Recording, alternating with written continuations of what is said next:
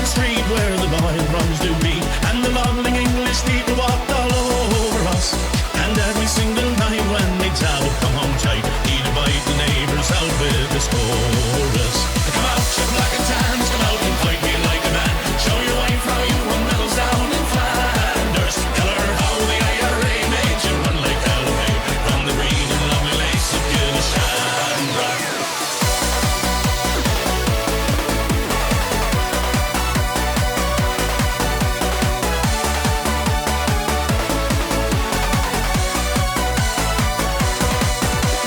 Tell us how you slew them old Arabs 2 by 2, like the Zulus they had knives, bows and arrows. Of how bravely you faced one with your 16-pounder gun, and you frightened all the natives to the marrow. Come out, you black and tans, come out and fight me like a man. Show your wife how you won medals down in Flanders. Tell her how the IRA made you run like hell away from the green and lovely lace of Gillishandra.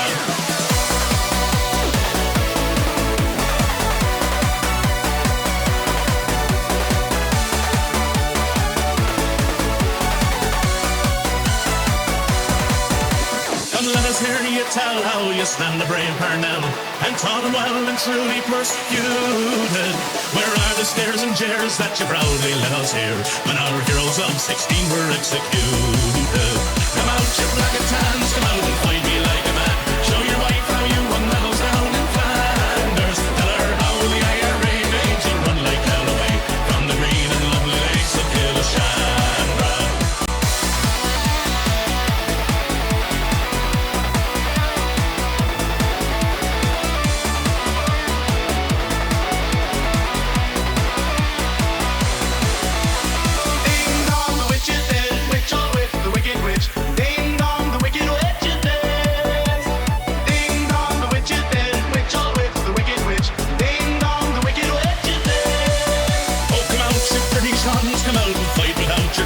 Show your wife how you won medals up in Derry.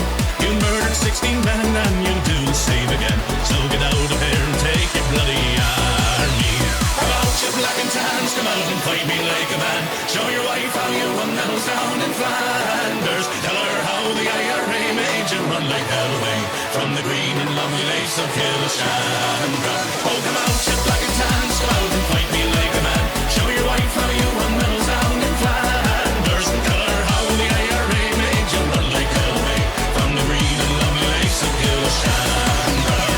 Buckingham Palace announced the death of Her Majesty Queen Elizabeth II.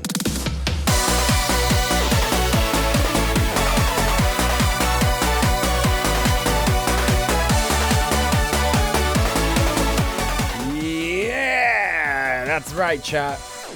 That is right. We are back.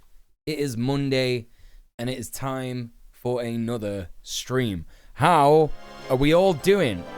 I'm here, and I'm glad to see you. What's up, chat? What's going on? How are you all doing? It's great to see you. We have some excellent people already in the chat. I know I'm a bit late today. Apologies, many apologies. But I'm still kind of like, you know, living a semi-nocturnal lifestyle, so I'll be going pretty late. I know that doesn't quite work for everybody, but we will certainly be going a little later regardless. How is everyone? I noticed, I was watching some of the streams back because I'm finally up to date on the VOD channel. I couldn't believe it. I was like, oh my god, I've uploaded all the VODs finally. I thought it was going to be way worse than what it was, but I just kind of uploaded like 3 VODs after each stream that I've done recently, and that works out quite well. So that's pretty good.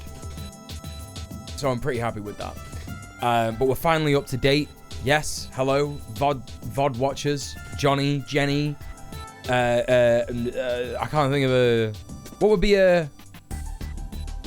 be like a Joe, ambiguous Joe, maybe without an E, you know, for any MBs out there, any Johnny, Joe, or Jenny VOD watchers out there, the three genders, Johnny, Jenny, and Joe.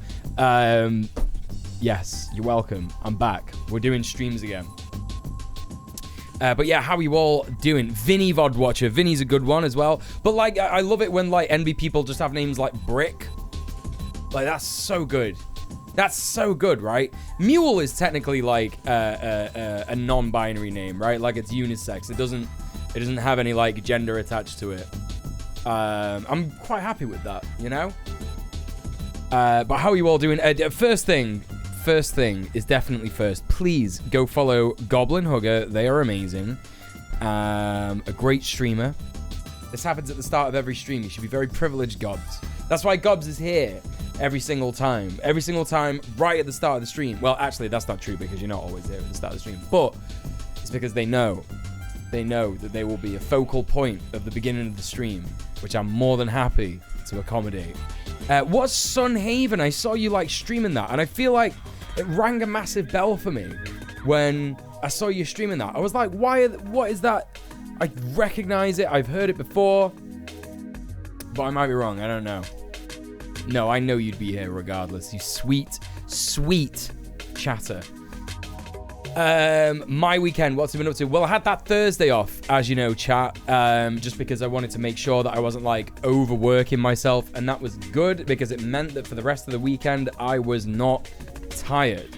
The fatigue is still there. It's sort of becoming a bit more of the background now, which is good. I've still not been back to the gym because I don't want to fuck anything up. But I'm doing like little tiny bits of exercise each day. I had a great day today. I went and met an amazing woman who's flown all the way over from America to travel and meet some friends. And she was absolutely fantastic. A great person to hang out with. And she's been in the chat before. Trans Salamander, some of you will know her as. Just an absolutely wonderful person, and I'm glad that we could hang out, have some coffee, walk around, show her a bit of Manchester. Unfortunately, she didn't have a lot of time, so we didn't spend too much time together, but yeah, it was a great day nonetheless. A great day nonetheless. Goblin Hugger says Sunhaven is a lot like Stardew, but better in my opinion. Phenomenal. That sounds great, and I'm down for that. I'm fully down for that. Hello, TTK. Speaking of people coming to say hi, I don't know if I should have, if I should have said that on stream.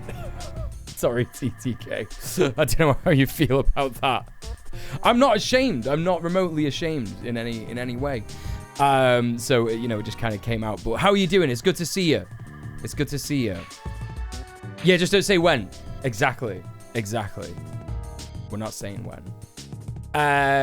But yeah, how are you doing? It's good to see you. How was? Yeah, of course. That's what I was thinking. Yikes.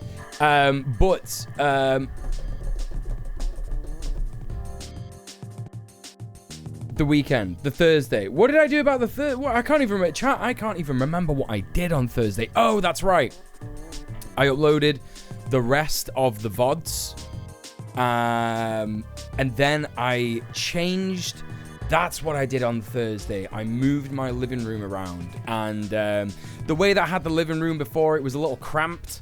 It's kind of annoying because the only two configurations. So in my living room, I have like.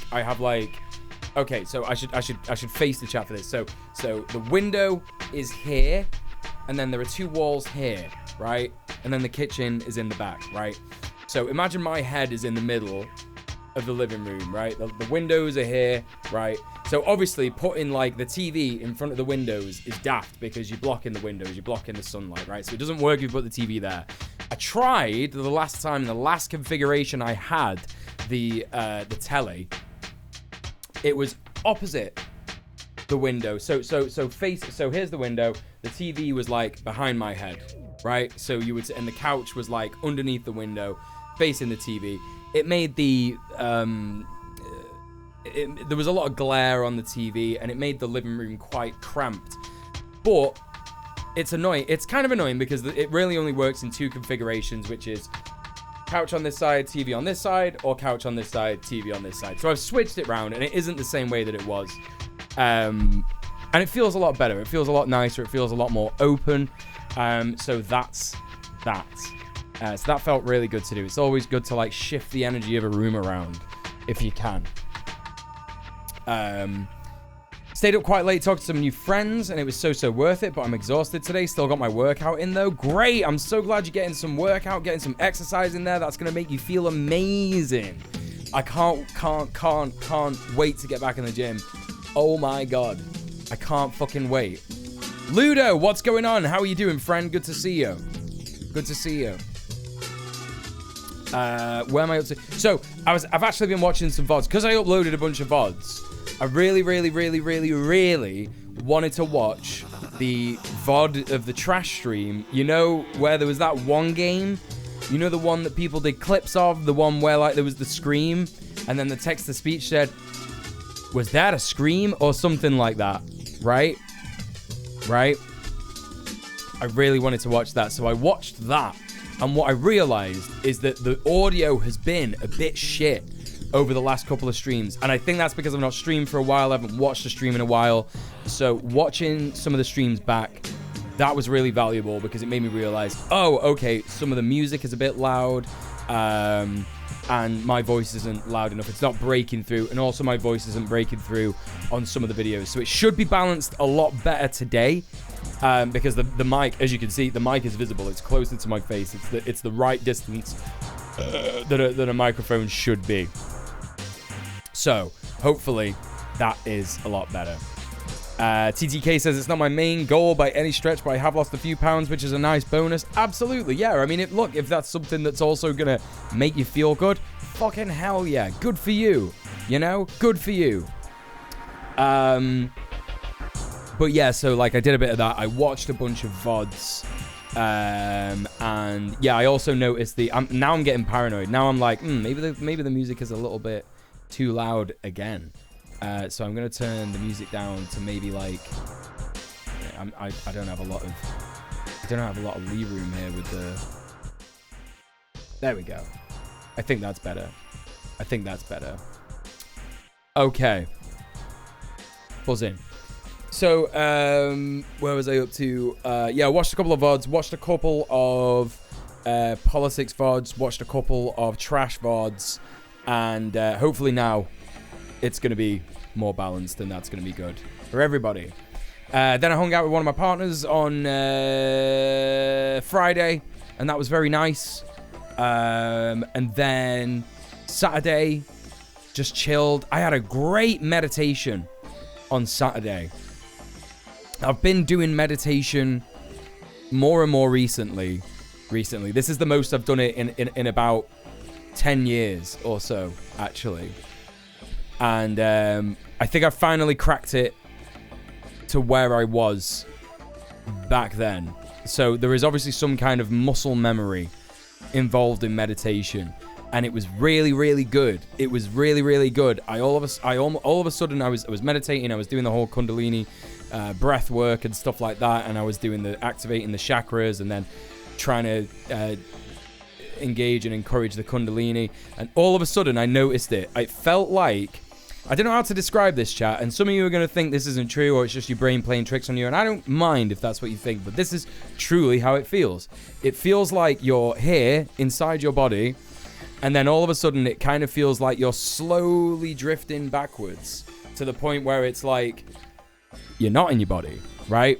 But that is a difficult thing to get over because the fear of leaving the body is very, very prevalent because, of course, we associate that with dying, right? And you don't want to die when you're meditating. That's the last thing you want, but you can't die. You just have to let go. So now I'm in that sort of mindset, and it was great. I did this meditation and I felt amazing. It was beautiful. And then the whole rest of the day I was just feeling amazing and really relaxed and sort of in that headspace where like I feel like I'm the I feel like my soul is the thing that's driving the machine that is my body, right?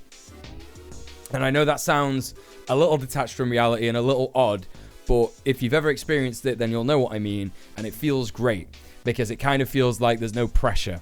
It kind of feels like you can concentrate on things a bit better as well, which is great for my ADHD. Don't get me wrong, the ADHD is still there. Like, there's still like what I'm coming to accept are dyspraxic tendencies because I'm very clumsy. But obviously, someone being clumsy is just a byproduct 9 times out of 10 of them being dyspraxic and shit like that. So I am starting to come to terms with the fact that, like, yeah, maybe I'm just dyspraxic because I can't really, like, help this stuff. Do you know what I mean? I just kind of, like, drop things and just, you know, knock things over and hit my hand on, like, random bits of wall and stuff like that. So, you know, this is the thing. Hello, Hell to Pay. It's great to see you. How are you doing? Yeah, gotta love that neurodivergency combo. That's great. Something can be simultaneously factually untrue and a true sensory experience that someone has had. Yes, it's almost like lots of things are grey areas, isn't it? That's very, very true.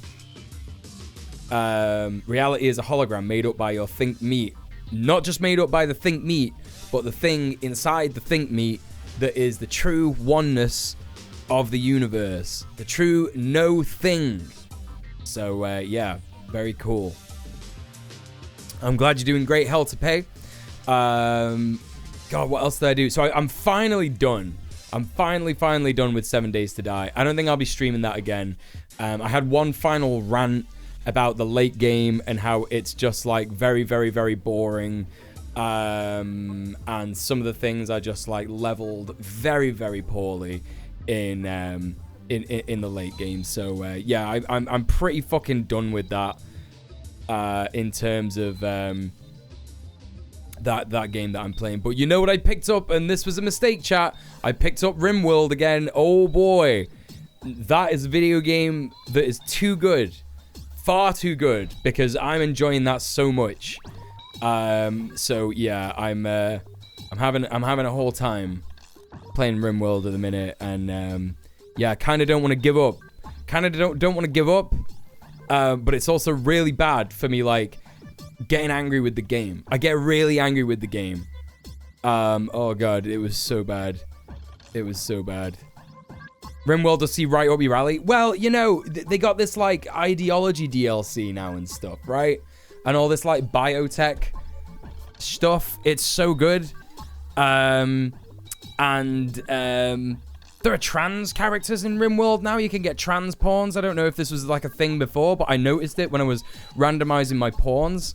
And in one of their descriptions, it says, was born a male, but then realized she was gonna be in the body that she wanted to be. And I was like, oh, based. Cool. RimWorld got like more based than it already was, because there was already queer characters in there, right? So, you know, sexuality-wise queer, which is good. So anyway, yeah, pretty based.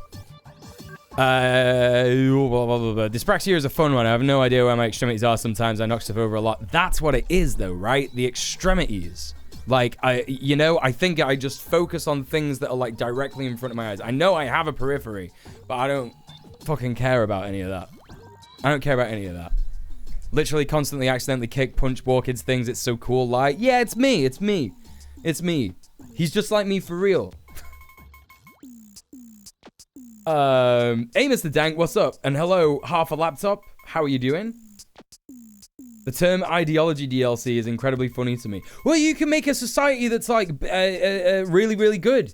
You can make like a society where like your pawns are happy because there's no child labor, right? Which is just amazing. So it's like, so that the hard thing, ideology has actually made like the game a bit easier. So it's like, you know, whereas like but it is interesting, however, when you're trying to expand so you might get attacked by people with an ideology that is like completely opposite to yours. So I was recruiting people like I would do normally with normal RimWorld, but then I realized that one of the people that I recruited was just a full-on like a pig Nazi. They're like pig characters, and they're just like, I hate any other race that isn't a pig, like a pig guy. It's been really hard to try and convert him, but like we're getting there. We're getting there by building this society that's based on love and compassion rather than needless supremacy, you know? And it is quite funny because some of the stuff from the ideology makes them really angry. Yeah, de-radicalize and radicalize the pig Nazi. That's what I'm up to. And one guy was a kid who was just like a child Nazi and was like really mad that they hadn't eaten human meat in over 14 days. And I was like, what is happening? So it's really kind of fun. It's really kind of fun. Several thousands of hours into RimWorld. It's just really good. It's great.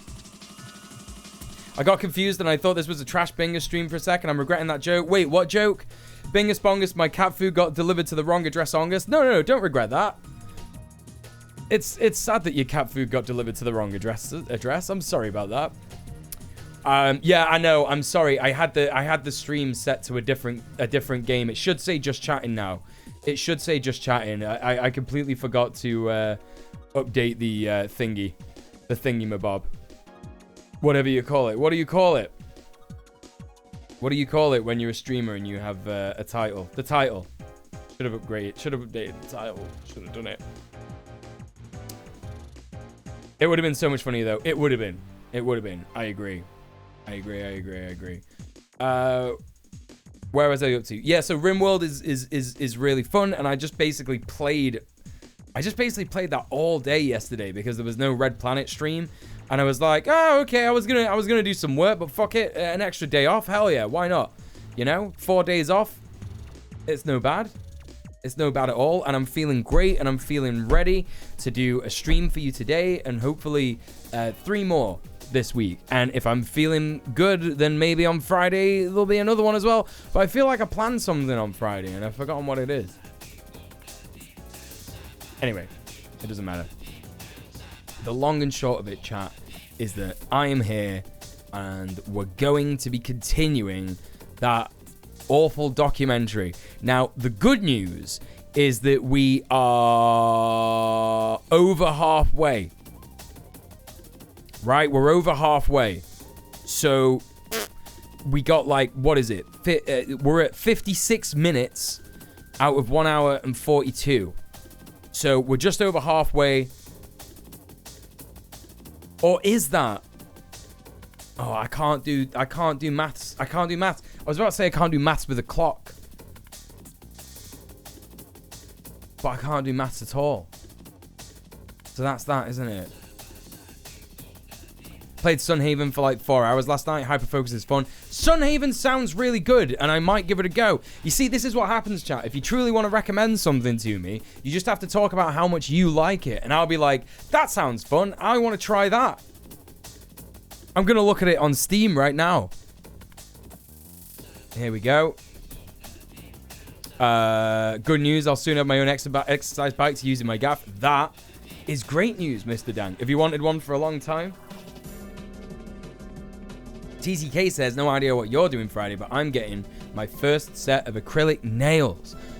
Well, that sounds very exciting. Yeah? What are you going for? Like Gob says, what color are you going to go with? What are you going to do? Very exciting. Purple. Yeah, we love purple over here, you know. We got loads of... Listen, do you notice... Chat's looking very bisexual at the moment, by the way. I don't know if anyone's noticed.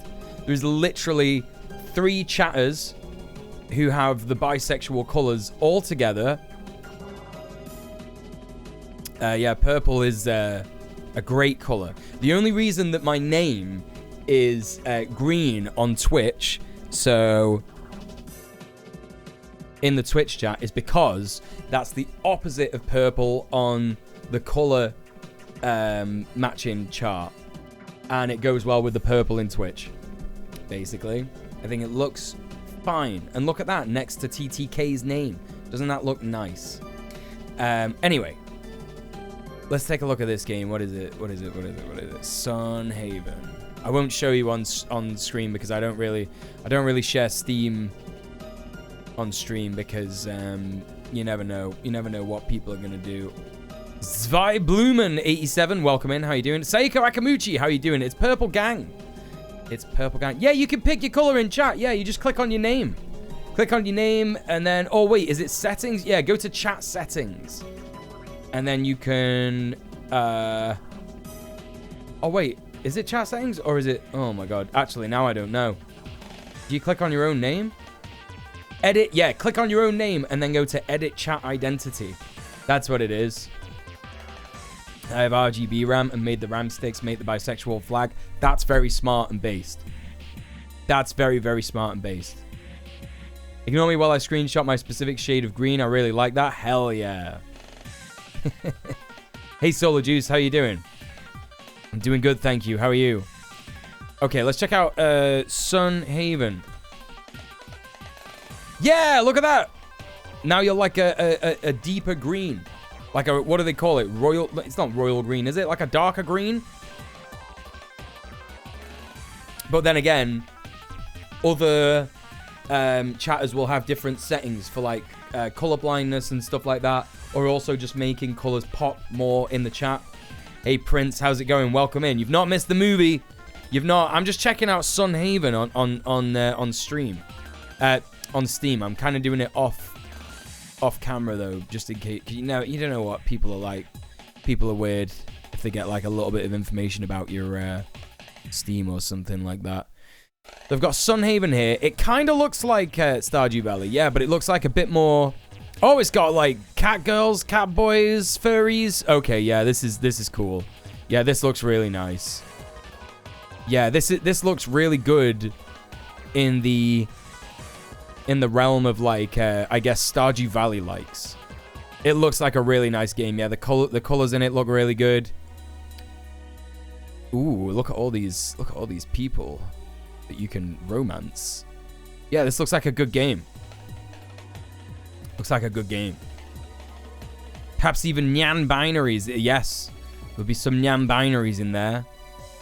You better believe it, for sure.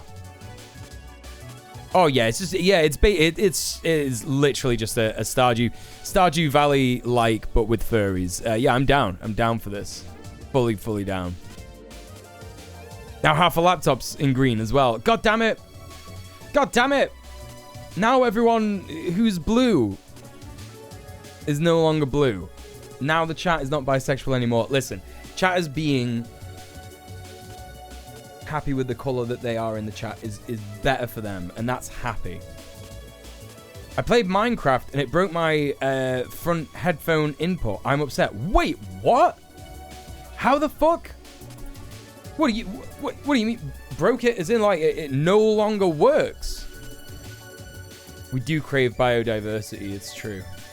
It's true. Bisexualism ruined. It's true. We fucked it up. The ideology of bisexualism is gone. It's over.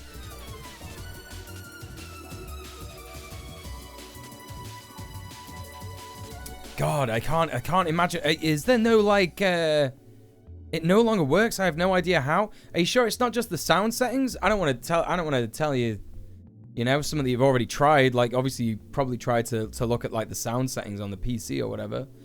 God, that fucking sucks. I wonder what that was. It like the Java edition or the Windows Store edition? My grass, it's dying. I see what you did there. I see what you did there. That is unfortunate. Yeah, Java? Oh, that's weird, Solar Juice. Yeah, that's really fucking weird. Yeah, I can't help. I'm sorry. I got no idea. I got no idea. Anyway, chat, listen, we're here for a reason. We have work to do. And that is the continuing of the debunking.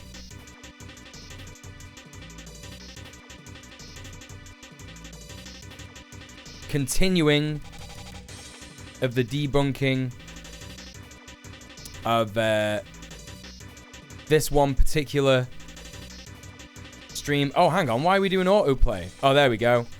So this one particular part 1 is on the VOD channel. So if you've not seen part 1,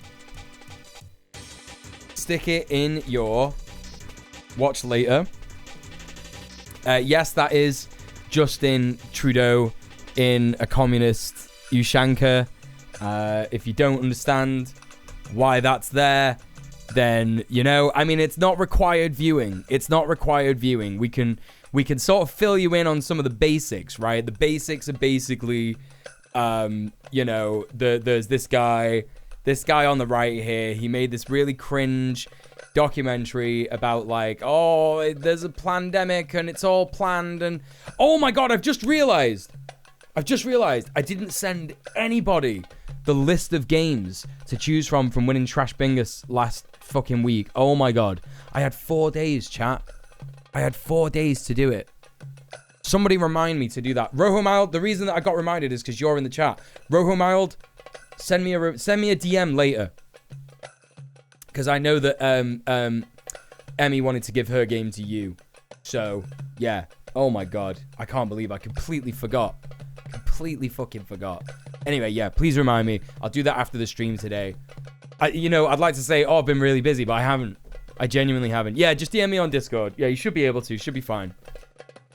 So, there's the part 1. That's in the chat. You could go ahead and check that out. But like I said, it's not required viewing. We're basically at the point in the documentary where they've tried to set stuff up, but they haven't really successfully set anything up. They're just doing all the traditional Red Scare, communists are coming to get you, and it's because the World Economic Forum are communists, actually. That's what it is. It's definitely to do with that. You know, so don't just that's what it is. That's what it is. That's where we're up to. So content warning, there is COVID denial in this. If that's going to annoy you, if that's going to stress you out, you know, be kind to yourself. It's not worth it. And also, yeah, those famous communists at the IMF, yeah, they're so communist, aren't they? All those billionaires, they're very much communists. There's fascism in here, you know. I don't understand the communists that exist in these folks' heads. Well, I mean, the thing is that I do, because I, in my life, have been a victim of propaganda, capitalist, neoliberal propaganda, right? Unfortunately, you know, they are capitalizing on that. No, the IMF is not the International Market Forum. The IMF is the International Monetary Fund. And if you aren't aware of the International Monetary Fund, they are the reason that many states who want to be fully communist are unable to, because they control government lending, right? So if you want to lend money, if you are a government and you want to lend money from the World Bank, you've got to go through the IMF. And the IMF will say, you have too many socialist policies and you're not letting capitalists invest on your land and property, so we can't lend you any money, right? And yeah, so when everyone ever says communism has never worked, those are the guys why. That's the reason why, essentially, the IMF, you know? And that's the basic answer. And you should never be afraid to tell people that that's what the basic answer is, because it's just that simple. It's just that simple. You know what I mean? Anyway, should we continue? No one in the chat is going to say yes, so I'm not going to wait for that. So let's see what we got. Feed the rich and feed the poor.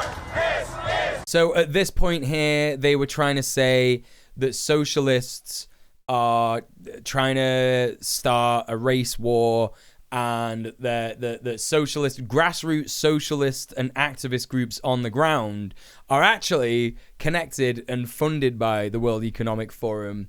And oh yeah, you better believe there was a bit of fucking George Soros in there as well. If you weren't quite ready to accept just how fucking ridiculous this this documentary gets. Is this the oh, we were watching it in 480p last time, apparently. Okay, there you go. Now, when they talk about pressure from above, they mean using their people and their influence within the very government marked for takeover to bring forward official recommendations for legislation. The recommendations, of course, are offered supposedly as solutions to national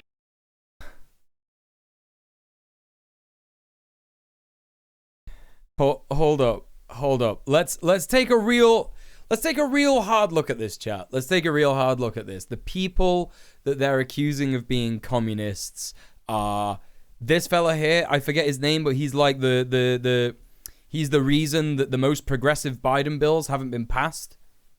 Right? He's blocking all this.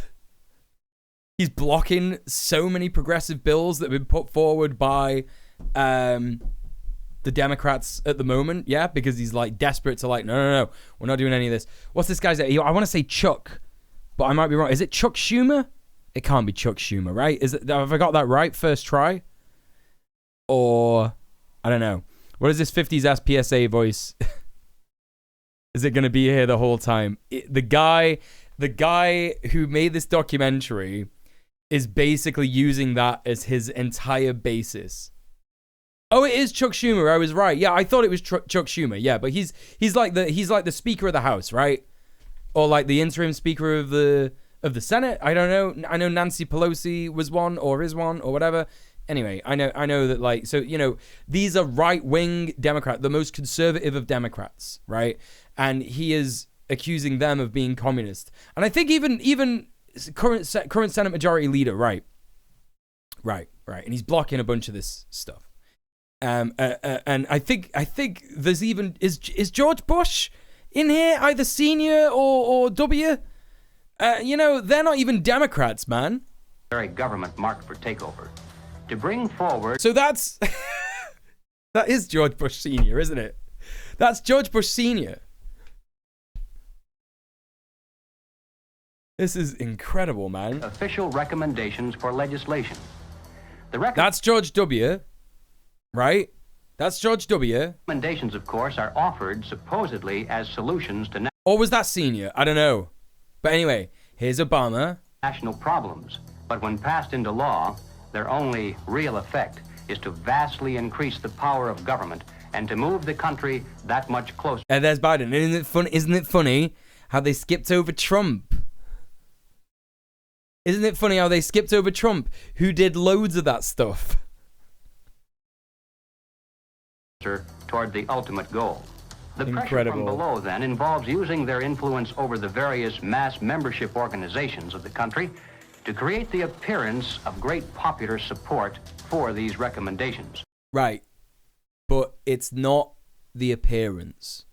Right? So so what this guy is talking about, he's talking about, oh, they're going to want like really you know, they're going to want things like controls over how much business people can do, and they're gonna want to tax the rich, and they're gonna demand that the government do stuff about this. And it's like, yeah, there is a popular demand for stuff like that, right? Because we all understand that this is nothing to do with like people in Russia or China making us think like that. It's to do with people observing the material conditions that people are under in capitalism and going, this is bad. We would like something that is more fair, right? Communism is when government, right? Communism is when government does something other than build a police or a military, right? Exactly. Yeah, Trump was the poster child of this shit. Trump did a lot of like, you know, oh, we're going to drain the swamp, and all that stuff. But, you know, he ultimately didn't. He filled the swamp with people that liked him, and like, you know,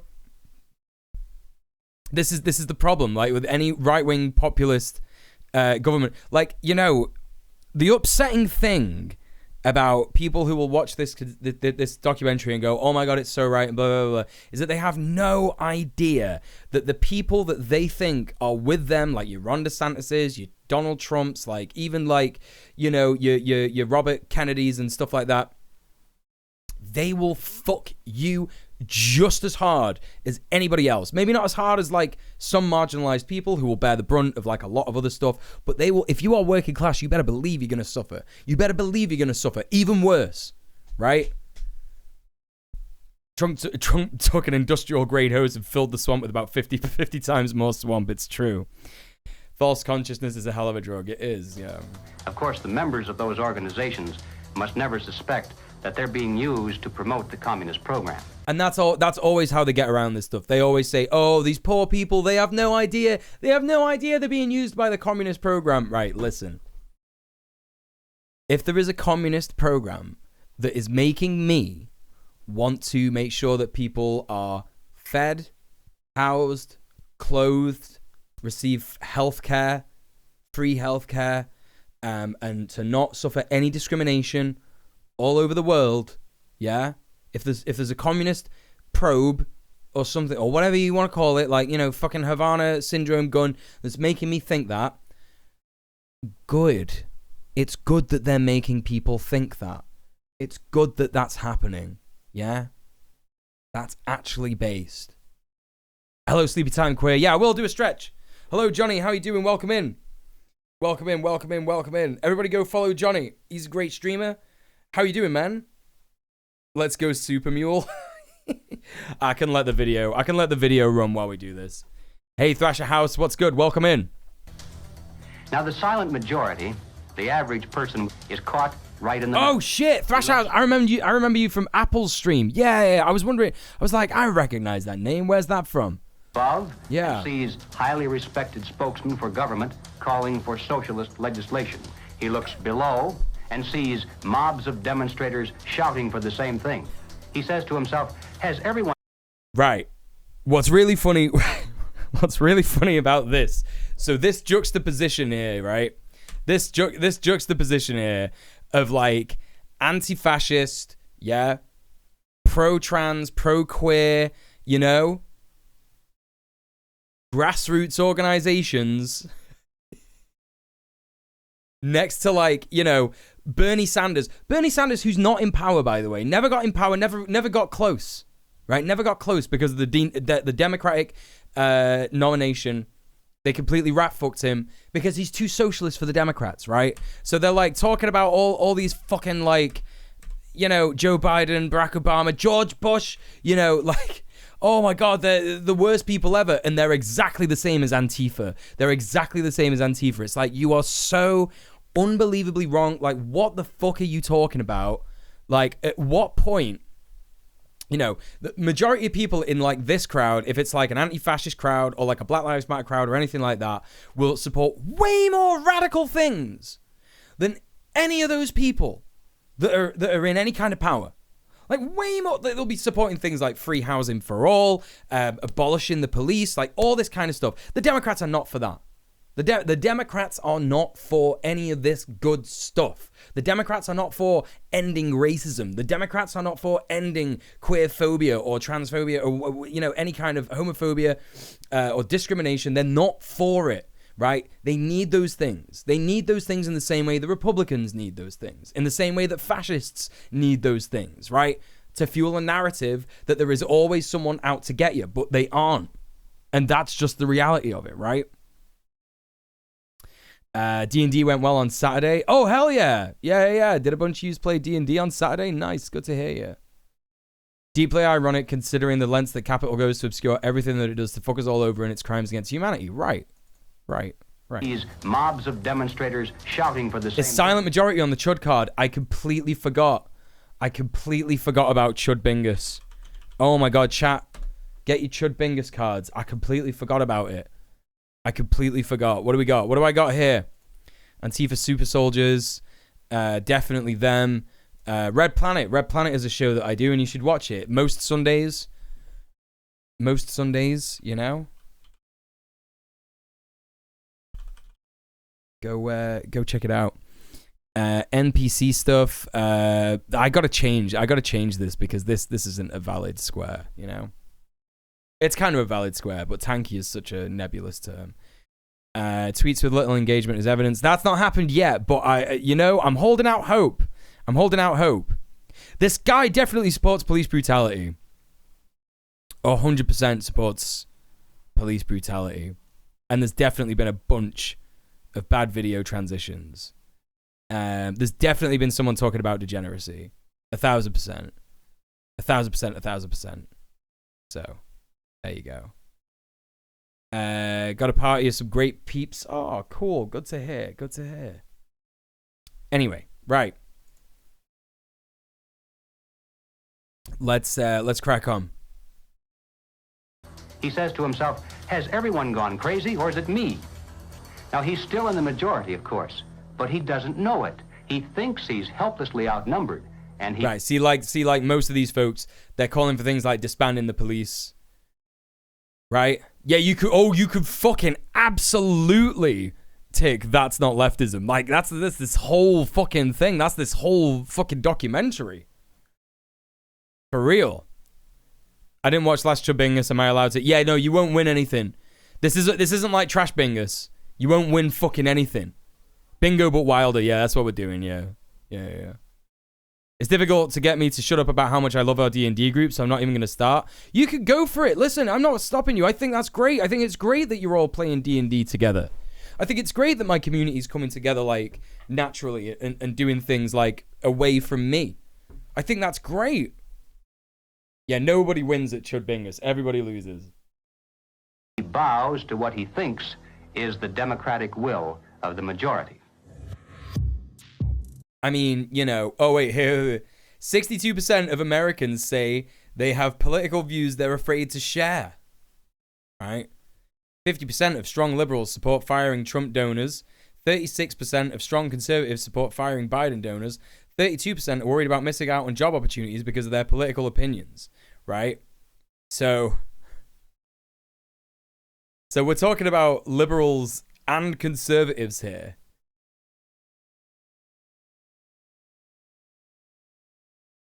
Oh my God. They're like framing this headline as like, the majority of Americans are conservative and they're scared. They're scared to say that they're conservative. It's not. That's not even remotely true. Source. Can you cite your source, please? Here's an interesting thing. Politico. Is even with a lot of these ideologies, right, with what people... It's Zuby. It's Zuby, everyone. If everyone remembers, Zuby got hella big mad maybe 2 years ago or something when I asked him who he was. Do you remember, chat? I just said to him, who are you, man? Like, he's saying something, whatever. I don't know what he was saying. And I was like, yo, who are you, bro? And then he was like, you know who I am. And I was like, I actually really don't. Like, who are you? Like, what significance do you have? It looks like you're famous, but I don't understand. You know? The greatest scholars of our times, the podcast hosts. This guy is easily one of the most insufferable guys I've ever fucking seen. He, like, went to his own album launch at HMV and bought his own album. It was really, really cringe. They didn't even know who he was. I only know Zuby for fucking awful Twitter hot takes. Well, Zuby is definitely back on Twitter, so let's see what Zuby's up to nowadays, shall we, chat? Let's just real quick. Let's just Zuby. Let's see what he's saying.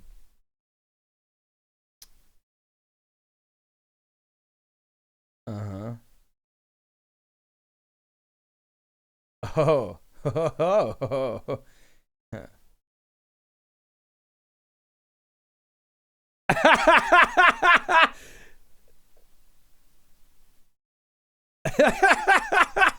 This is good. This is good.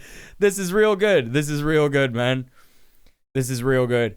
After being active on social media for 15 plus years and approaching 2 million followers, I've concluded that most people are not psychologically equipped to handle it without serious negative ramifications. Maybe 30% can emotionally manage a small account and 5% a large one.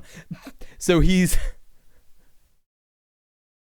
admitting that he's got the brainworms. That's what this is.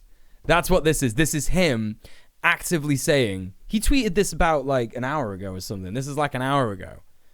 And he's only got 687 likes, which is a bit embarrassing for someone with almost 2 million followers, especially the way that Twitter is working under Elon Musk, isn't it? He's got posting sickness. That's exactly what it is. Because I think he does post a lot. Let's check how much he posts. So we got like a post an hour ago. We got some retweets. Then 3 hours ago. Yeah. Here's a good one. Human psychology has not changed at all over millennia. Cite your sources, man. I'd like to see some sources for this. The only advantages we have over our ancestors are access to more history and information, which many ignore anyway, and better technology, which many use to destroy themselves and each other. That's it. Incredible. Does Elon still want us calling it Twitter? I mean, who cares what Elon thinks? When did you care what that man thinks? You know? Yeah, he's got, you know, he's just got posting sickness. 6 hours ago, he's posted so much today. He's posted like 7 times already today.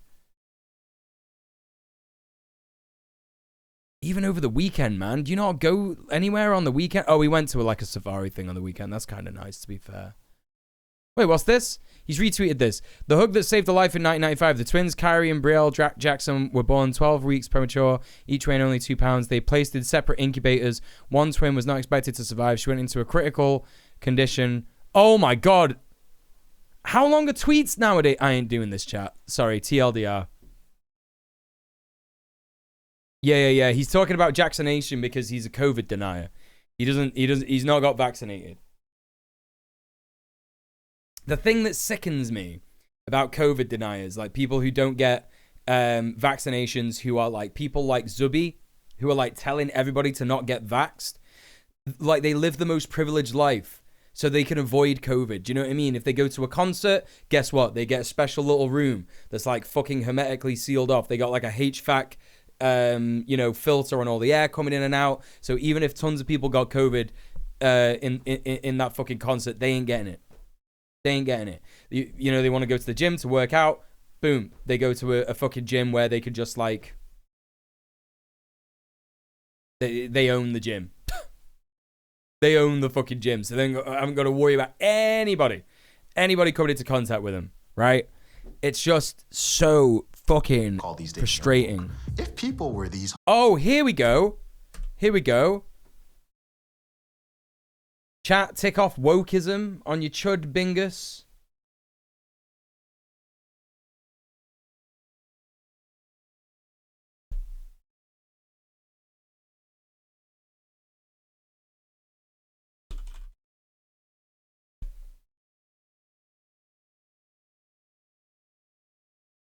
Right. A lot of these ideologies, right, with what people call these days, woke. If people were these horrible, awful, bigoted, racist, xenophobic, white, but like, it wouldn't even work.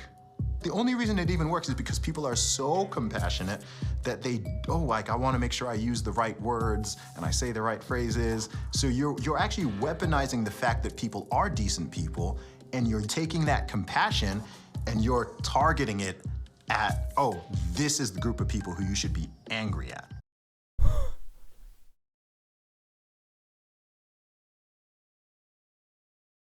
I feel like not one coherent thought got communicated just then. Let's try that again. Let's try that again, man. Let's try that again.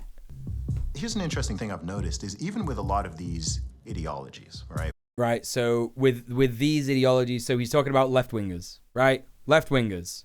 With what people call these days, woke. If people were these horrible, awful, bigoted, racist, xenophobic, white, but like... Okay, so that's begging the question, because there are people who are awful, bigoted, xenophobic, racist, transphobic, all that stuff. Yeah? Right? That like people are very, very like horrible and xenophobic still. Like definitely, like there have been people who have said that like trans people should be put in camps, and that's just been allowed on Twitter and stuff like that. Like people have said these horrible things. They really, really have. I see why they got a black guy to speak that bullshit. Right? It's so vile. It's so fucking vile. It's like, yeah, you should say the most fucking ridiculous shit, because the liberals won't be able to disagree with you, because then they'll be racist, right? Because you have to listen to black people as a liberal. That's what they'll be thinking for sure. 1,000%, Prince. And it's so fucked. It's so completely fucked. Man. So now he's talking like, so if people were that bad, okay, so first of all, people are that bad. There are definitely people who are that bad. There was a guy this weekend or last weekend, I forget his name. Shay something or other, black queer guy, got fucking stabbed in Brooklyn because he was voguing, right?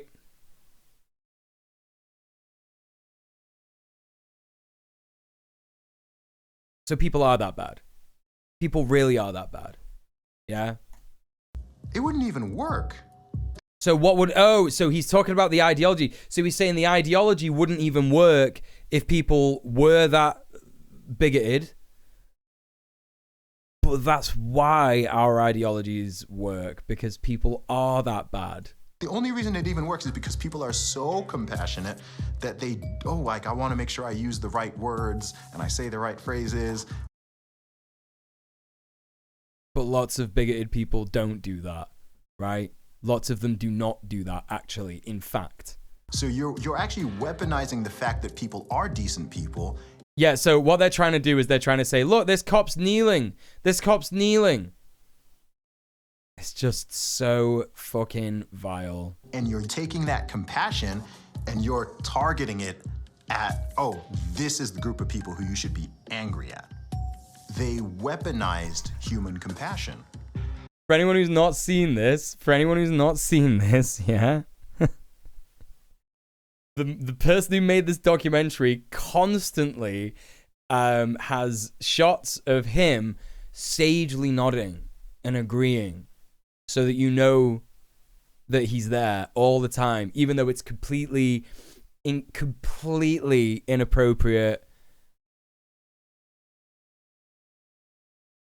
It's absurd. It's completely absurd. We mustn't kid ourselves into thinking that the communists have placed their agitators only into the black communities. They're working both sides of the street.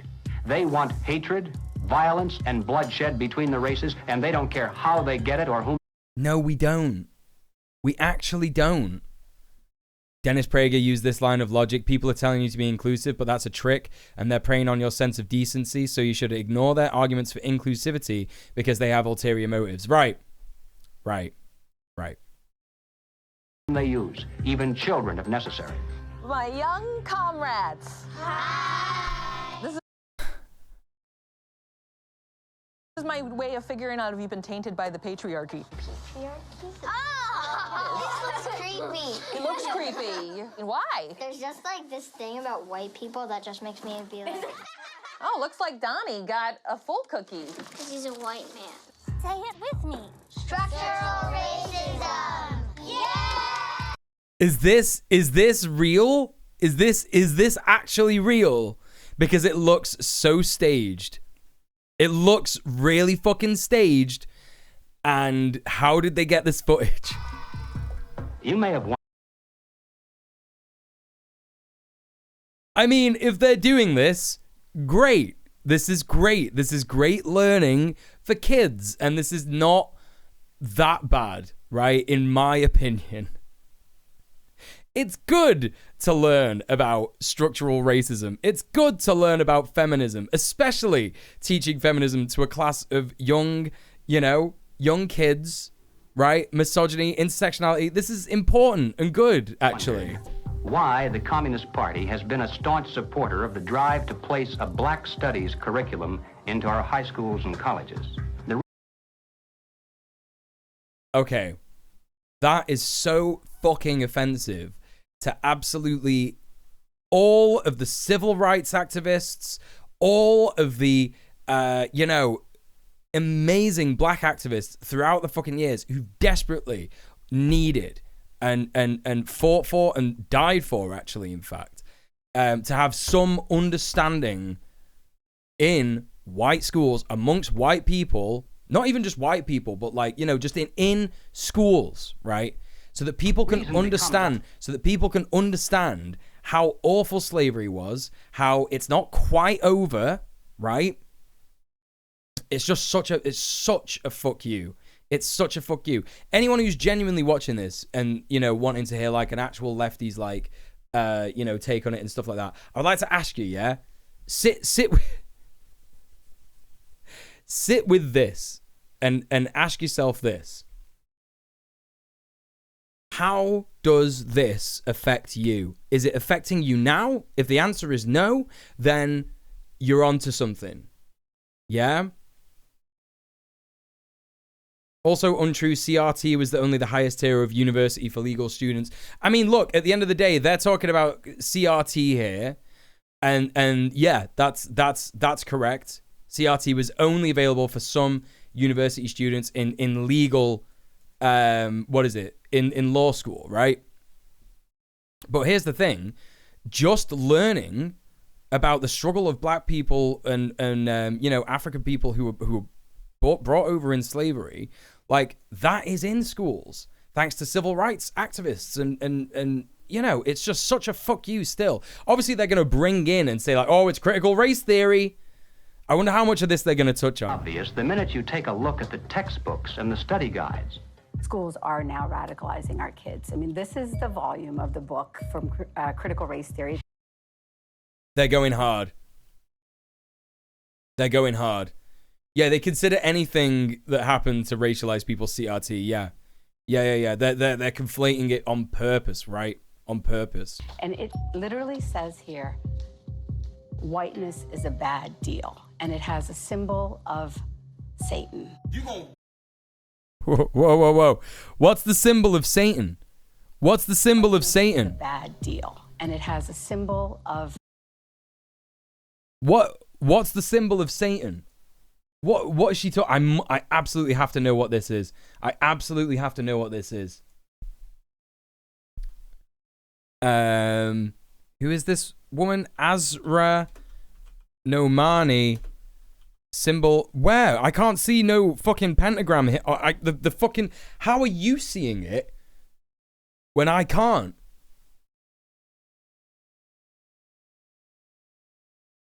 Like, this is in like 480p. This is like crusty central. Azra Nomani. Symbol of Satanism. Let's take a quick look.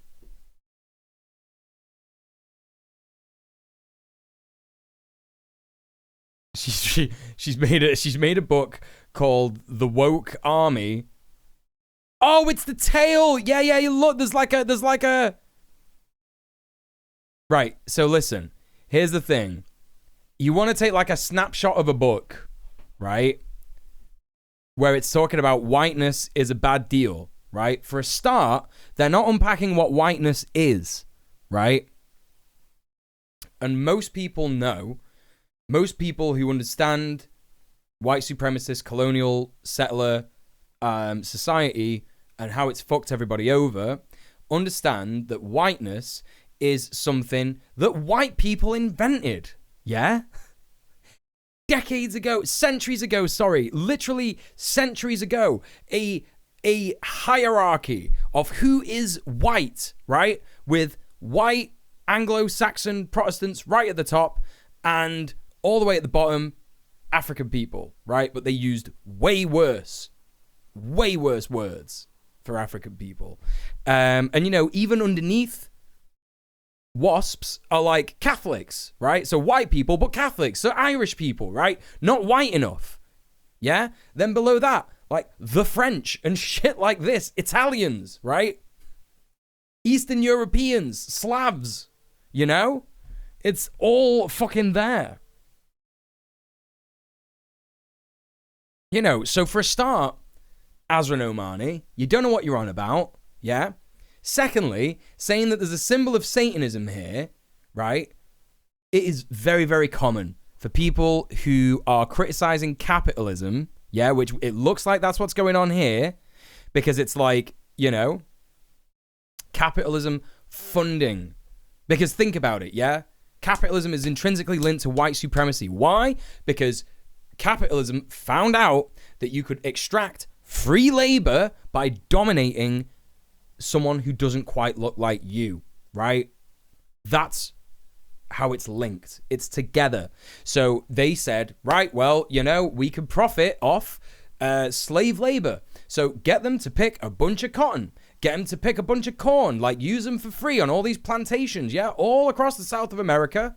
Yeah, just fucking whip them. if they don't do what they're told and kill them and make examples of them, yeah? All this fucking stuff. And then we'll take all that cotton for free. We'll just pay the boat guys, yeah?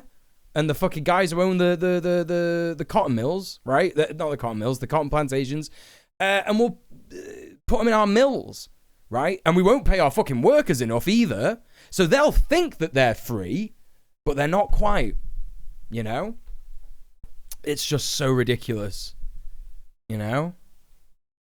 For those who've never heard of it, look up Rudyard Kipling and the White Man's Burden. Why would you do that? Why would you do that? No, we're trying to get these people to read less racist things, Vordrella. I don't know what you're on about there. Welcome to the stream anyway. Weird thing to say.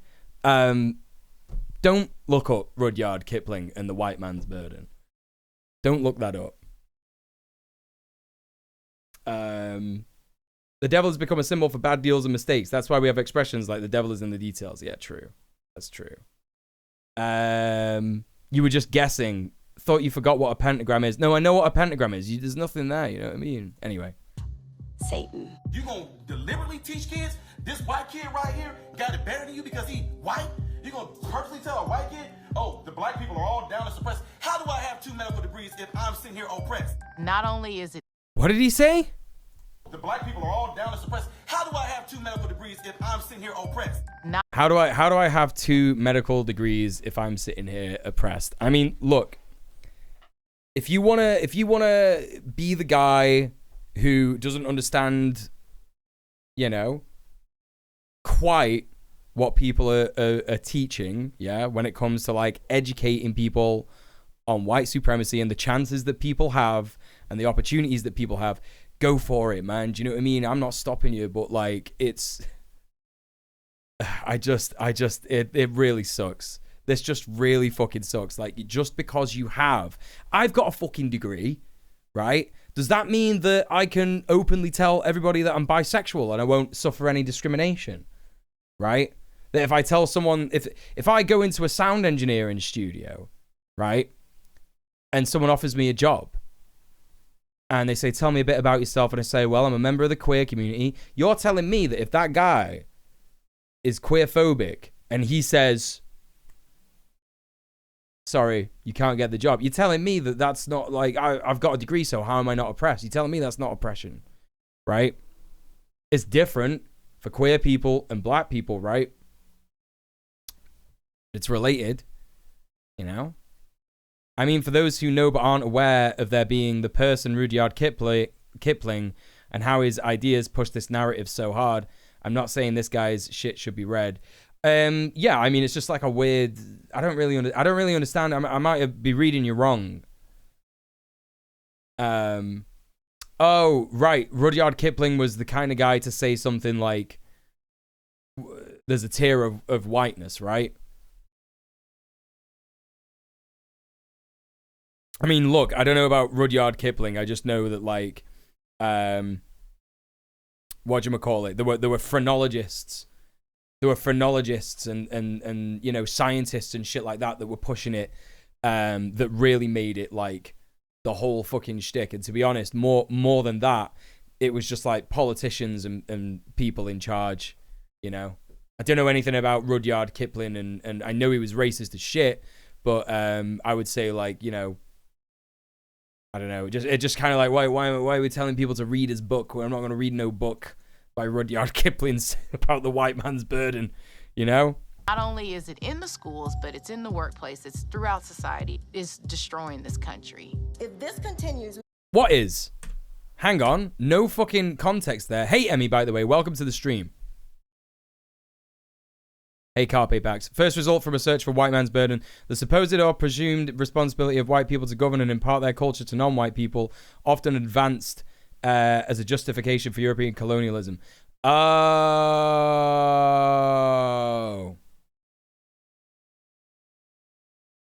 To be fair, Vord never said read it. Look it up also can mean read about it. That's true. That's my bad.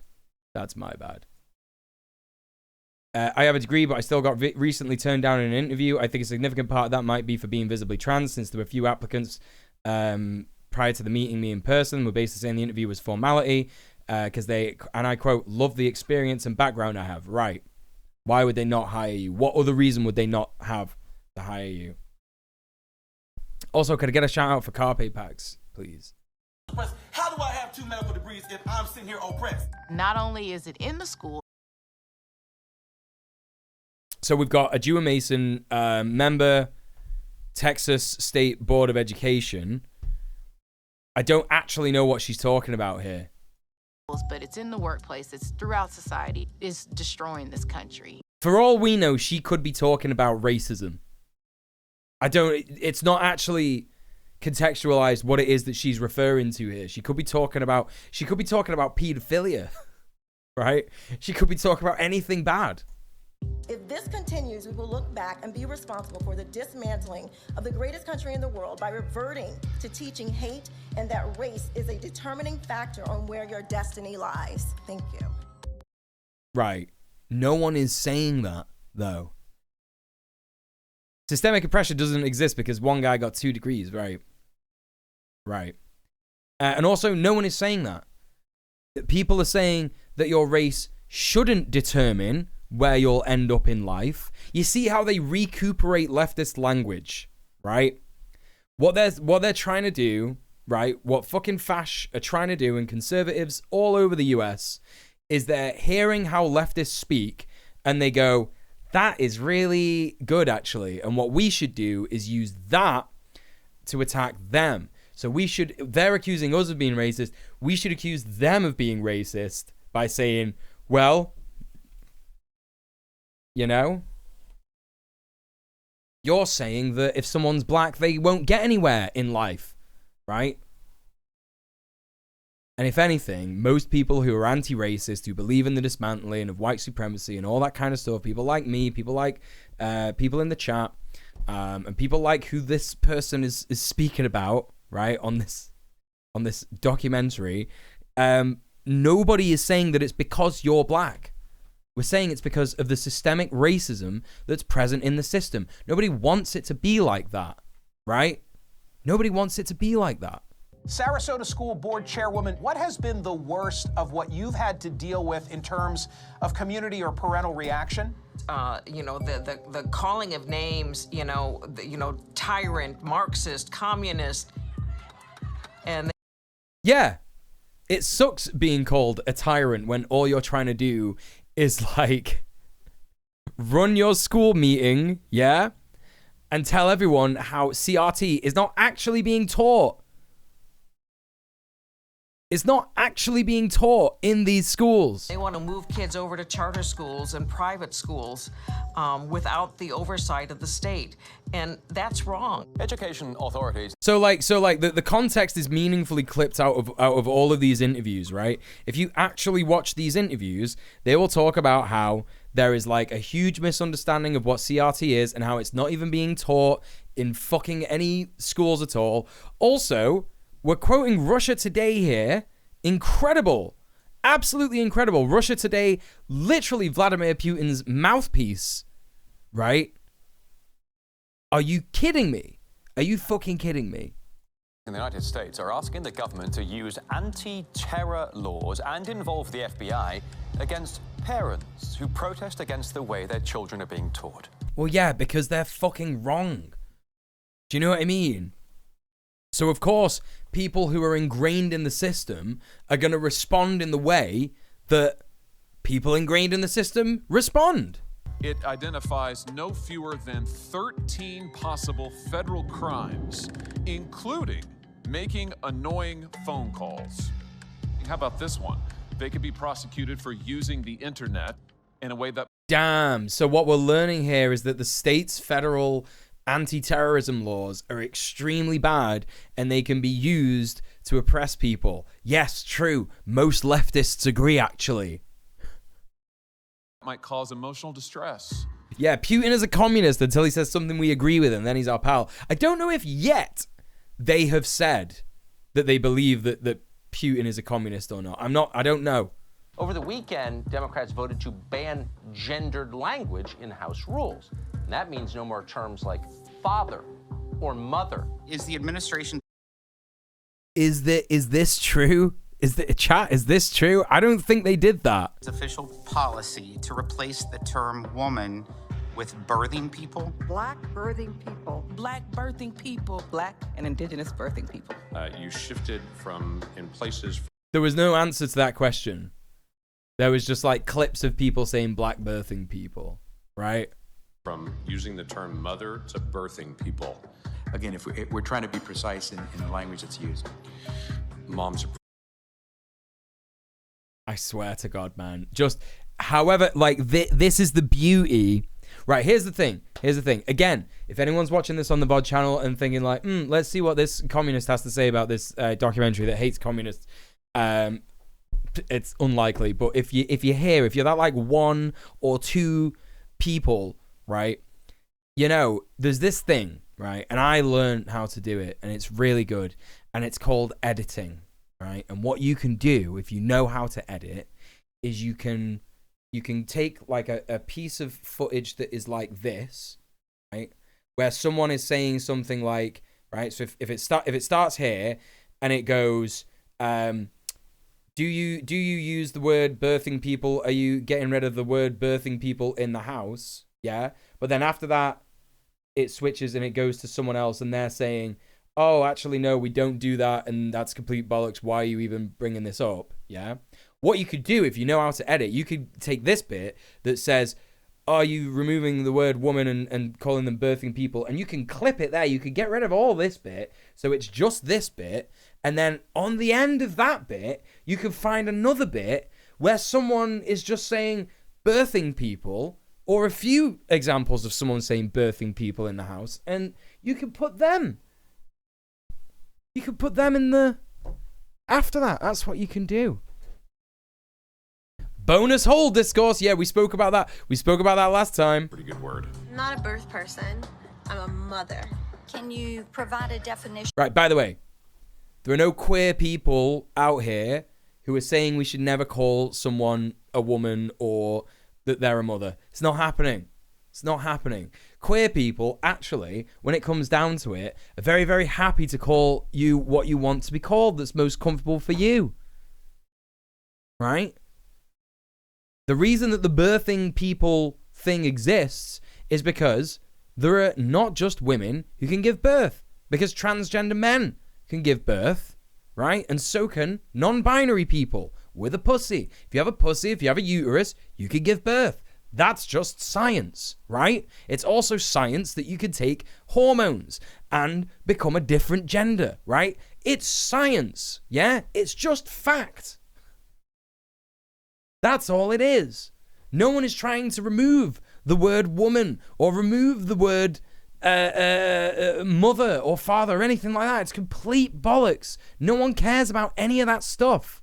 For the word woman. Can I provide a definition? No. Yeah. Well, here's the thing, right? I would love to hear anyone provide a definition for the word woman, right? Again, if you're one of these people who believes in all this stuff and you've come here to see how I feel about it and blah, blah, blah, how do you define a woman, right? How do you define a woman? Yeah, because if you define a woman as someone who gives birth, right? Well, what about all the women that can't give birth, right? And I'm not just talking about trans women. I'm talking about cisgender women, yeah, that can't give birth. What about them? Are they not women? Well, then you've not defined women, have you? Right? Someone who is a wife. What about a woman who was married and then her partner died? Is she no longer a woman? Is that all of a sudden, is she a man now? Do you see how fucking ridiculous it is? I can't. You can't? Not in this context. So I'm not a biologist. The meaning of the word woman is so unclear and controversial that you can't give me a definition? Do you believe then that men... Wow, did you see as well how they like cut that conversation before she had a chance to answer? Woman until menopause and then force masked. Right, exactly. Yeah, people like Matt Walsh, they think that women are baby factories. That's all it is, right? You know? Become pregnant and have abortions. Yes. Literally. Yeah. What's up with that? transgender men have uteruses. They have vaginas. They can become pregnant. It's just a fact, right? Everything that was fought for women's rights is going straight down the drain. It's not, apart from abortion access, right? That's definitely going down the drain, but nothing to do with any of this stuff. This environment that has been created and corrupted and manipulated does not respect women, does not respect children, does not respect men. How? It cares nothing for family. How? So that's why they have to attack mother and remove father. Whoa. How? How does it not care for any of those things? Because she's going to protect that child.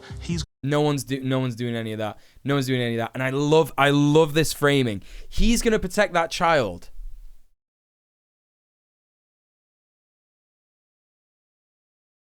He's going to protect that child. She's going to protect that child.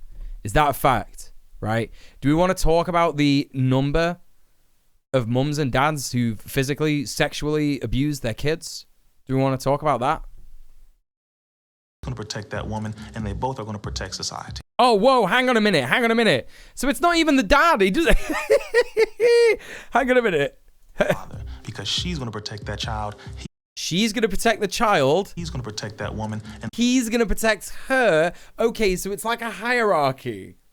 The dad has nothing to do with the kid, actually. Vile. And they both are going to protect society. Good evening. How? How are they going to protect society? It's so incredibly fucking ridiculous. So ridiculous. My biological mother literally abandoned me at preschool. Right. It's misogyny. Yeah. It's just vile. Good evening. Thank you very much. Thank you for your service. When you talk about a parent-child relationship, you're talking about something primal. Here's the thing, right?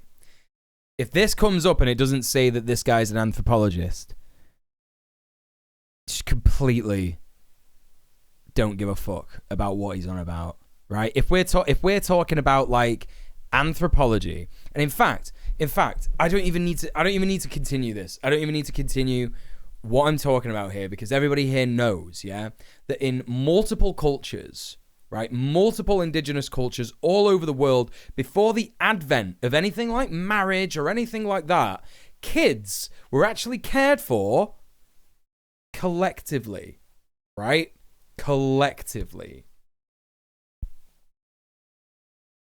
And that's just a fact, right? The vast majority of cultures all over the globe, not even like indigenous people that are still around, you know, like Native American, you know, or like South American indigenous, or even like, you know, indigenous people in Aotearoa or Pacific Islanders or any of this stuff in Australia. We're talking about like every culture all over the fucking world, every single one.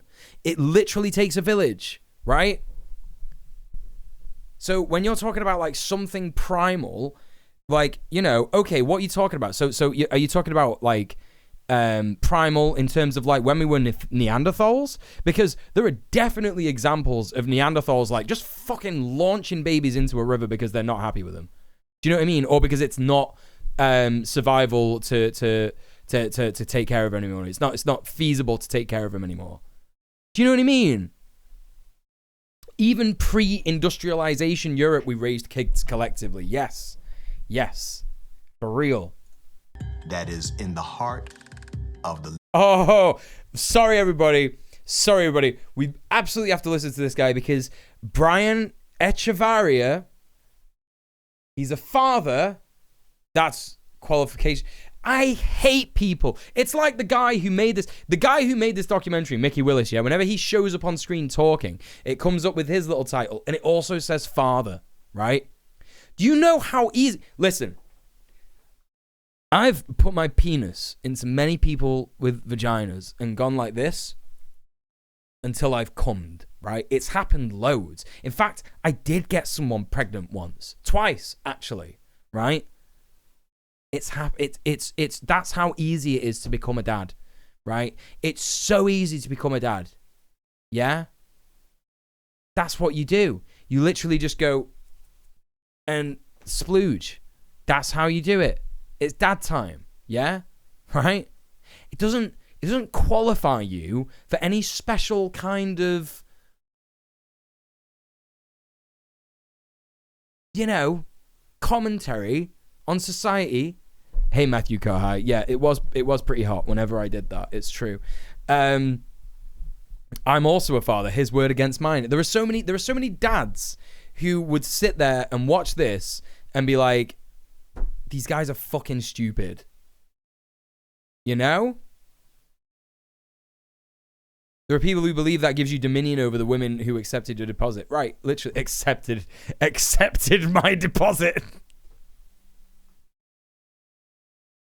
I will say, right, that both times was an accident. It wasn't planned. So in terms of accepting the deposit, it was only the down payment they accepted, not the full.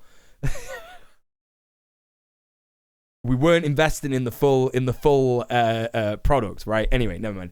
There are so many shitty dads too. There are so many shitty dads. You know?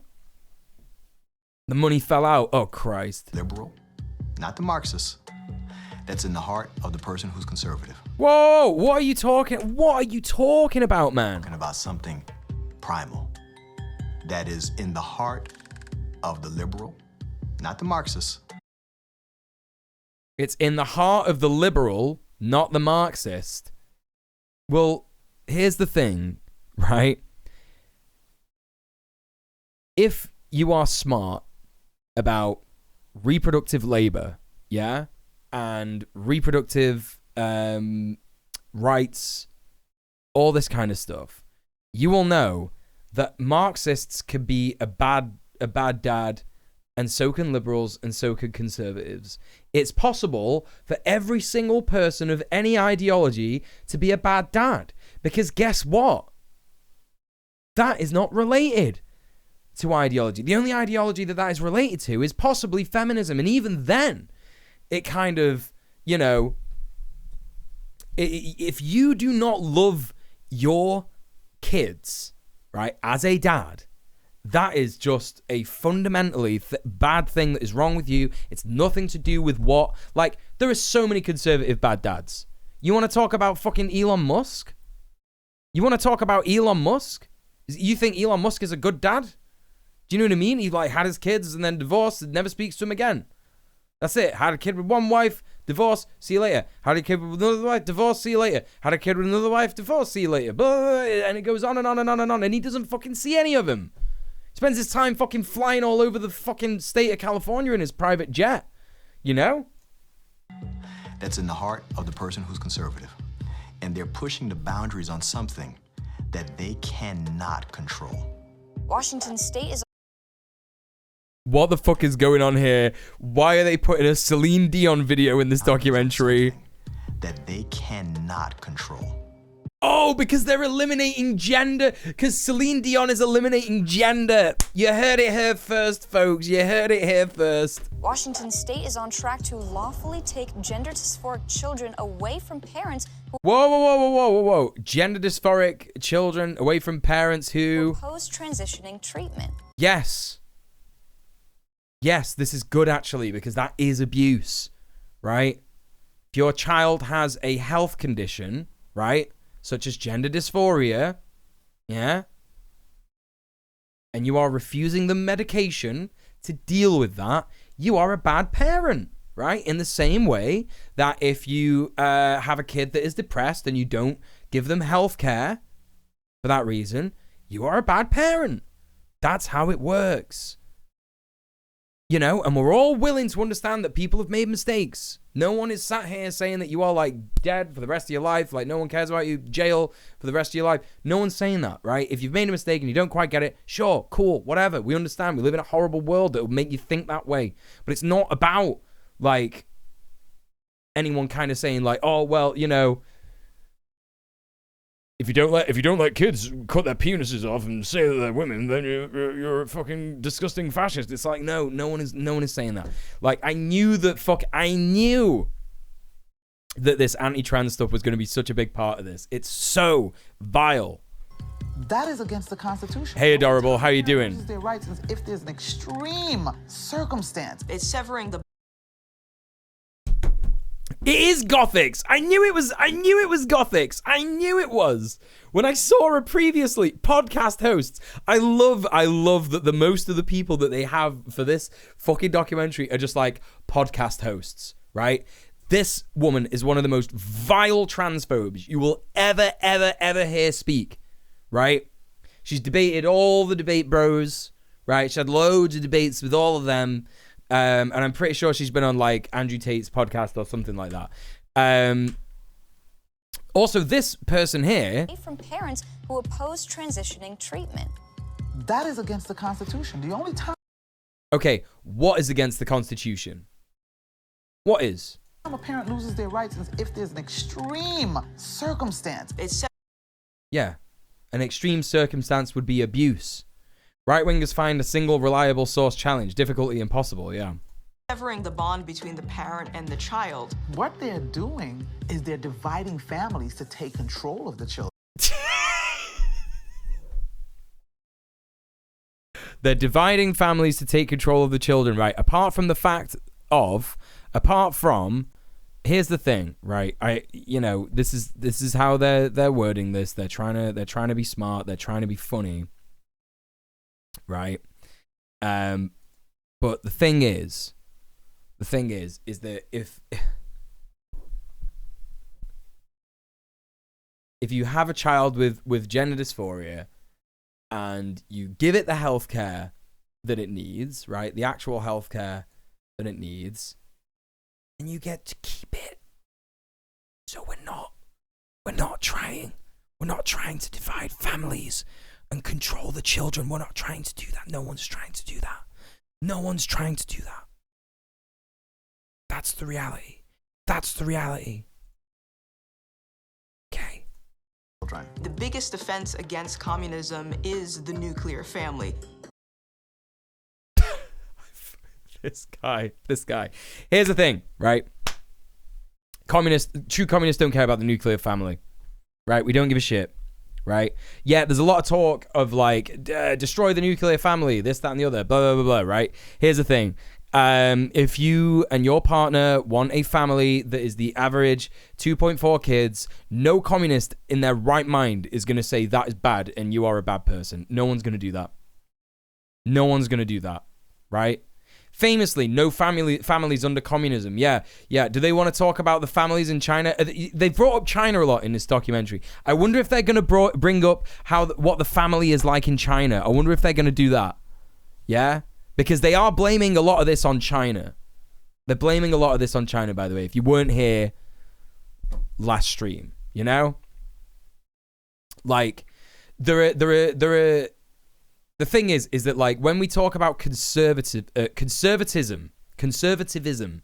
that word has been like, I think a little bit twisted. I might be completely wrong on this, but if I remember rightly, conservatism is a word that's been twisted a lot by like online discourse and political stuff in the same way that liberal has, right? Liberal used to have a completely different meaning and conservatism used to have a completely different meaning.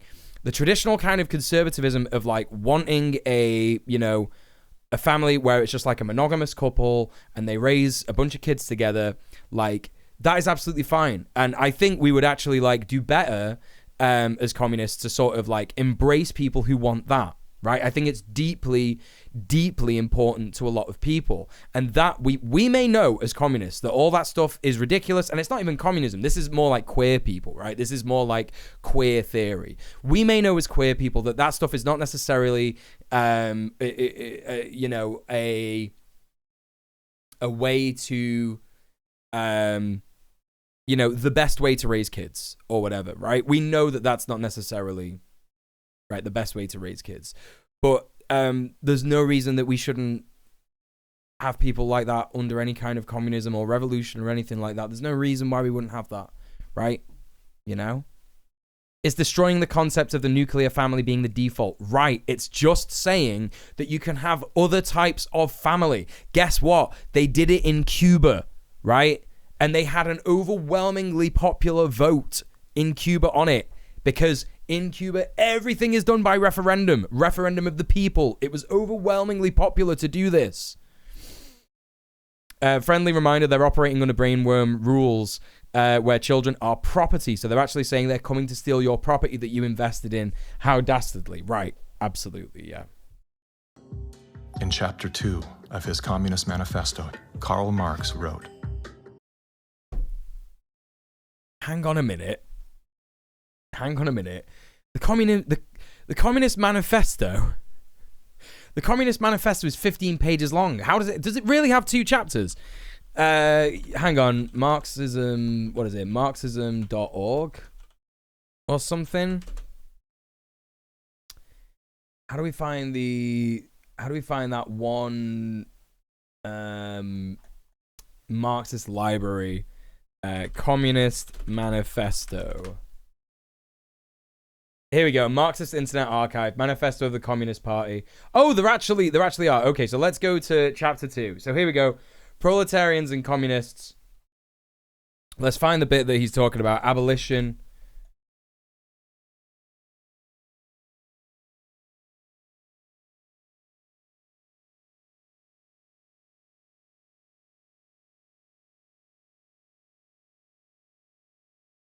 Okay. I found the bit that he's speaking about, chat. So let's see what he refers to. abolition of the family. The bourgeois family will vanish as a matter of course. Okay. So he's cherry-picked those 2 lines from the Communist Manifesto. And the great thing about the Communist Manifesto is that you could get it here. And in fact, if anyone's interested in reading it at all, there you go. Right? There you go. Because famously, Marx and Engels made this available to absolutely everybody for free because that's what they believe in. They believe it's in the interest of everyone. So let's take a look at what context that has got. So, the selfish misconception that induces you to transform into eternal laws of nature and reason, the social forms springing from your present mode of production and form of property, historical relations that rise and disappear in the progress of production, this misconception you share with every ruling class that has preceded you. What you see clearly in the case of ancient property, what you admit in the case of feudal property, you are of course forbidden to admit it in the case of your own bourgeois form of property. Abolition of the family, even the most radical flare-up at this infamous proposal of the communists. On what foundation is the present family, the bourgeois family, based? On capital, on private gain. In its completely developed form, this family exists only among the bourgeoisie. Right? But of course, we won't hear Mickey Willis reference that bit because that bit would give it context, wouldn't it? Yeah? And here's the thing. Here's the truth about this. That kind of family does only exist among the bourgeoisie. Right? Because as it goes on to say, but the state of things finds its complement in the practical absence of the family among the proletarians. And this is because of multitude of factors. Right? No, and the public prostitution thing is a bit cringe. Obviously, like most modern Marxists disagree with this. Sex work is based, sex work is real work, actually, and it's fine that sex work exists. However, I think it just adds to the point. Yeah, I think it just adds to the point in that it is very, very difficult for working class proletariat families to remain as a family, as a whole nuclear unit, because the material conditions are so bad, it will result in arguments, hell breaking loose. It shatters all the time. Right? This is the whole thing. Working class people have aunties and uncles and grands and cousins all trying to keep each other alive. Exactly. The proletarian family has fucking all kinds of people trying to help each other get by, right? This is exactly what he's saying. The bourgeois family will vanish as a matter of course when its complement vanishes, and both will vanish with the vanishing of capital, right? Do you charge us with wanting to stop the exploitation of children by their parents? To this crime, we plead guilty. Yeah, is he going to mention that? But you say we destroyed the most hallowed of relations when we replace home education by social. Yeah?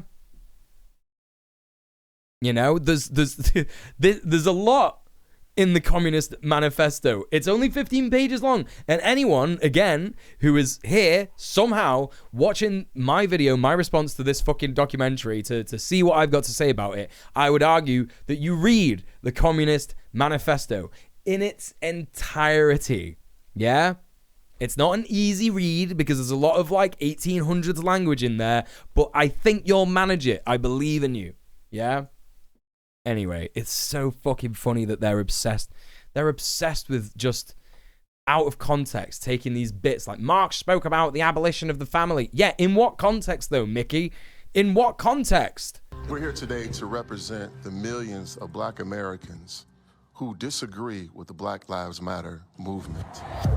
If you go to Black Lives Matter website... Okay, well, we're going right back, right into Black Lives Matter again. And also they're referencing the Black Lives Matter website, which I believe was funded by the charity, yeah, that the person in charge of that charity exploited, right? So again, what they're doing is they're conflating a social movement with one charity.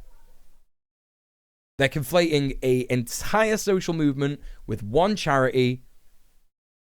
Great. Phenomenal journalism. It says that we disrupt the nuclear family.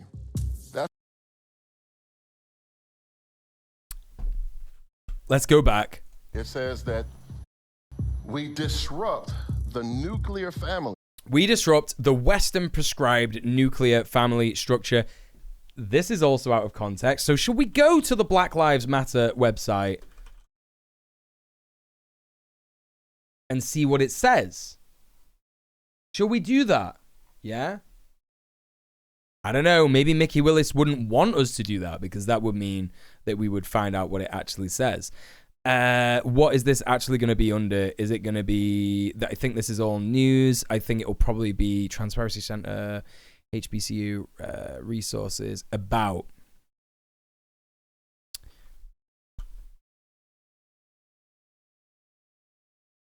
nuclear. I can't find it. I can't find it on this page. All right. Okay, so it's not in about transparency mission. It'll totally be on the mission, right?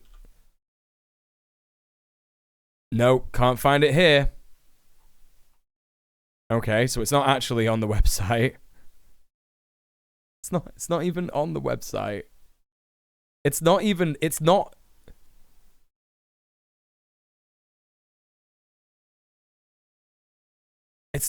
on here. They just made that up. They've just fucking made that up. That's my wife. This is our 4 children. Why would you disrupt the nuclear family?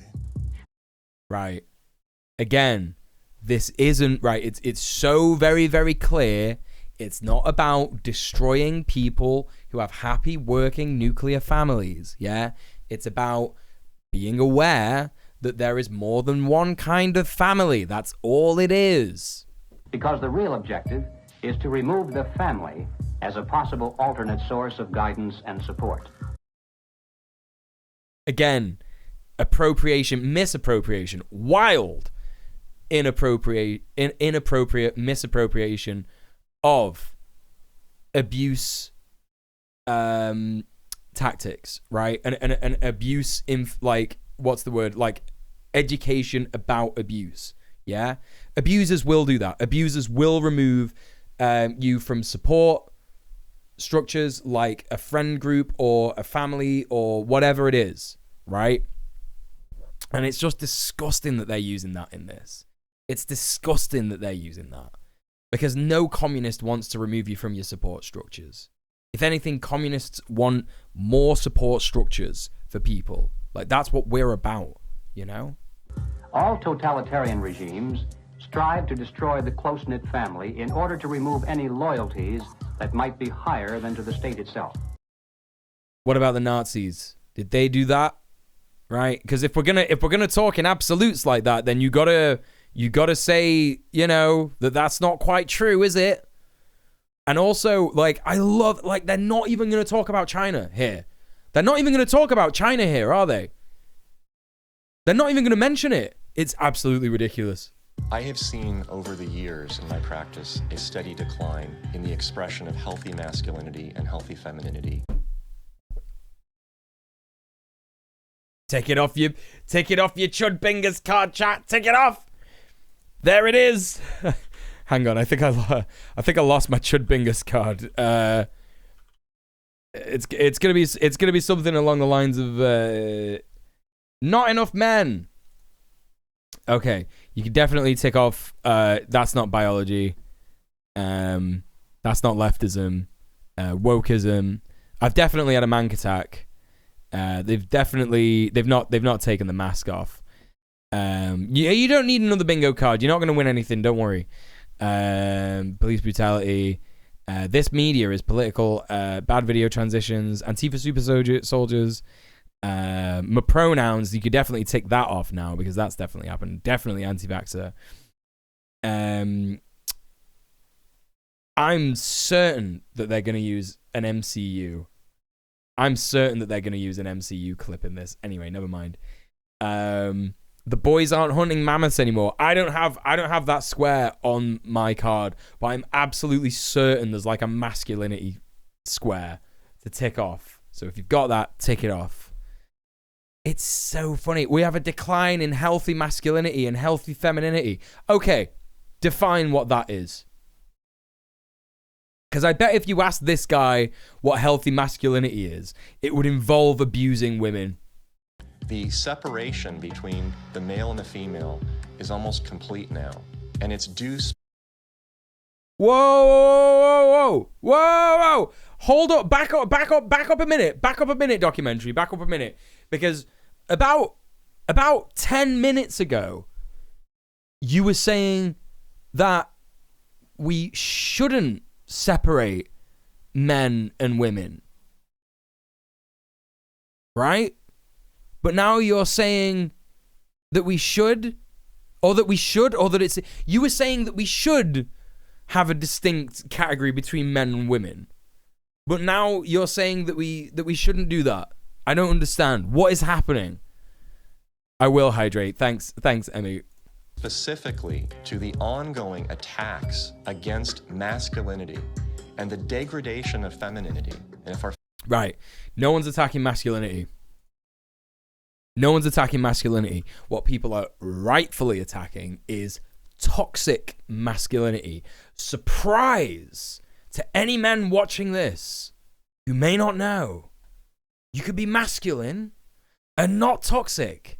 I'm living proof. There are plenty of men out there who are. It's possible. So many worlds are possible. How do you even, you know?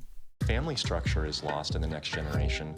What do we have left? We're just a bunch of listless individuals living our lives out virtually behind a computer screen and following the... What's that got to do with anything? It's like, this guy sounds like he's improving like a fucking Tim and Eric sketch. You have to be shitting me. Let's listen to this whole thing all the way through. Individuals living our lives. Oh, hang on. There's more. I didn't think there was that much. Okay, this is fucking great. This is just like someone doing improv. That's how this reads. A steady decline in the expression of healthy masculinity and healthy femininity. The separation between the male and the female is almost complete now. And it's due specifically to the ongoing attacks against masculinity and the degradation of femininity. Okay, so what he is trying to say with this, I'm reading what he's saying now, right? I'm reading what he's saying, yeah? He's trying to say that the degradation of femininity is like women who appear more masculine. And he's trying to say the attacks against masculinity are men being more feminine, right? That's what he's trying to say. And he's also trying to say the separation of men and women is he's trying to appeal to the real phenomena that definitely exists, right? But it's not quite as bad as men would have you think. which is where they're saying, women don't want to date me anymore. And like, as someone who dates women, right, I know this is not true. It's if women don't want to date you, dude, then that is unfortunate, and I feel for you, man. But maybe what you need to do is ask yourself why they ain't dating you, right? Why aren't you dating? Because, you know, here's the thing. Those men aren't going to be talking about all the women that do want to date them, but they reject based on certain things, right? Like if a woman is a bit too much of a tomboy, or if a woman wears a bit too much makeup, or if a woman has fake breasts, or if a woman is a bit too masculine in how they talk, or if a woman has a disability, or if a woman is a different race, right? You know? Damn. I wonder, like, what would, like, make it easier to date women? Would it be like not having these completely unrealistic expectations on them? Because let me tell you, man, that fucking worked for me. And if our family structure is long. Ludinar says, I like to use the mushroom analogy to explain this. Just because I'm telling you not to eat toxic mushrooms doesn't mean I'm preventing you from eating mushrooms. Right, exactly. Lost in the next generation. What do we have left? We're just a bunch of listless individuals living our lives out virtually behind a computer screen. Right. No, it doesn't have to be that way. You could go outside and such. There are so many. It's so funny because they're like, communists want everybody to just be sat behind computer screens and that's it. No, we want everybody to be able to go outside without a fear of being hurt and feeling safe and being able to live and experience this beautiful world all together. That's what we want. That is what we want. We can't do that now under capitalism because people are awful to anyone. You know? And following the orders of the government. Maybe it's because I came in the movement at 17 and a half, so I have like just a knack for knowing how to organize young people. I was at the art publications table today, and I was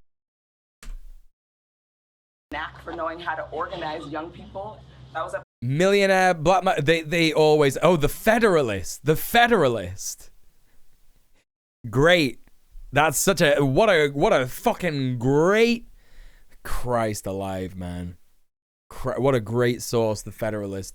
Millionaire Black Lives Matter co-founder, by the way, admits she's a Marxist, said she's proud of comparisons to Mao. Yeah.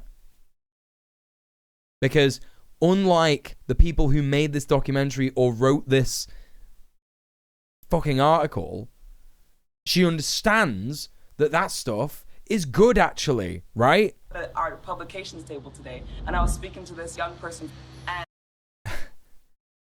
BLM co-founder thought it was just really cool when her book was compared to Mao's Little Red Book.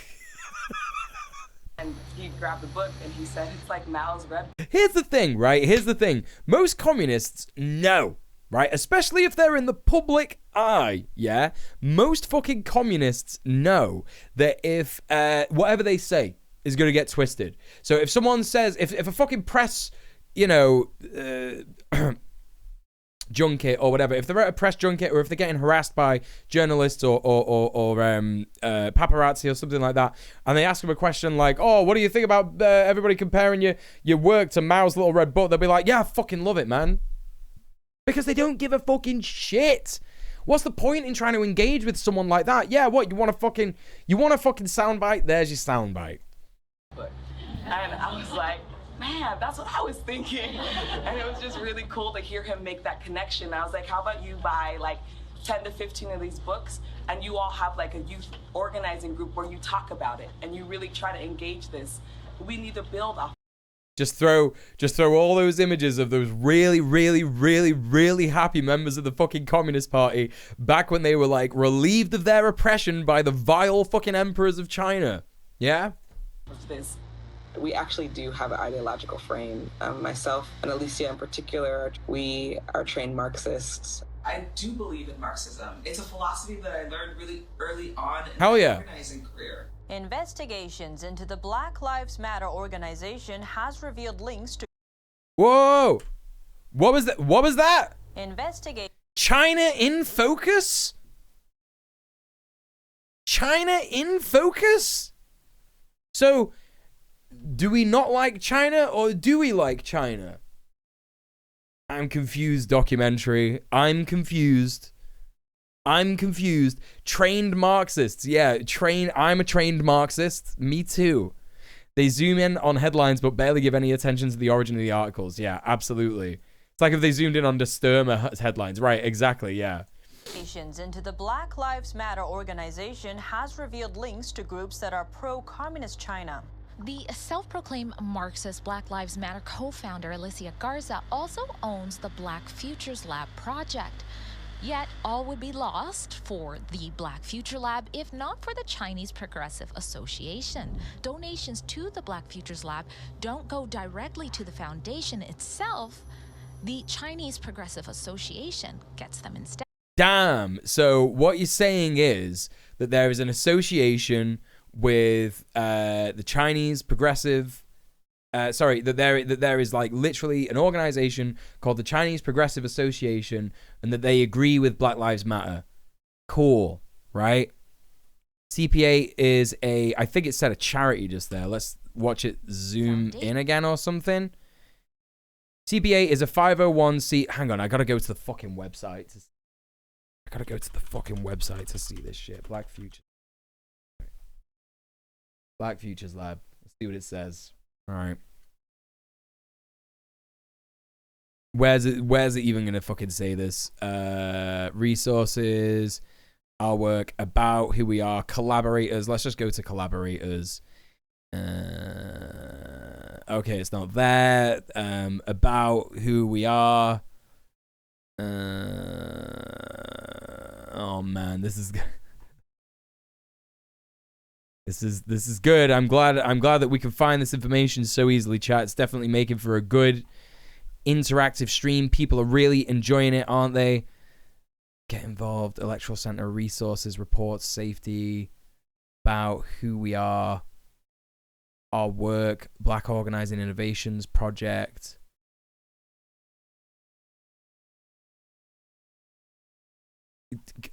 Try the donate page. Oh man, I don't want it to have my fucking info on there. Okay, it's not got my info. No, nothing on there.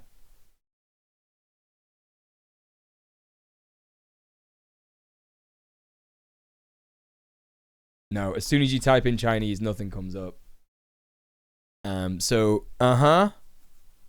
I mean, I'm not finding anything about this now. But here's the thing.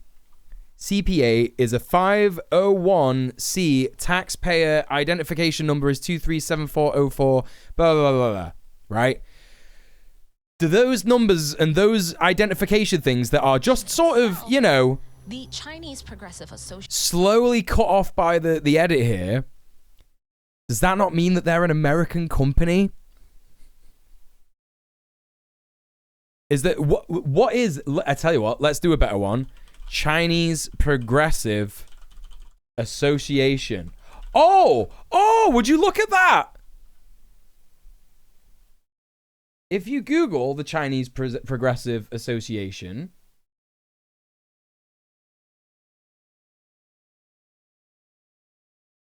it's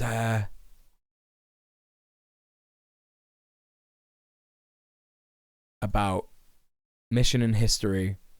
Founded in 1972, the Chinese Progressive Association educates, organizes, and empowers low-income and working-class immigrant Chinese community in San Francisco.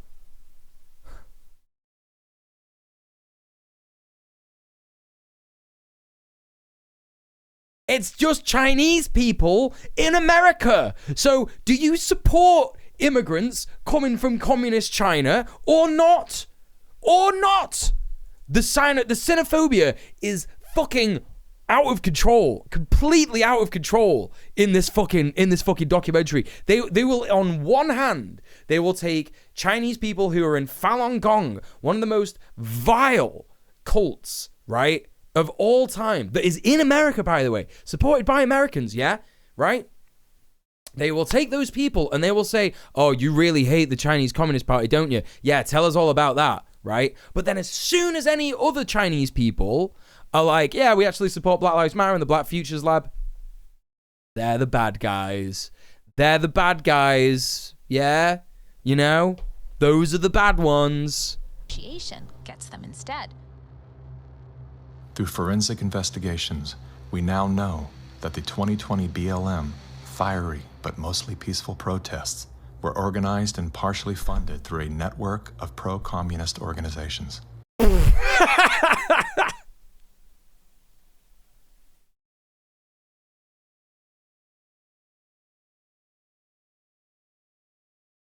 Let's hear him say that again.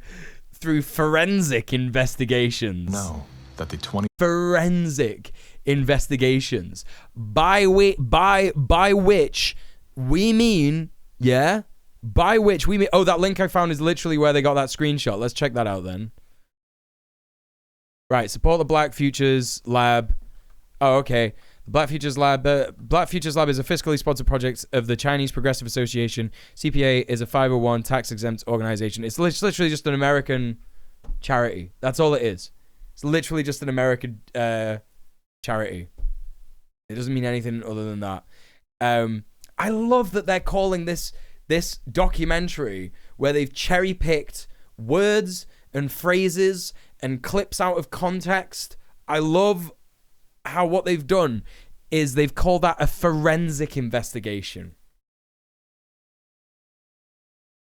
It's so incredibly ridiculous. 2020 BLM fiery but mostly peaceful protests were organized and partially funded through a network of pro-communist organizations. They investigated the blood spatter and the gunpowder burns on the donations. That's right. Wait a minute. Old chum. Oh, thank you so much for whatever that was. That a follow or a subscribe? I don't even know anymore. Thank you so much for the follow or the subscribe or whatever that was. I can't even remember. Anyway, I'll find out in a minute.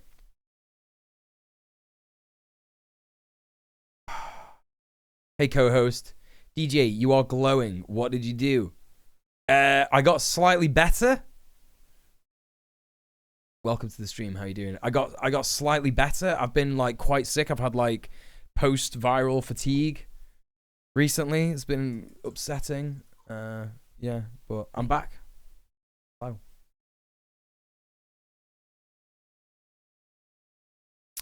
All forensic means is that some scientific methodology was used, which can be ascribed to anything. It's true.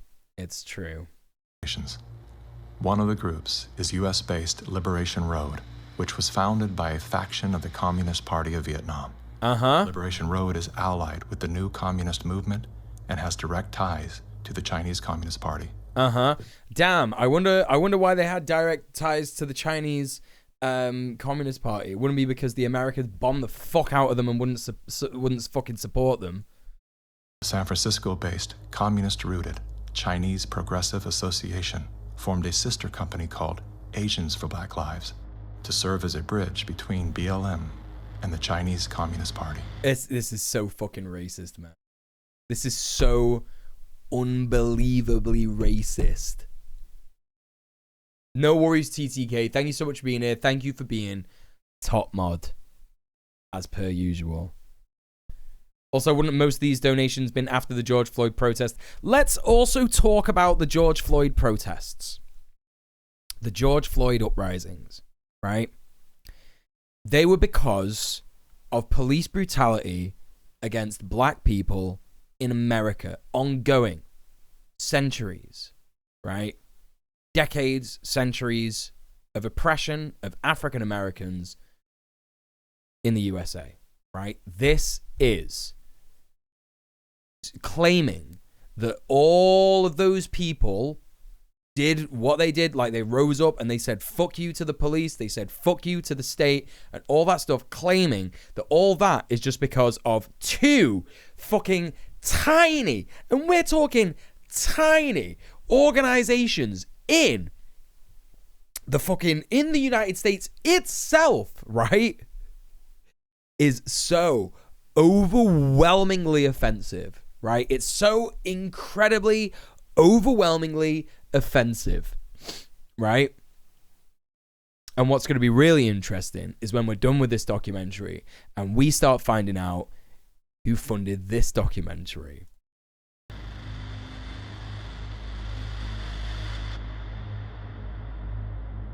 I spent a lot of time with President Xi.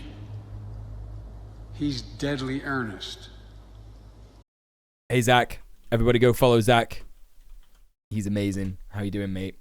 I've spent a lot of time with President Xi, and he's deadly earnest About becoming the most significant, consequential nation in the world. Right. Does anyone want to hazard a guess as to why Joe Biden is talking about President Xi Jinping in this manner? Does anyone want to guess? Because this clip, you better believe this clip is about to be cut out of context, and there's going to be nothing else. He's not going to say anything else. Yeah. Does anyone want to hazard a guess in the chat? I'll wait. I tell you what, I'll go for a quick wait. I'll be back, and by the time I'm back, I bet someone will have said something. Yeah? Okay. Back in a tick. Back in a tick.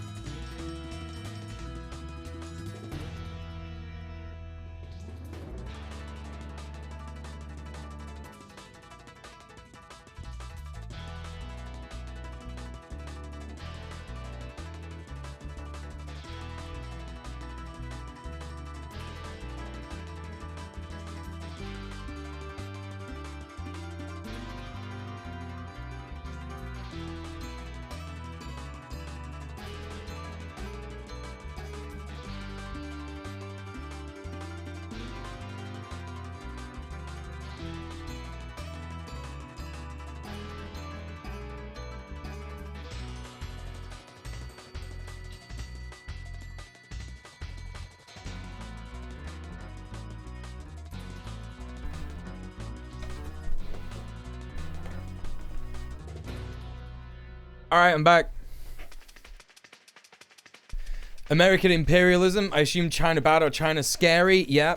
Gonna put in my guess that Xi said he wanted to be the most significant nation in the world fighting the COVID pandemic or something like that. Yeah. Biden's trying to push infrastructure building to stop the USA falling further behind China.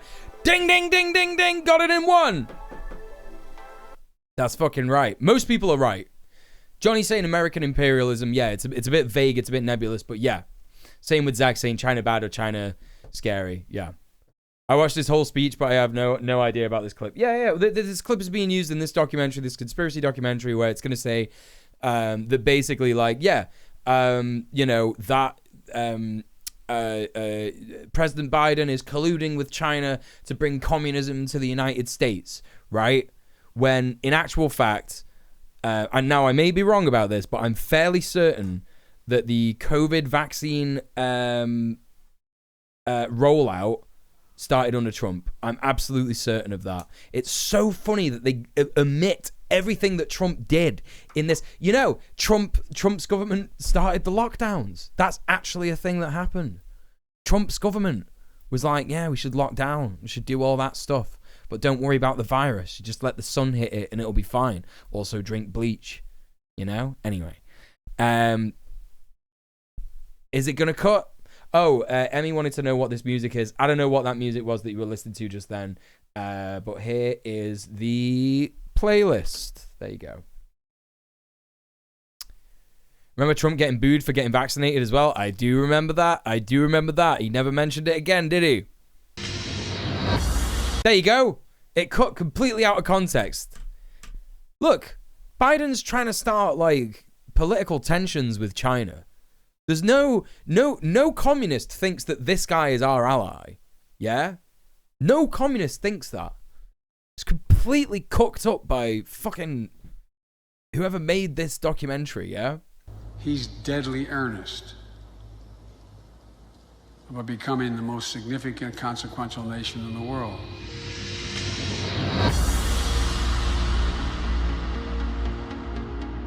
Like, the reason that he said that is to make everybody terrified. Yeah, no real communist thinks Xi Jinping is our ally either, right? This is, well, there are some people who absolutely love Xi Jinping. You'd have to speak to them about it. I can't speak for them. I certainly don't. When we speak of China, it's important to distinguish between the people and their oppressive government. Right. I love all these images of people marching in step, right? Of people in cars.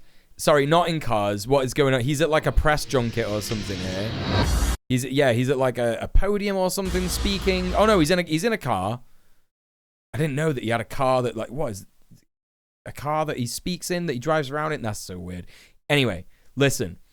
And then like, oh, they got all these like military here standing around and shit like that. Have you never seen the American military do this stuff, my dudes? You never seen this stuff? You know? You never seen the American military do all this stuff? You never seen the UK military do all this fucking bayonet? When we speak of Pope China, shit. It's important to distinguish between the people and their oppressive government. It's interesting that he says that here, right? And he hasn't when he was talking about the Chinese Progressive Association. Isn't that interesting? Isn't that interesting? I wonder if Mickey Willis thinks that the Chinese Progressive Association would be allowed to exist in China. I wonder if he thinks that's true. And while the Communist Party of China is undoubtedly America's greatest foreign adversary, it's crucial to recognize that the most urgent threat to the future of the United States. Ludo Nah, thank you so much for the £15. Thank you so much for subbing off Twitch. Thank you so much for supporting the stream. Really appreciate that. Chat, don't forget, streaming is my full-time job. It's the only thing that gives me a steady income. Please, please, please consider subbing off Twitch if you're financially capable. If you've enjoyed the stream, if you've laughed, if you've learned something, if you just want to see me succeed, if you want to see me have my material conditions met, please, please, please consider subbing off Twitch. I would ask you to do that using the sub off Twitch command in the chat. Not only does it mean that I get 100% of the money that you spend on supporting me, it also means that you get to say a cheeky little fuck you to Twitch. Being a terrible platform, not just for small streamers, but also for marginalized people as well. They make a lot of bad decisions. So please consider that. If we get to £450 before the middle of the month, which is slowly creeping up on us, that means that we will unlock a double feature movie night in the Discord. If we just get to £450 the midway mark anyway, we will also get a regular movie night of just one movie. But still very exciting. If we get all the way to £900, it means that I will be doing this is still a rollover from last month and the month before because I didn't stream that often. But I will be doing a DJ set in gnome cosplay. So you got that to look forward to if you support me. There's all kinds of incentives. It's really, really good. So please consider subbing off Twitch. Anyway, let's crack on with the video. The most urgent threat to the future United States. So even though, let's listen to what he's saying. So when we speak of China, it's important to distinguish between the people and their oppressive government. And while the Communist Party of China is undoubtedly America's greatest foreign adversary. China, greatest foreign adversary. It's crucial to recognize that the most urgent threat to the future of the United States. The most urgent threat to the future of the United States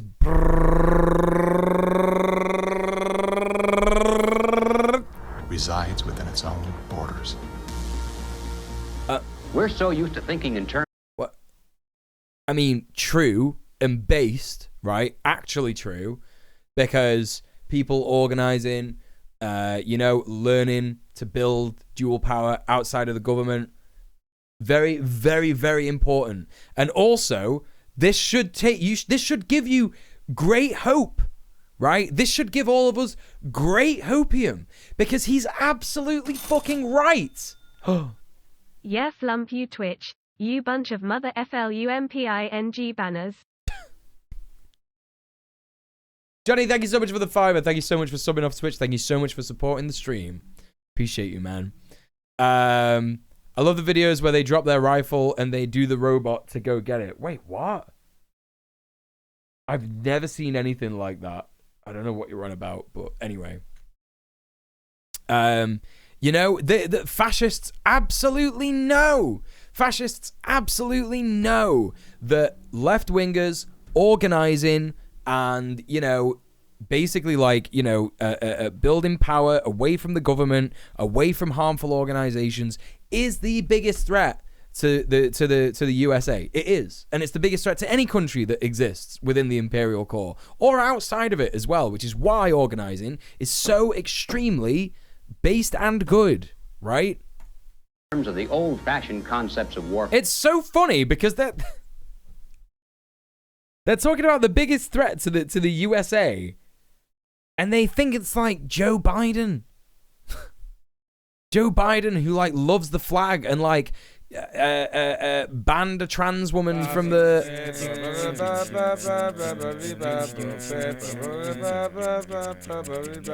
Oh my god! Oh my god!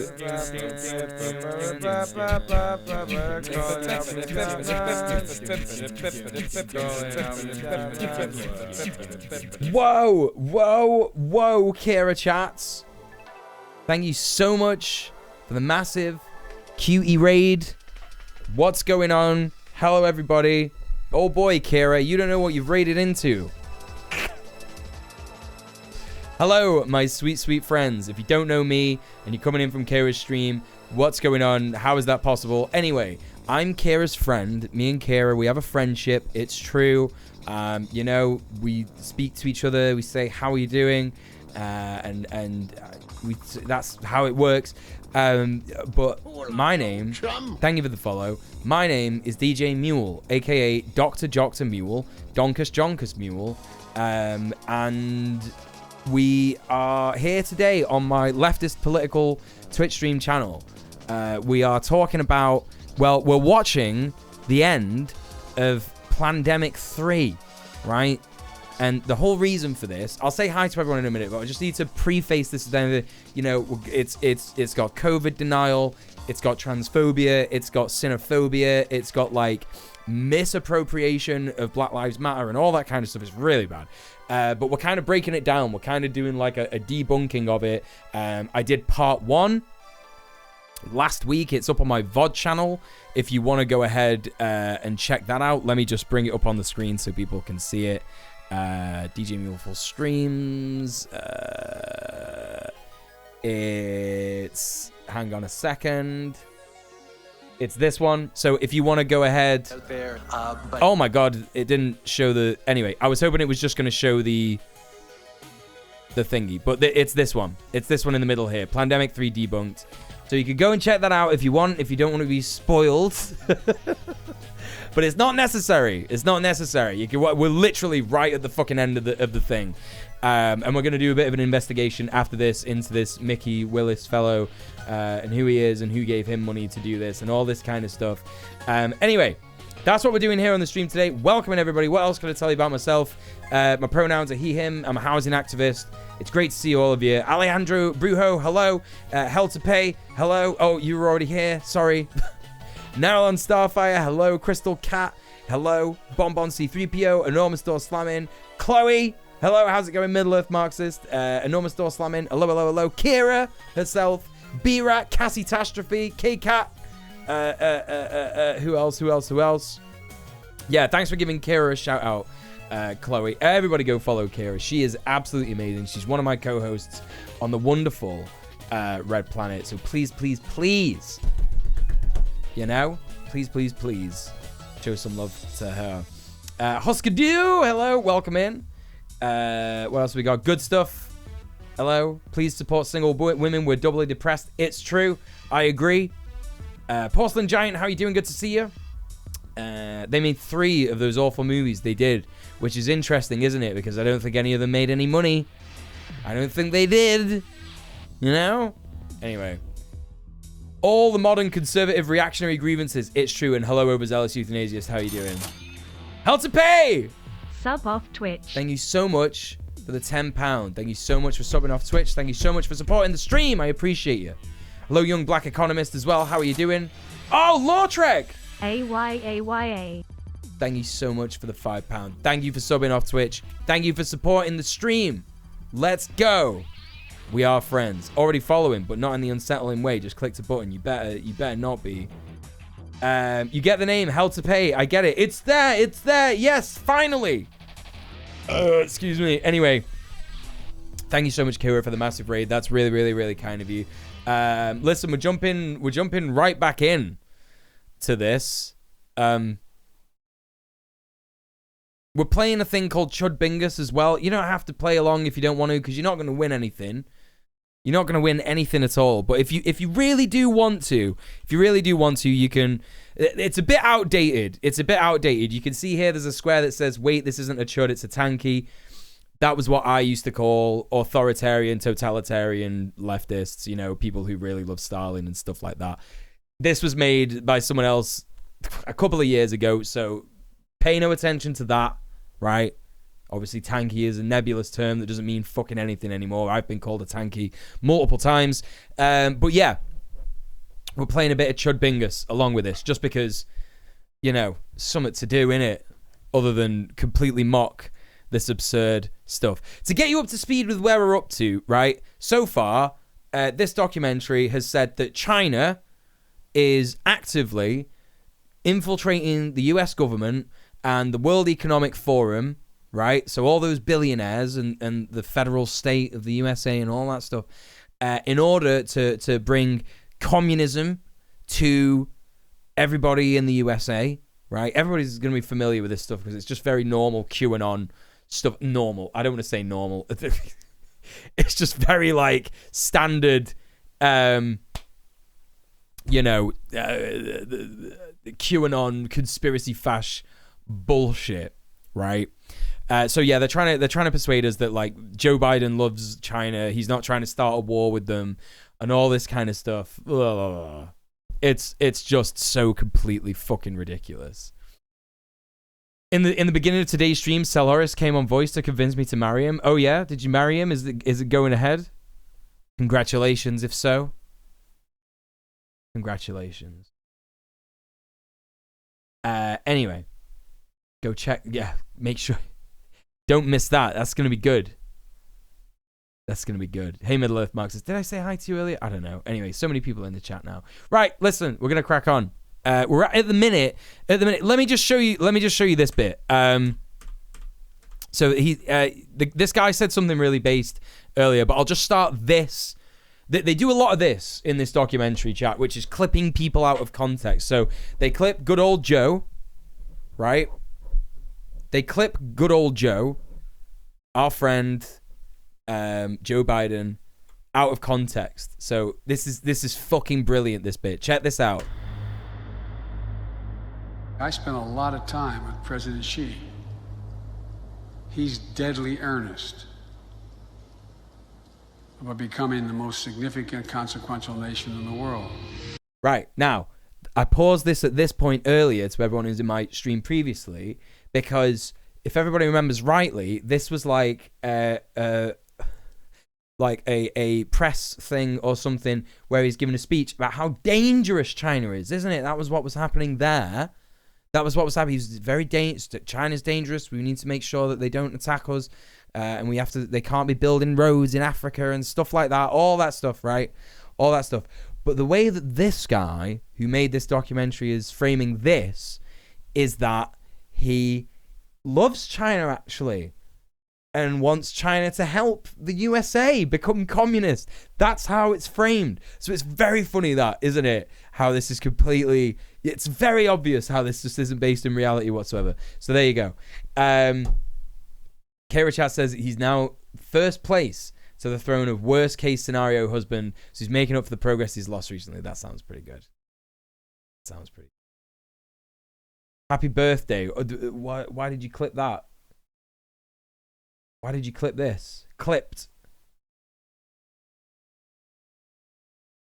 I'll just start this. Something really based earlier, but I'll just start this. They do a lot of this in this documentary, chat, which is clipping people out of context. So they clip good old Joe, right? They clip good old Joe, our friend, Joe Biden, out of context. So this is fucking brilliant, this bit. Check this out. I spent a lot of time with President Xi. something really based. Wait, what? What are you? That doesn't even make sense. That's not even a clipped out of context. What are you on about, dude? What you? Oh, what? Because I said good old Joe? Oh, okay, all right, whatever. Yeah. Nice joke. It's so good, and then we get this nice, montage of like the military doing military things, which is definitely something that never happens in America. This stuff never happens in America, does it, chat? Right? To distinguish between the people and their oppressive government. And which is, by the way, not something that this documentary has done so far. It says here it's important to distinguish between the people of China and the oppressive government of China, which is the first time this documentary has ever said that. Because what they've done previously is they've taken Chinese people and said, oh, actually, they're a complete representative of China. In fact, they've quoted charities set up by Chinese immigrants in America as being communist. And, like, they exist to, like, make Black Lives Matter communist, actually. So, interesting that they're doing that at this point. The Communist Party of China is undoubtedly America's greatest foreign adversary. It's crucial to recognize that the most urgent threat to the future of the United States resides within its own borders. Based, right? Completely based. Thinking in terms of the old-fashioned concepts of warfare. Oh, and by the way, to everyone who's new coming in, they keep referring to this like 1950s, basically the 1950s version of Alex Jones. Right? The 1950s version of Alex Jones. I can't remember his name. He's going to say it again later on. But it's just like the most ridiculous anti-communist, I bet if you Googled this guy and did like proper research, you'd find out that he's like actually just a Nazi. It's just ridiculously fucked, ridiculously stupid. The favorite weapons of communist conquest are instead propaganda. Do you know who the greatest... What is this? What is this? propagator of disinformation in the history of the world is? The U.S. government. Oh my God, they're just quoting Rand Paul out of context. View of history. History has been written to tell us a certain story. The 1619 Project is trying to reframe that story. What these people are doing is subverting young black minds to think that the Revolutionary War was fought in order to preserve slavery. And it's based on something that simply isn't true. Whoa, whoa, whoa, whoa, whoa, whoa, whoa, whoa, whoa. Whoa, whoa, whoa, whoa. No one is doing that. Who is doing that? What this person is talking about is like they're talking about the talking point which people rightfully say, which is that slavery never ended, right? That's the correct thing. Yeah, it's correct. It's not to say that like chattel slavery wasn't abolished and it's going to continue and stuff like that. Like they're talking about literally like, oh, actually, hang on a minute. The Revolutionary War. Sorry. I'm thinking about the fucking, whatchamacallit. Sorry, I'm thinking about what's the Civil War. Sorry. That's completely my bad. I've got this wrong. So hang on a minute. The Revolutionary War. So now I'm learning something, chat. The enslavement of indigenous people, that's actually true. Not the sole reason. It definitely was a factor. So talk me through this, chat. What was this then? Because the Revolutionary... So they're saying that people are saying that the Revolutionary War... These people are doing is subverting young black minds to think that the Revolutionary War was fought in order to preserve slavery. I'm not getting it. I'm not getting what they're on about. Yeah. I know what the Revolutionary War was now. I got it confused with the Civil War. Okay, chat. Okay. I had a silly Billy moment. But what are they on about? In terms, like, people in the chat are saying, no, it was a factor. Like, in what way? What do you mean? Revolutionary War was fought in order to preserve slavery. In what way? Indigenous slavery? Is that what you're on about? 13th Amendment explicitly makes an exception. Yeah. You don't get what they're saying either, right? Okay, yeah. I mean, like, you know, we know about the founding fathers being slave owners. We know that, right? So I don't understand what this person's trying to say. Like, I don't think anyone is doing that. I don't think anyone is saying that the Revolutionary was fought explicitly to preserve slavery. It was a factor. Now I understand what Chloe was saying. Revolutionary War was about capitalists seizing land and property they wanted to expand into native territories. Right, yeah. Absolutely. Yeah, for sure. We know this. It's based on something that simply isn't true. The tactics of Right, so they're basically, because this is the thing. This is why I got it confused with the Civil War, because why would anybody focus on the Revolutionary War being about slavery? Right? Why would anyone focus upon that? I don't think anyone does that. I don't know anybody who does that. No subversion. I thought that America was racist. I thought it was patriarchal. I thought our capitalist society was just a means of exploiting people. Yeah, but it is. It legitimately is. I thought all of these things because that is what I was told. The preaching of hatred to incite civil disorder. I want to tell you, Kavanaugh, you have released the whirlwind, and So they're taking this footage of like fucking Senator Schumer, right? Talking about this fucking, oh my God. This is just ridiculous, chat. will pay the price. A California man is facing federal charges for the attempted murder of Supreme Court Justice Brett Kavanaugh. Treason, blackmail, the smear. This is the first time Assange is being questioned over the rape allegations. The LA Times ran an article. It's just, okay, I'm sat here and I'm completely confused as to what kind of message they're trying to broadcast here, but that's by design, right? You're supposed to be fucking completely confused by this so that there's no way you can actually like glean anything from what they're saying in it. That's absolutely what's going on. I'm sat here and I'm desperately trying to think like, what's the relevance of this? What's the relevance of that? Cassie, thank you for the sub. Pretty sure Britain also retained slavery at that time. Yeah, it did. It did. Folks should go read A People's History of the United States. What's that? Calling Larry Elder a black white supremacist. All committed by soldiers who wear no uniform. Like, what, you know, what's the context there? That it's impossible to be a black person who supports the idea of white supremacy? You think that's impossible? Who claim to be loyal citizens of the target country marked for... It's just loads of clips out of context where they're like, yo, you know, this sounds a bit funny and a little bit like hypocritical or what is it called? What's it called when something doesn't quite, you know, an oxymoron? Look at all these oxymorons and hypocritical things that these people are saying. Doesn't it sound silly and bad, you know? Conquest from within. World War III that rages around us right now is a political war, an economic war, a psychological war, a spiritual war. As a matter of fact, the bomb, as a psychological weapon, is being dropped on the American people every single day.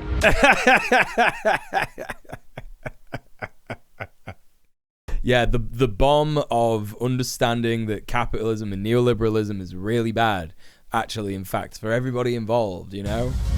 You probably assume you're safe. That could be a deadly mistake. Bracing for food shortages. And labor shortages, shipping delays, supply chain disruptions. This is all capitalism.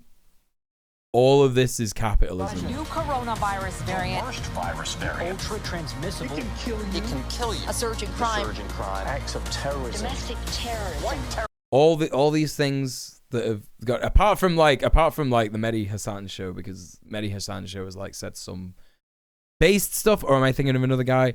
You know, not amazing, but quite based stuff. But all the stuff that people are reporting on here that are talking about, like, it's all down to communism, you know? It's nothing to do with communism. Mass shootings and nuclear conflict. World War III. Putin. So conspiracy documentaries love to do this thing. They love to do this thing where they just have, like, buzzwords on repeat. Yeah? Again and again and again. Let me see if Zeitgeist is still available. Zeitgeist full doc, because I remember this very vividly from Zeitgeist. This isn't Zeitgeist. Wait, what?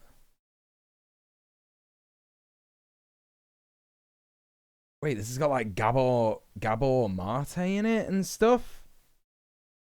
Wait, what the fuck? Zeitgeist, the movie 2007. That's what I'm after. Oh, okay. I think there's a couple of movies called Zeitgeist. Okay, Chloe's back. Chloe's back with an explanation. Part of the taxes, what the founding fathers were mad at, were taxes on the import of slaves, as well as British offering freedom to enslaved people if they fought on behalf of the British. It wasn't the sole focus of the revolution, but it was definitely part. Right. Thanks for explaining, Chloe. I appreciate you. Thank you. Appreciate that. I remember when Zeitgeist was big. Hey, Fab Forward, how you doing? Ridiculous.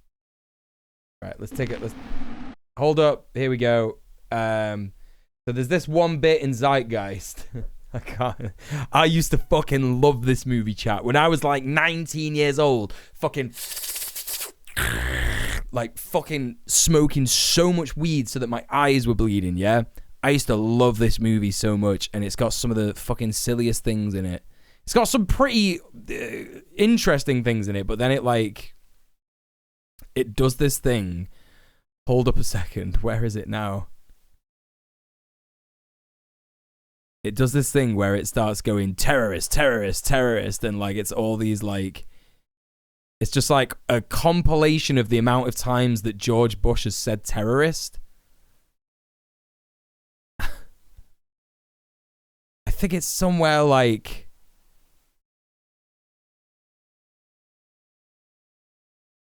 here we go. This is definitely it. Commission report, Phillips. Report that the Bush administration did not approve of. We can understand, therefore, why the commission, under Zelikow's leadership, would have ignored all. From what I understand, Zeitgeist was made intentionally with fake shit as an art project to inspire people to look deeper into things. Kind of backfired. Yes, and there was a film that came after it called Zeitgeist Addendum, which debunked all the things in Zeitgeist made by the same people. Yeah, that's right. But I was completely convinced. That it was a real conspiracy theory. But they did a good job of it, right? Because I was convinced for years. Where's the terrorist thing? Terrorism, here we go.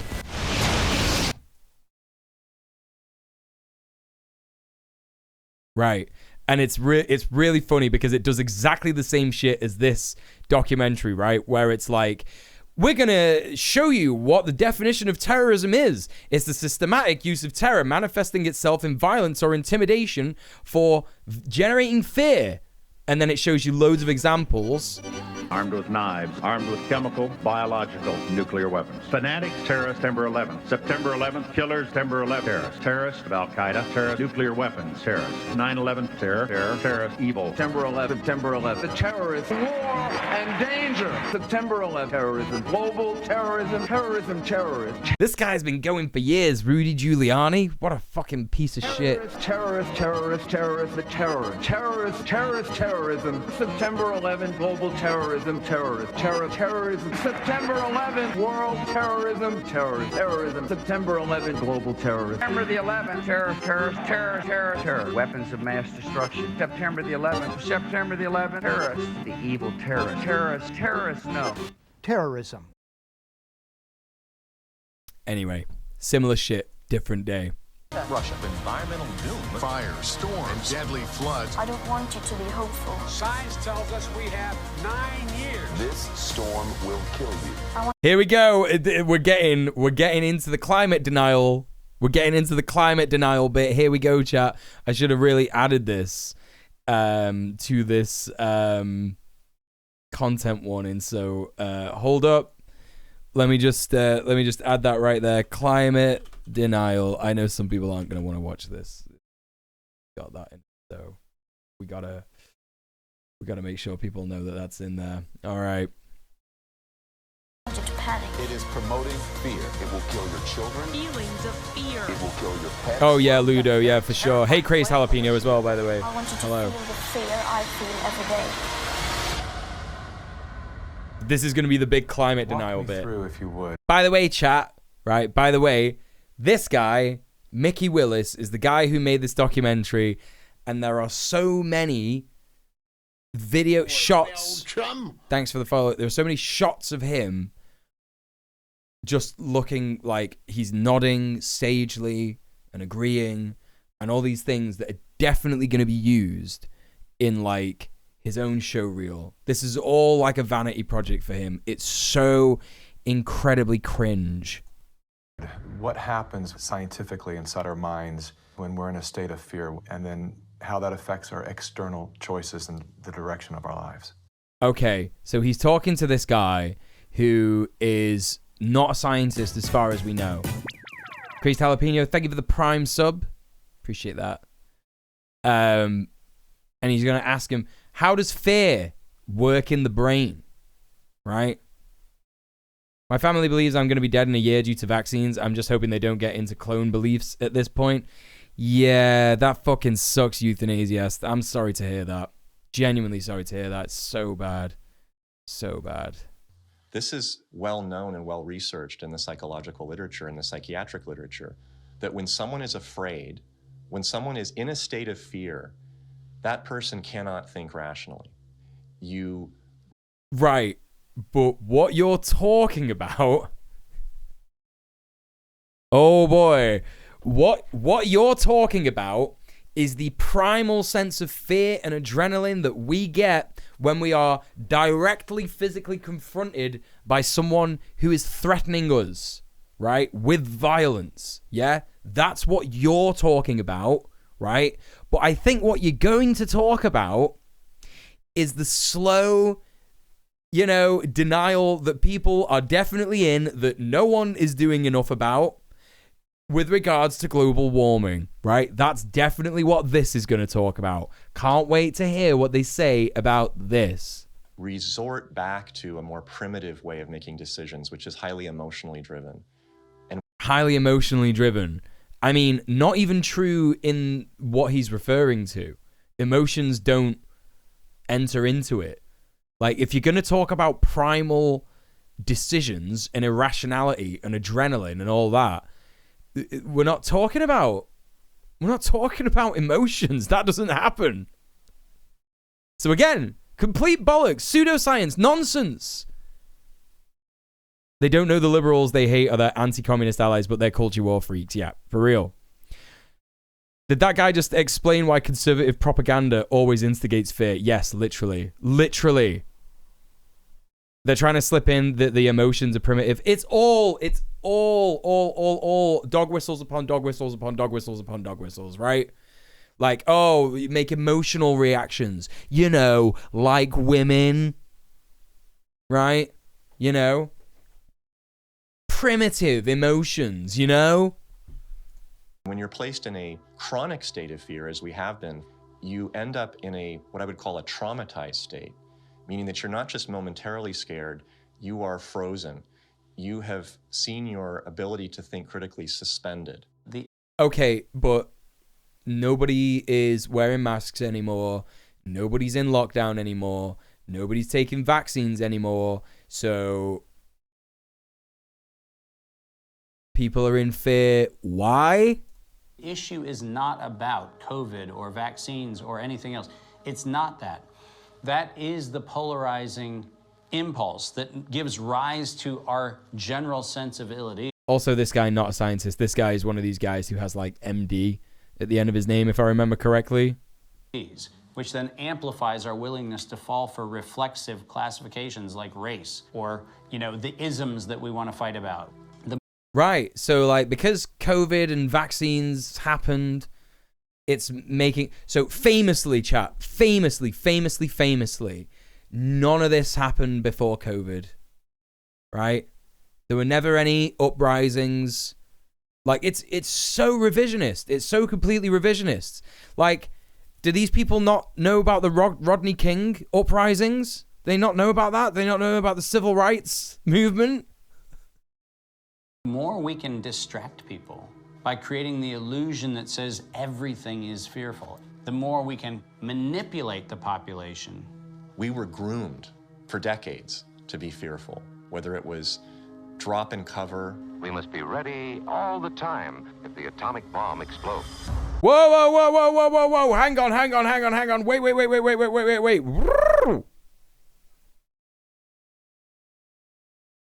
So, communists threatening the drop of an atomic bomb, right? Because capitalists would not let them be communist. So that's bad then, is it? Is that what you're saying? Because it doesn't sound like you were saying that earlier on. Duck and cover. To protect against the threat of nuclear annihilation, or more recently, the impending ecological collapse of our here we go. Planet in 12 years that AOC and Greta Thunberg keep warning us about. The world is going to end in 12. Famously, it's only AOC and Greta Thunberg, right? They're the only two people who are talking about this. Yeah? Love that. Right? Love that. Years if we don't address. And you know why, don't you, chat? Because they want to say, well, these young women are just idiots, aren't they? That's all it is. Like, forget any of the men who actually legitimately have spoken about this too. Forget them. No. They want you to think it's just idiot women. That's all they want. Climate change. You know what I mean? All of these fears. How dare you moment mentioned. Are grounded to some degree in reality. They're not completely invented, but they are exaggerated so greatly that we cannot actually reason through them anymore. When people are afraid, they won't just accept authoritarian. Zubby, everyone. When people are afraid, they won't just accept authoritarianism. They will demand it. Yes, okay, dude, you said a thing that you heard in a movie once. Cool. Somebody do something. Somebody take charge and tell me what to do. Like, where do I stand? Where do I walk? What do we do? What are the rules? And again, people in power always use that, right? What they say, never let a good crisis go to waste. We can take this and we can now enact policies that normally... Again, like, I've said this so many times in watching this documentary, but this is how fascists operate. They take a tiny truth, right? A tiny truth in that authoritarianism is bad. Yes. Well done. We all know this, right? We all know this. And they use it to create this nebulous lie, right? Which basically says... Black Lives Matter, terrible people. Queer people, absolutely awful, trying to destroy the nuclear family. Marxism, oh boy, that's terrible. You know? Authoritarianism is when people wear a cloth over their mouth to not infect other people. It's true. We wouldn't be able to get away with. Maybe in a couple of decades when people look back. I love that this documentary is fucking this guy sat with Zubby. Sat with the Zubby and going, he's legitimately like, what, this guy is one of the greatest thinkers of our time.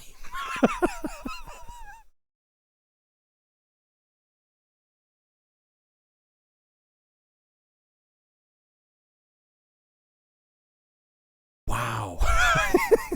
It's fucking so good. It's so unbelievably good. Wouldn't be able to get away with. Maybe in a couple of decades when people look back, the thing they Here we go. World Economic Forum again. Who on earth is Zubby? Cassie, you have no idea how much I love that question. Weren't we talking about that, chat? Okay, story time, real quick. Let me just talk about this again real quick. So Zubby is he's a guy that is a musician. Nobody likes his music. Ridiculous. And he was posting some like awful transphobic stuff or some COVID denial stuff or something like that on Twitter. I think it was like 2020 or 2021 or something like this. I just replied to him. I don't even think I was a big account back then. I just replied to him saying, "Who are you?" And he got fucking so mad. He got so fucking angry and was like responding to me and quote tweeting me and all this, and all of his little fans, all of his little followers were going like, "You'll never be able to lick this man's boots, you little dick," and blah, blah, blah, all this kind of stuff. He was so fucking mad. So I love it. I love it, Cassie, that you said, "Who's this guy?" That's the first thing that you said about Zubby, because yes, you're right. Who is he? Who actually is he? Literally, I've only heard of Zubby through his pissed Twitter takes. Yeah, he just gets really upset and says the worst things. He's just your stereotypical conservative guy. Nothing else. Getting "who are you" on Twitter, right? Exactly. Who are you? Right. Anyway, let's go back to this. Crisis, this was the moment that we agreed to be surveyed. If you really want to upset him, you will upset. Do not do this, by the way. Nobody should ever do this. But if you did want to upset him, you could really upset him by just saying, "Who are you?" You really could. He will get really upset if you go, "Who are you?" Because he knows that he's a nobody. He knows that he's getting fucking used by all these conservative people. He knows that it's happening, you know? All the time. And maybe even after the event is over, maybe we can still keep 30%. And over time, multiple crises, suddenly you have a government or an individual who has far more power. He thinks he's so fucking smart, man. He thinks he's so fucking smart. Even after the event is over, maybe we can still keep 30%. And over time, multiple crises, suddenly you have a government or an individual who has far more power than they're actually supposed to. Like, the thing is that they think they're being so smart, but what they're predicting is fascism, right? Which will happen if we don't fight it, yeah? Like that, oh man, like, you know, eventually there'll just be a guy in charge and we'll all just have to do what he says, otherwise we're gonna get killed. And it's like, yes, that's what the communists have been trying to tell you for fucking decades, bro. Decades. But you won't listen. You hate us. You know? Fucking hell. The state and ownership class manipulates society by influencing markets and playing bank games with other people's labor value. They don't need to do these cartoonishly elaborate Machiavellian social engineering schemes. Exactly. Like, if they really wanted to push the communism button, they would have done it decades ago. This is the silly thing about all this stuff. What, you think the state doesn't have complete control over your entire fucking life? That's how you know these people are insanely privileged, right? That's how you know where they are in society, right? The leaders of the mass, the people who pronounce a narrative in public space, usually are hypnotized themselves. They believe they need to reshape society to be able to deal with the challenges society faces. And they believe so fanatically in that ideology that they think it's justified to manipulate and cheat and to use all kinds of narratives to convince people to go along with that ideology. We're going to go visit Mom. I'm going to bring the home family to see Mom. No. We will shut you down. We will cite you. Here we go. And if we need to, we will arrest you. Here we go. Some out of context clips, folks. You either get your tests done and make sure you're cleared, or we will keep you in a facility longer. It's going to be very hard for people to do a lot of normal life. Are you actually bringing Tony War Crimes Blair into your documentary and saying how he's a communist? Is that actually what you're doing? Are you actually saying Tony Blair, who killed the Labour Party, any kind of like working class Labour movement, any kind of socialism, communism that the Labour Party had, the guy who killed all that, you're actually bringing him into your documentary and saying this guy's a communist, you know? He's part of the communist agenda. Incredible. Incredible. Unless they can prove their vaccination status. Such as, you're not going to work in this particular agency or institution. Fauci you're not mentioned. Be able to go to this college or this university. Once we start Tony Blair is my greatest achievement. Margaret Thatcher Blair. Yes. doing that, you will see more and more people willingly get vaccinated. If the fear of losing your job, your friends, family, and future isn't enough to coerce you into submission, perhaps these incentives will entice you to willingly comply. It's everything from cash prizes. Right, listen. This is so incredible, right? This is so fucking incredible. There are a vast amount of people who are unvaccinated in the USA right now. No one in government is pushing a fucking vaccination. It's not happening. It's not happening in any country. In literally any country. It's not happening. The college scholarships. Now offering kids 12 and up limited edition Avengers comic books. Thousands of prizes available. Including cruises and Super Bowl tickets. They're giving away. It's just so dated already. This was like, apparently this was released, the premiere was in June 2023. In what world are these people living? Hey Manticore, how's it going? Yeah, it's this awful conspiracy documentary. It's really bad. F-150 trucks. They're giving away shotguns and hunting rifles. Marijuana dispensaries are giving away Joints for Jack. Krispy Kreme announcing this week a free donut. And yes, free beers. That's right. Get a shot and have a beer. Today could be your lucky day. California's vaccine lottery. One grand winner to take home Up to $5 million if you get... Damn. I wonder why they had to, like, you know, roll out all these incentives for people to get vaccinated. I wonder why they did that. It wouldn't be anything to do with the fact that as soon as vaccines were announced for it, people just simply refused to get them. Wow. I wonder why they did that, you know? Vaccinated next week. They made it exciting, right? There's a reason. Yes. It's wild they're focused on COVID because when the plug was pulled on elimination, it was because it was fucking with the money. Like, people in power, like this. I said this literally in the last stream, right? I said this literally in the last stream where we looked at this, which is like, wow, I wonder why they stopped. Yeah, I wonder why they stopped caring about vaccines. It won't be anything to do with the fact that the people who lobby government on the regs were saying, oi, we're not making enough money. Stop with this vaccine bollocks. Just let people, whatever, let it rip. You know what I mean? It's incredible. It's incredible. You know? People go to Vegas. It really could be some private businesses. if they aren't already persuaded. 13-year-old Joshua says one of the best parts of getting a shot at Mickey D's, lunch on the house. Just think of this when you think of vaccination.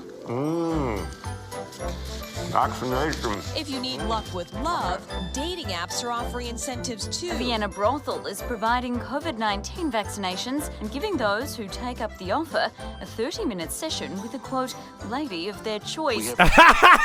I never heard about that. Well, you get like free sex work if you took a vaccine? Damn. Finally found the one thing that makes us all more attractive, a vaccination. To love one another, as Jesus said, get vaccinated, get boosted. Do you think that it's being posed as politics, but it's behaving? Oh, I'm so glad that they got a Russell Brand in to talk about this. Let's see who he's talking to, chat. Like a religion. Because it's acting like a religion. No idea. Absolutely no fucking idea. I love, if they've actually brought Russell Brand to talk on about this, I'm gonna shit my pants. Do you know that, chat? Right? Some of these clips are cringe, but it's the fault of libs, not vaccines. Right, exactly. Yeah. It's dogmatic. It's absolutely. He's an actor, I have no idea. Tim Robbins, I don't know. Or condemned to hell. Maybe this is a new religion. God did answer our prayers. He made the smartest men and women, the scientists, the doctors, the researchers. He made them come up with a vaccine. That is from God to us. And we must say, thank you, God. Thank you.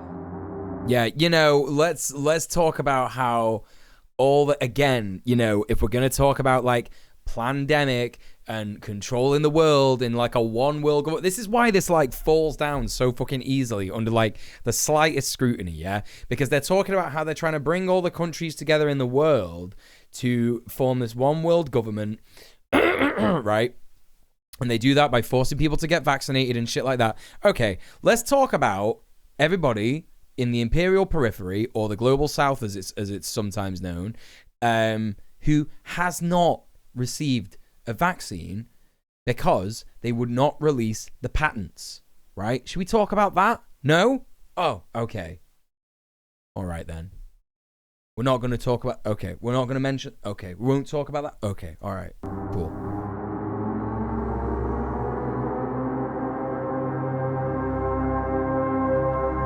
You know, we're going to talk about all the people in the imperial periphery who, you know, died of COVID because they couldn't get a vaccine. We're not going to talk about that. Okay, we're not going to talk about. Okay, we're not talking about that. All right, got you, documentary.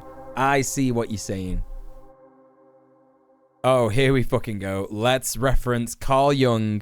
The state takes the place of God. The socialist dictatorships are religious, and state slavery is a form of worship. I mean, you could remove socialist and put any here. Right? You could, you know, you could do that.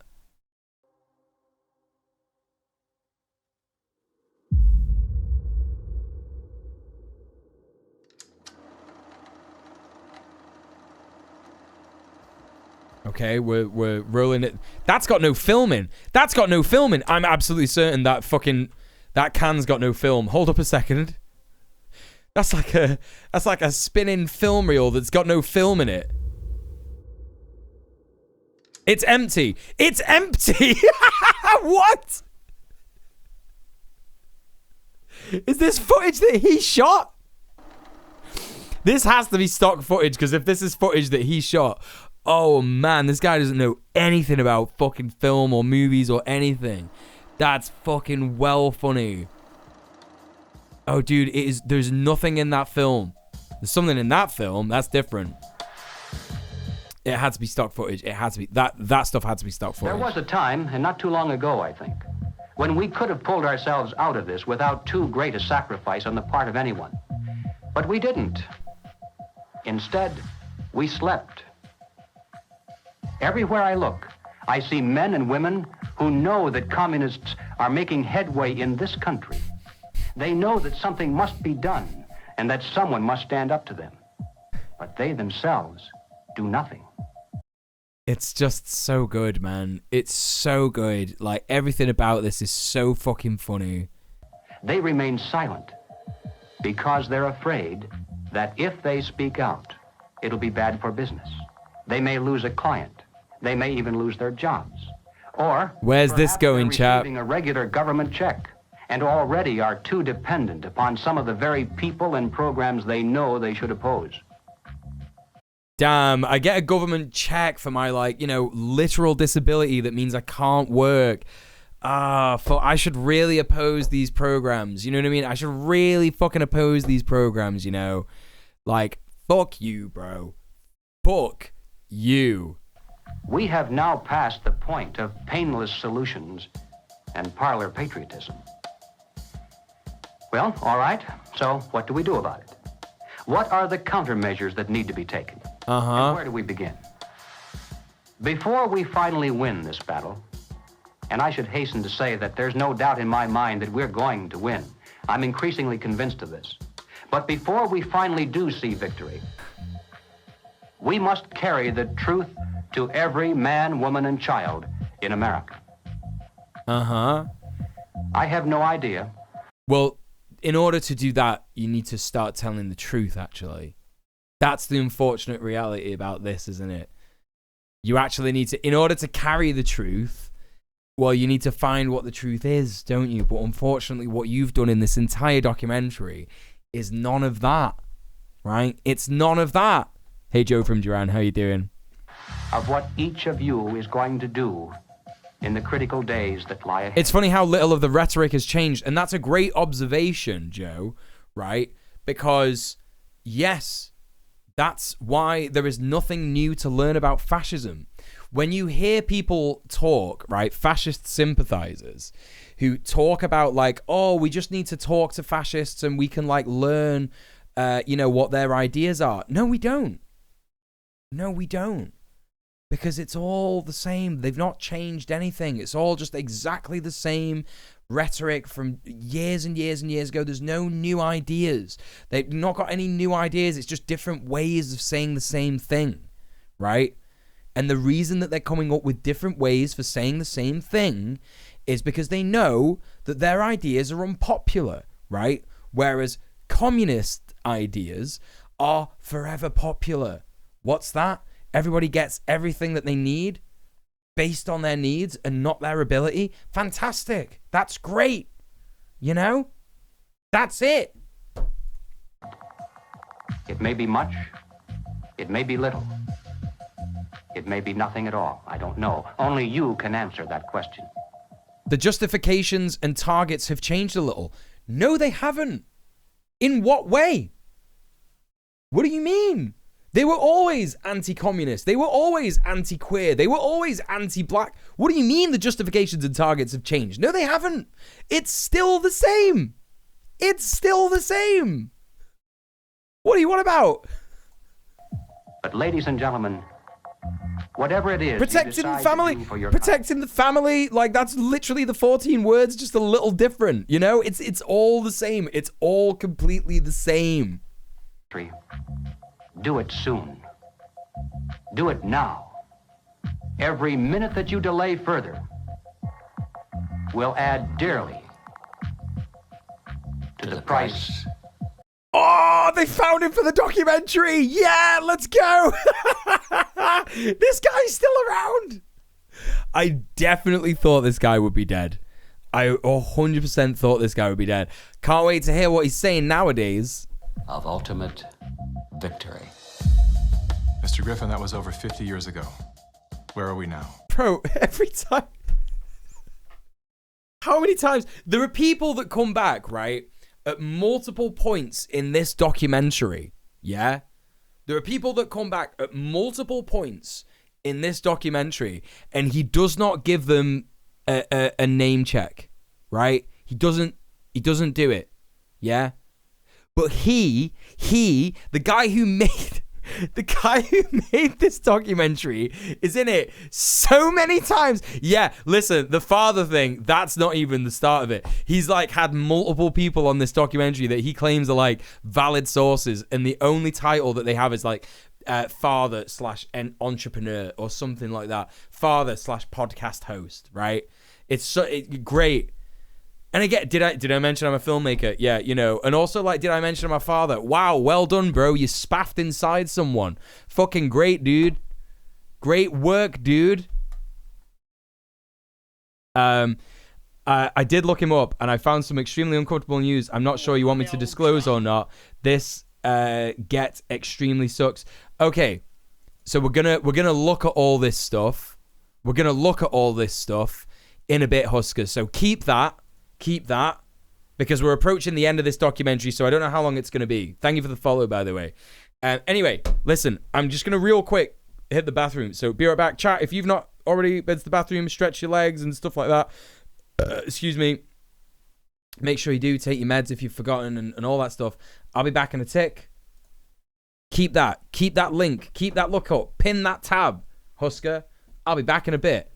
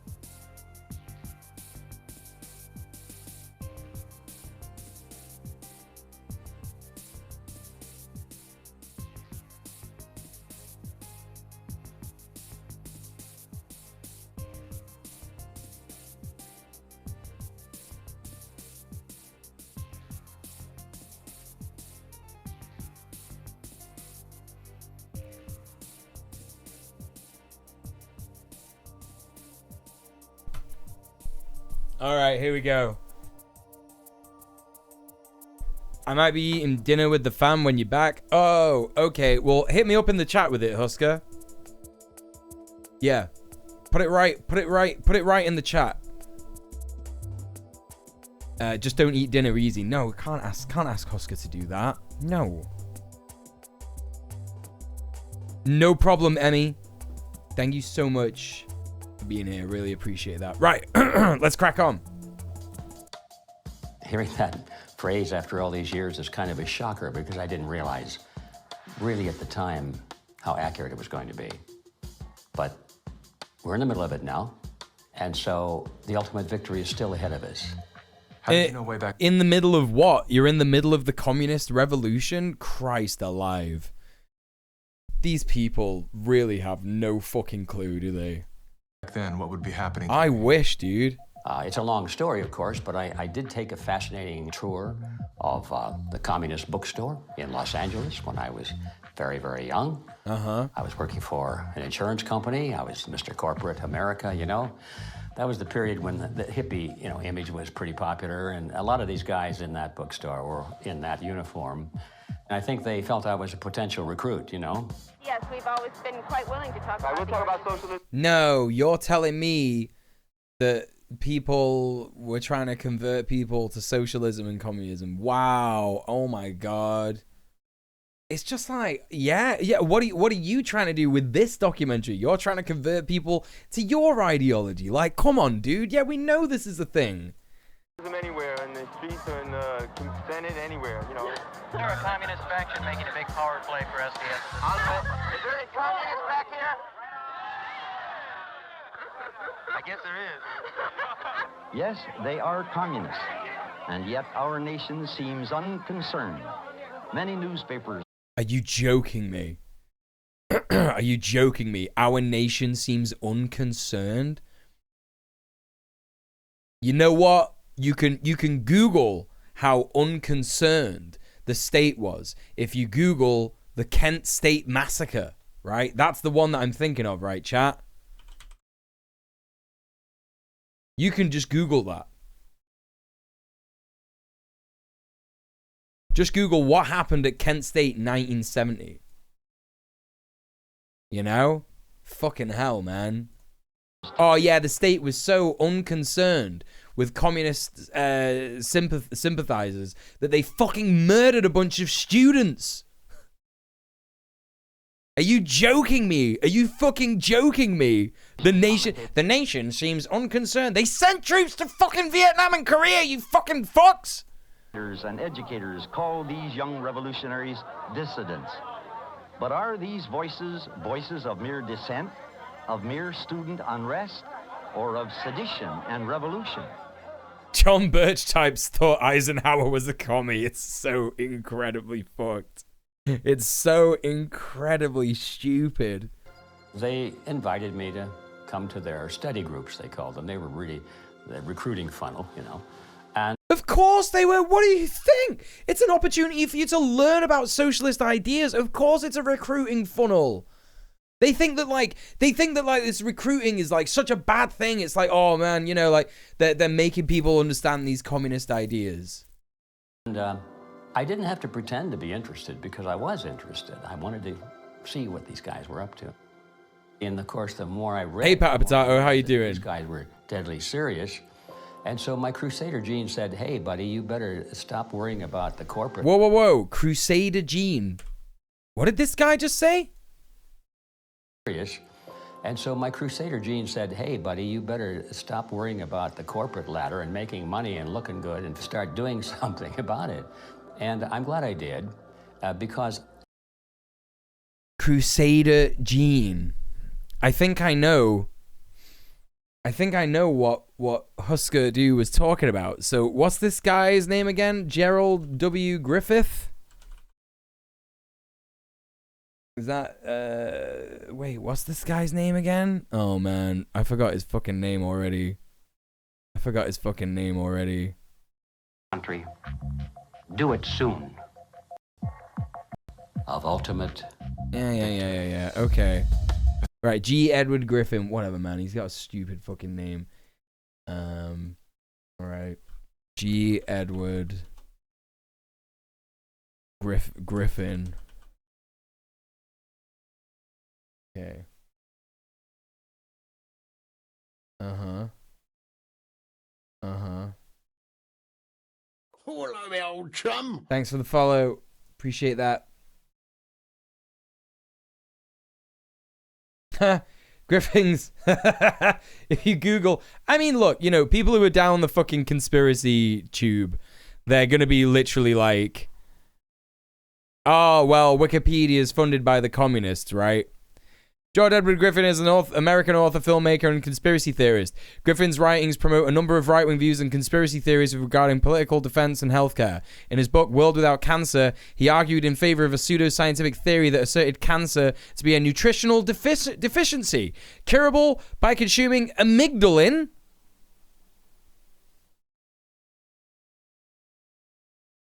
That's incorrect. He is the author of The Creature from Jekyll Island, which advances debunked conspiracy theories about the Federal Reserve System. He is an HIV/AIDS denialist, right? Which is interesting because in this documentary, at the very start, where are we here? We're at like, I think we're at like this bit, 1 hour 20. Okay. So at the very start of this fucking video, this guy mentions this guy. Hold up. It's going to load. Just bear with us, chat. In fact, if I press play, will it load faster? Days before. Okay. So he talks about his mum and how his mum was on welfare because she had cancer and how that was bad. She shouldn't be on welfare, right? And then he talks about his brother killed by AZT, which was a drug that did not work against HIV and AIDS, right? So this guy is happy. He's happy to have a HIV and AIDS denialist on. Yeah? Before she passed, her first son, my brother, was killed by a drug called AZT. And he also uses this opportunity to launch into a conspiracy fucking bullshit thing about Anthony Fauci, right? Fucking bullshit. So bad. All right, Emmy, thank you so much for being here. Take it easy. Just Googled amygdalin, poison yourself with cyanide to own the libs. Is that what that is? Is it like cyanide? Oh my god.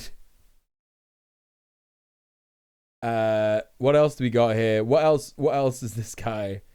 What else is this guy chatting about?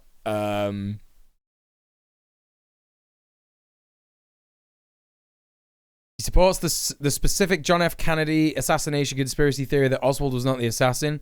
He also believes that the biblical Noah's Ark is located at the Durapinar site in Turkey. Okay. What else? What else do we got here? Excuse me. He presents his argument that the central banking system of the United States constitutes a banking cartel.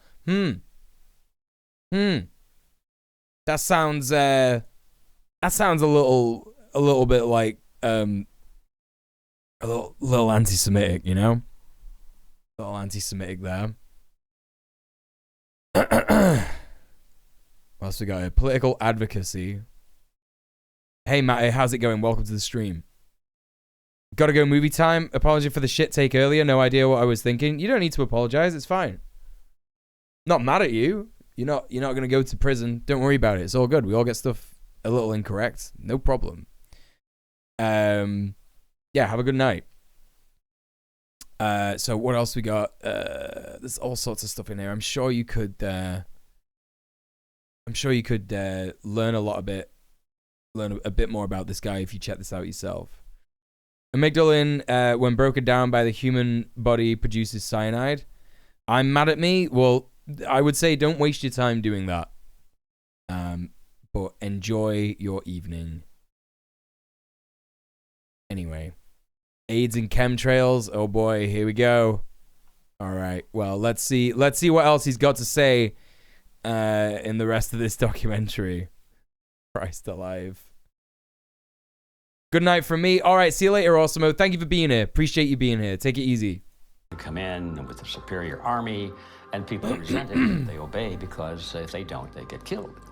Now, if they want to conquer people in this environment, they have to do it through the mind. And of course, today, after all the... Whoa, whoa, whoa, whoa. Whoa, whoa, whoa. What are you fucking talking about? Griffin worked as a writer for Curtis LeMay, vice presidential running mate for George Wallace. Who's George Wallace? All right, we skipped ahead a little bit there. Let's stop worrying about the corporate. Yeah, okay. Money and looking good and start doing something about it. And I'm glad I did, because after that point, my life had a meaning. It had a big Southern segregationist. So this guy, you know, who's making this documentary wants to talk about like, oh, you know, the left are poisoning the minds of black people. Okay. And then he's got this guy. Segregation forever. Yeah. Had a purpose more than just self-centered. Who are some of the key figures behind this agenda? I'm not sure we can name names. We know that there are layers and layers of control and influence, sort of pyramidal in form. At the bottom level, of course, it's just all the common people. Most of them don't even know what's going on. It used to be that an invader could come in with a superior army, and people resent it, but they obey because if they don't, they get killed. Now, if they want to conquer people in this environment, they have to do it through the mind. What are you talking about? I love this shit so much because it just completely blows away any kind of imperialism that the US is doing at all. Right? At all. It's literally just, oh, they gotta give us the mind. They gotta make us get the woke mind virus, and that's how you actually like take control and stuff. No, it isn't. Are you saying that during Black Lives Matter uprisings, when the state literally militarized itself against protesters, are you saying that just happened, what, for a laugh? You know what I mean? Fuck you. And of course, today, after all the technology that we have and the control over the communications and the... They have no idea about the CIA. Well, they think the CIA is just like China, right? That's what they think. And the media, they have absolute control. Was that John Oliver? Hang on. Sorry, I'm clicking all over the show. Hang on a minute. He's just like, the state, they have complete control over the media. Who's they? Who's they? G. Edward Griffin. Who's they? Communications and the images and the school system. Mickey Willis had to do so much work. This was the most work, yeah, that Mickey Willis had to do in editing any of this documentary, is to cut out how many times he said the Jews or just slurs for the Jews, right? And the media, they have absolute control. Hey, Count Yogula. The funnel of information Welcome in. That comes to the average person. And the average person, if they're not aware that there's a real war going on for their mind, they will be helpless. And as long as people... Helpless to what, exactly? To what? Are on the edge of fear. They're willing... What, to like having a... Bro, people fucking died from this vaccine. People died. People died from this fucking disease. People died from this disease. Untold amounts of people died. Like, you have to be fucking shitting me. Right? There's still people dying from this disease. It's not gone anywhere. You know what I mean? It's just over 1 million in the US alone. Over 1 million. To give up their liberties and pay lots and lots in taxes. A tax on carbon. And as I pass through that idea that, in my view, the enemy is in a category called... Right. And they're bringing these little like bits in to be like, carbon tax. It's so bad. There are no serious environmental activists who truly believe that a carbon tax is good and possible to reduce emissions and save the planet. No one thinks that. No one thinks that. Only every single serious environmentalist understands that we have to end all fossil fuels, right? Or at least the majority. Yeah? Collectivism. And that's the word that applies to all of these things. Socialism, communism, fascism, Nazism, all of these things are... It really isn't, though. It really isn't, though. Oh, no. Yeah, this whole documentary has been like, all of this, Alejandro. It's so fucking ridiculous. Merely variants of collectivism. That is the philosophy based on the assumption... Yeah, I love that they're like, Nazism is about the collective. Oh, man. Yeah, they love this horseshoe shit. They love it. The group is more important than the individual, and that the individual must be sacrificed, if necessary, for the greater good of the greater number. That's the trick. Okay, but like, context. Could you give us an example, right, of communists doing that? Could you give us an example? You're doing this for society. Obviously, you don't like to tell people what to do, but sometimes for the good of society, that's necessary. Yes. It's very, very Joe Rogan. It's very... Well, Joe Rogan is a conspiracy nut, all the same, as any of these guys, right? So, yeah, of course it is. Of course it is. We have to start doing things for the greater good of society, and not for idiots who think that they can do their own research. But it's not about me and my rights to choose. It's about how I love my neighbor. You are not doing this for yourself. Yep. If you are at all like me, your own health, your own risk is not a big rational driver of all. Like, it's so incredibly funny, right? Because America was like, at a time, like lots of people were saying the most socialist thing they've ever said in their entire lives, which is that we must think of our neighbors with love and compassion. Yeah. And fascists' response to that is, I can't believe the world's gone communist. I fucking wish, buddy. All of your actions. Fucking wish. They trick us into thinking that if you act in your own self-interest, that somehow you are selfish. And nothing could be further from the truth. Those of us who've discovered this trick long ago, we realize that enlightened self-interest comes into play. If you are acting out of self-interest, you soon discover that the best way to benefit yourself is to help other people. It does.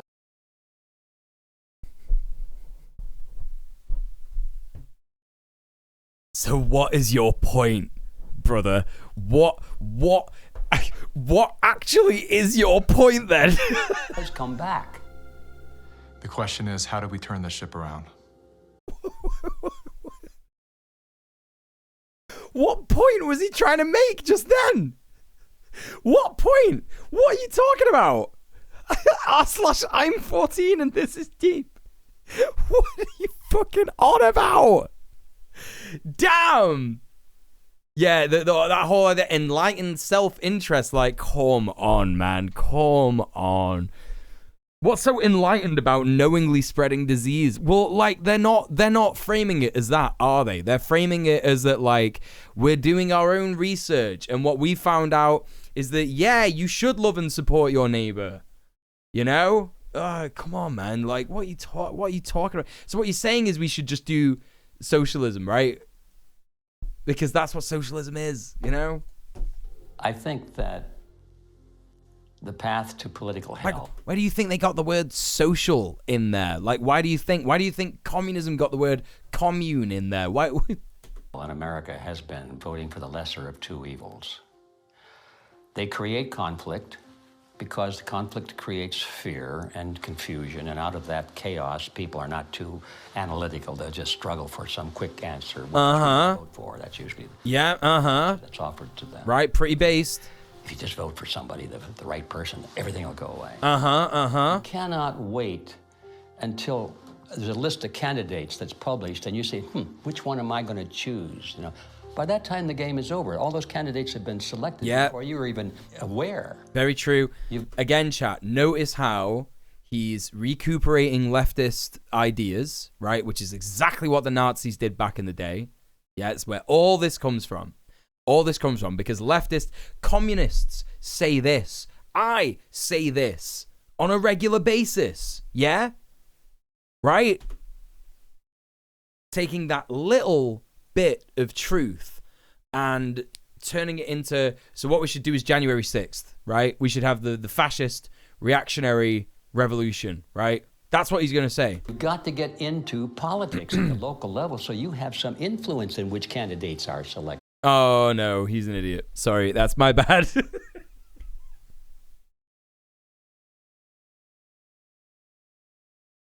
Oh my god, dude. You have to be fucking kidding me. I genuinely thought he was going to say something along the lines of we have to have a revolution and blah, blah, blah. But he's like, no, the system's really evil. So what you have to do is become part of the system. What are you talking about? And that starts at the grassroots level. You don't come in at the top. You come in. Wait, grassroots like Bernie Sanders? A big point of this documentary, by the way, people who missed it, a big point of this documentary was that Mickey Willis once was a cameraman for Bernie Sanders in 2016, and then he started noticing all these communists everywhere, and he was like, wait, I had a mind-blown moment where I realized that socialism is about communism, right? And he's speaking about how bad Bernie Sanders is, his grassroots campaign, even though it was a grassroots campaign. And now this guy is talking about doing grassroots campaigning to stop the people in charge, like the Democrats and stuff like that. And it's like, what are you... So what... Oh, it's just so ridiculous. Like, the message is so muddled. How anyone can come away from this, right, and think that there's some kind of broad message that's easy to digest and easy to understand is beyond me. Completely beyond me. If we do that job, we will influence both political parties just like our opponents do now. There is actually a way forward and a way out, but it's going to require work, and it's also going to require that we acknowledge. Yeah, this is the guy that's the MD. So he's re-name checked this guy. Whatever the subtitles are covering it. Mark McDonald, MD. He's just a doctor for whatever reason. I don't know. What is he? A theology? Oh, fucking who knows? Who cares? But he's the author. I like how he doesn't actually mention his doctorate or whatever this is, this MD thing here. He just says that he's the author of the United States of Fear. That's all he credits him on, right? That we have wronged ourselves. That we are part of this problem. It's not the government that caused this. The government facilitated it. Whoa, whoa, whoa, whoa, whoa. So now you're saying, even though this whole time you've been saying that the government is doing this and China is behind it and they're influencing the government to make everybody communist, you're saying, oh no, it's not the government's fault. The government facilitated it. So what you need to do is join the Republican Party. That's what it's going to be, isn't it? What caused it was our being asleep at the wheel. Without taking accountability, we cannot move forward. The masses of humanity have been slapped awake in a very short period of time, to where now it has created a domino effect of awareness. Yes. And that is people realizing that capitalism is extremely terrible, right? I looked it up the last time he streamed this. He's a psychiatrist that anti-vaxxers flock to give positive Google reviews, even though they're all clearly not patients of his. Right. He works with children. Born and raised in Los Angeles, Mark McDonald graduated from UC Berkeley before attending medical school at Medical College of Wisconsin, trained in both adult and child adolescent psychiatry at UCLA. He now works primarily with children in private science in West Los Angeles. Does he now? Interesting. Okay. All across the planet, people cannot go back into the matrix now. Oh, Matrix moment. I'm sure that's on a Chud Bingus card. I'm sure it is. They can't. A lot of people are trying to, and they can't. We have the right as citizens in this country to abolish government and create a new one. And that is the authority that has been given to us. It is written in our documents, the Declaration of Independence, the Constitution of the United States, the Declaration of Human Rights. We have indelible rights. And the basis of those rights? Every single time she's been on, right, I'm fairly certain there is no context given as to whether she's talking about, like, supporting anything that this documentary is about. I don't know who this person is, but like there's a very good chance that this person, that like maybe a lot of the people in this fucking documentary are like completely clueless as to what it's about. Do you know what I mean? Because there's so many context-free sound bites that are used by people all the way through this that it's like, okay, all right, it could be about anything, right? Like what she's saying is correct. We don't have life. And so we have to awaken, we have to arise, we have to fight.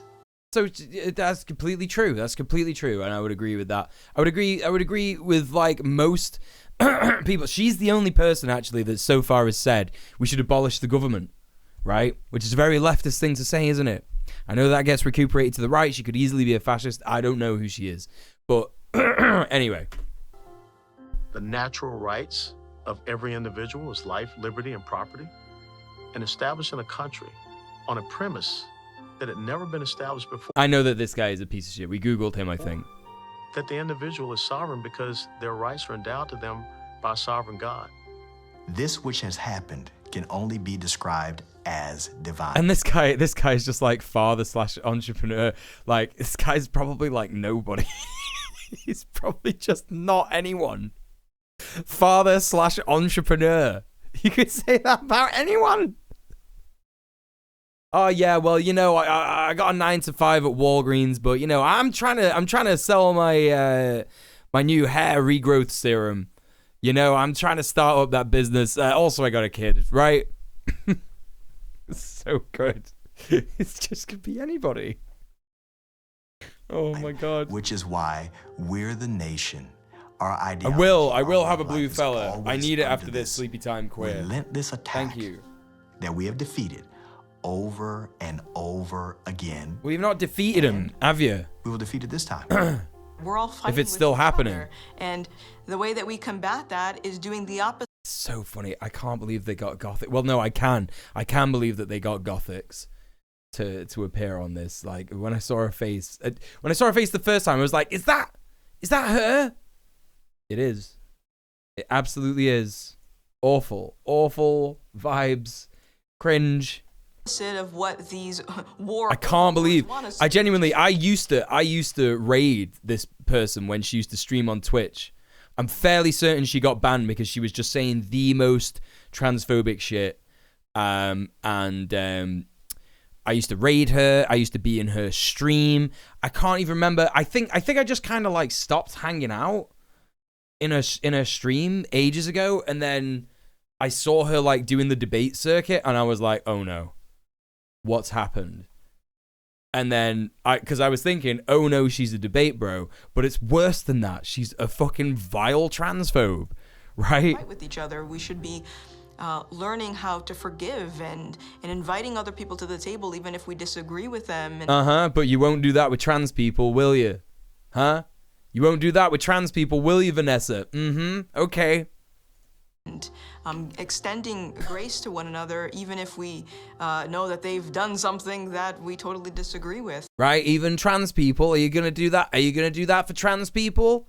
Are you going to do that for transgender people? I would love to know that. Because from what I know of you, you're quite not a fan of that, actually. So there you go. Because that's how we ultimately are going to heal as a nation, is understanding that we all come from different walks of life and we all live here together. No communist doesn't understand this. Like, it's just so ridiculous. They're like saying that this is the thing, like everybody's so divided and wrong and blah, blah, blah. No, it's like there are fascists and then there are not fascists. Like, an anti-fascist. Like, that's what it is, right? Together, and let's start. It's far more simple than that. The only real problem that's existed in the world, it's division. It's that people are not getting in rooms. No. Not. Isn't it funny? Isn't it funny that this is quite clearly, right? This is quite clearly a right-wing, fascist conspiracy theory video. Yeah. Quite clearly, from everything that they've said, it's anti-communist, it's anti-trans, it's anti-Black Lives Matter, it's very xenophobic, and all this stuff, yeah? And every single person on it is saying, we need to come together. You need to meet us in the marketplace of ideas and discuss our differences openly. You know what I mean? In sort of like a debate format. We should definitely just do that. Yeah? And that sounds very much similar to a group of people that I will not mention who facilitate those kinds of things happening on the internet. And that stuff happens regularly, doesn't it? Right, but still there is this division and people don't agree with each other. So it's weird how people are saying, oh, we need to let more people who have terrible opinions on people talk with people who have less terrible opinions on people about the people that they have terrible opinions about to justify the actual discussion, isn't it? That's what we should have. Willing to speak with one another, see each other's hearts, and get to know, hey, what do you believe? What do I believe? And is there a way we can actually work together to solve these problems? And I'm willing to bet that most of the Gen Zers would say yes. That's what we need to do right now. And that's why I'm glad we're the age that we are, because we can be leaders of that conversation. What? When I started to realize, like, wow, freedom's a polarizing concept for some reason. Thought this was America. Is this? No, but the thing is that the ideas that you support, my friend, are antithetical to freedom, aren't they? The ideas that you support, that like, this is the paradox of tolerance, isn't it? They're doing the paradox of tolerance, which is, as we all know, yeah, it's JP Sears. Yeah. It's do cranks ever not look the part? Right? These people are talking, they're actually talking about the paradox of tolerance, aren't they? Which is they're saying, oh, we should tolerate everybody and every kind of opinion. We should have loads of diverse opinions, right? But the problem with that is that once you tolerate every opinion, even those opinions that do not tolerate other people existing or other people having opinions, right? Then you are actually, in fact, invoking the paradox of tolerance, right? That's what's happening. His comedy, I dare you, double dare you to sit through. No, I've glanced at Mildred's video on it, and I'll probably watch it via Mildred's video. Maybe tomorrow on stream. Maybe we'll do that. A little bit of candy for you, chat, because you've been through a lot with these streams, eh? How about that? America, it is? Okay. World's different than I thought. So my fear was, I could lose everything. Father, comedian. Well, one of these is definitely like, lose my business? Depends what you think is funny, man. I knew, especially having a son come into the world, I am imprinting something on his beautiful, innocent, fragile psyche and heart.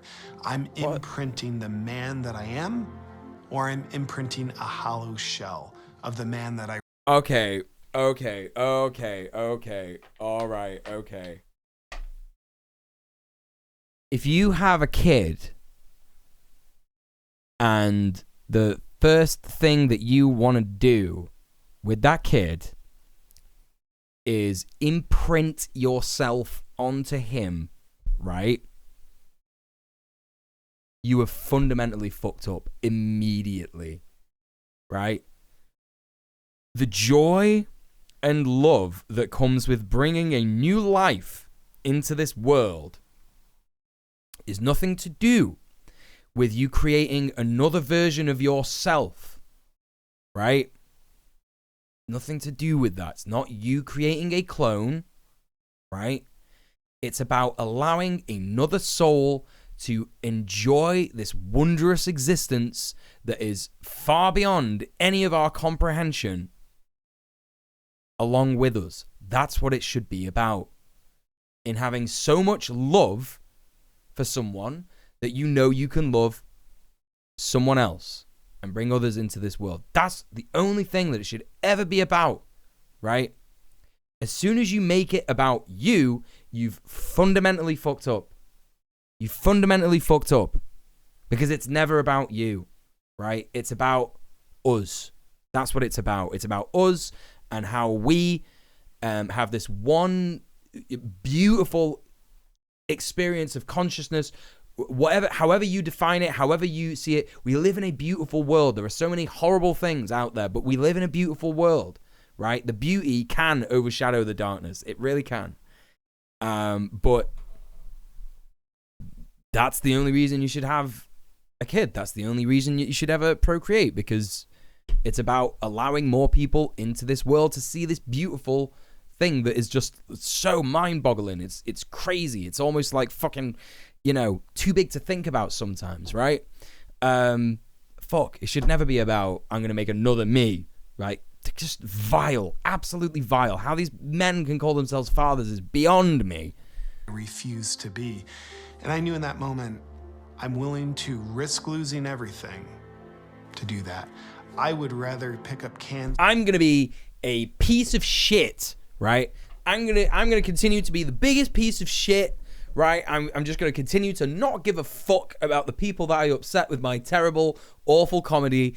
For my I'm gonna use the fact that I put my penis in a vagina and cummed in it, right? I'm gonna use that as an excuse, right? I forced my wife to have my baby, and that's my justification for continuing my awful comedy. On the side of the highway to feed my family, than It's to sick. live out of alignment with my truth and It's betray sick. my son. Just say no. It's sick. It's sick. Rise up in a non-violent way. They can't imprison everyone. They can't fire everyone. Based. But they can fire individuals that are separated and don't Yep. work together and give in to the fear. Oh, so all of a sudden, it's about the collective.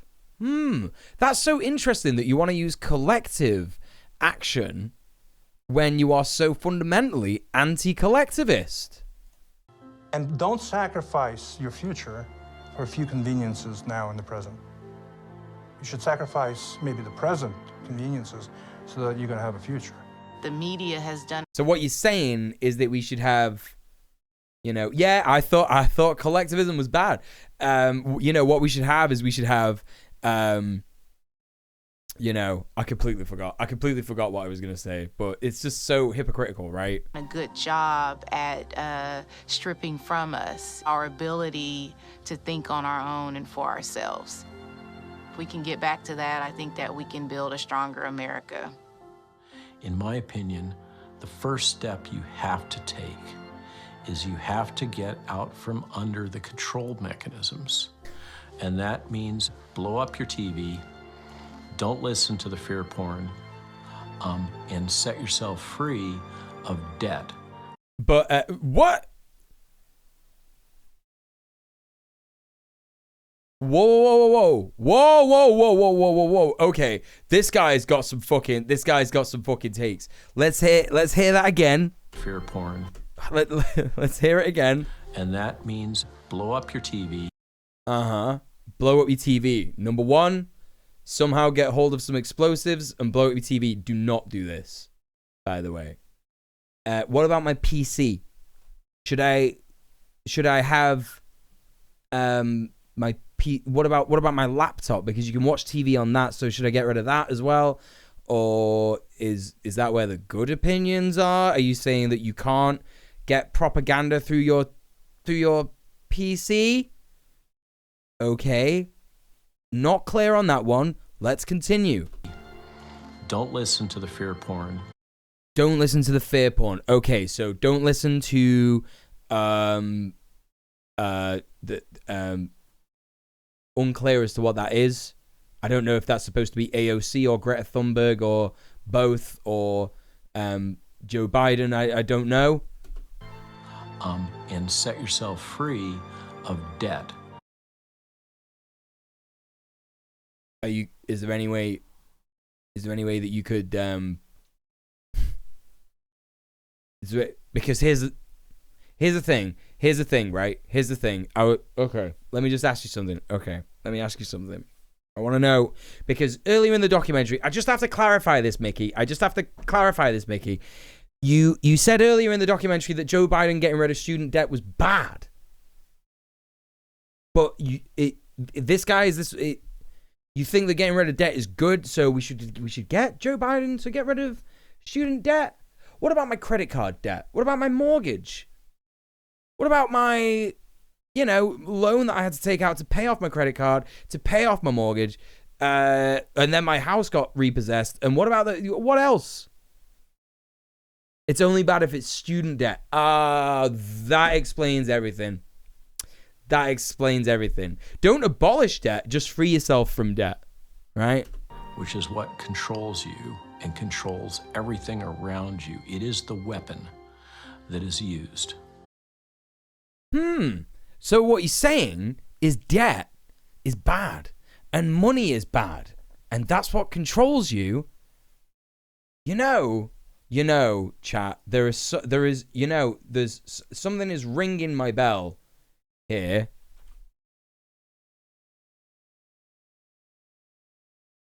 And I wonder if there's something that can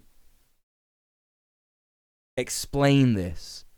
I wonder if there's something that can explain this. You know, I wonder. Okay. In their minds, I think logic is hard with these. There's a difference between debt getting virtually paid by taxes and getting yourself out of it by way of whatever. Yeah, well, it's exactly like Ludo saying, set yourself free of debt is an insufferably privileged thing to say. Yeah, it really is. Poorly attributed use of the word porn. Yeah. The documentary is fair porn. Yeah. My computer is where I watch the fair porn. That's right, Uni the Dino. Also, welcome to the stream. How are you doing? The most important thing is always that the dissonant voices continue to speak. Mule, he's saying you should inherit $5 million from your father who was heavily invested in for-profit prisons. Be free. Is that who this guy is? Is that who this guy is? No. Really? Dr. Robert Malone. I hope if any working class people are watching this VOD or they're watching this stream live, yeah, and they are like thinking that these people in any way are doing anything to help you, I should hope that this is the defining moment that tells you really who they fucking are. Because holy shit, they are using you as a fucking rube. There is no liberation from debt or wage slavery with these fucks. It just doesn't exist. Oh, you made it up, but that would be funny. Well, let's have a look at Dr. Robert Malone net worth. $1 to $2 million. He's a millionaire. The estimated net worth of Robert W. Malone is that this guy? $18 million?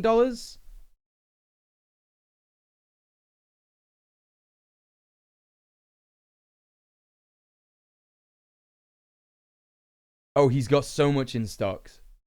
He's got so much in stocks.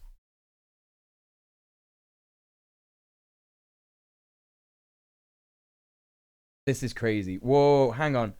Dr. Robert Malone. Let's check this guy out. Let's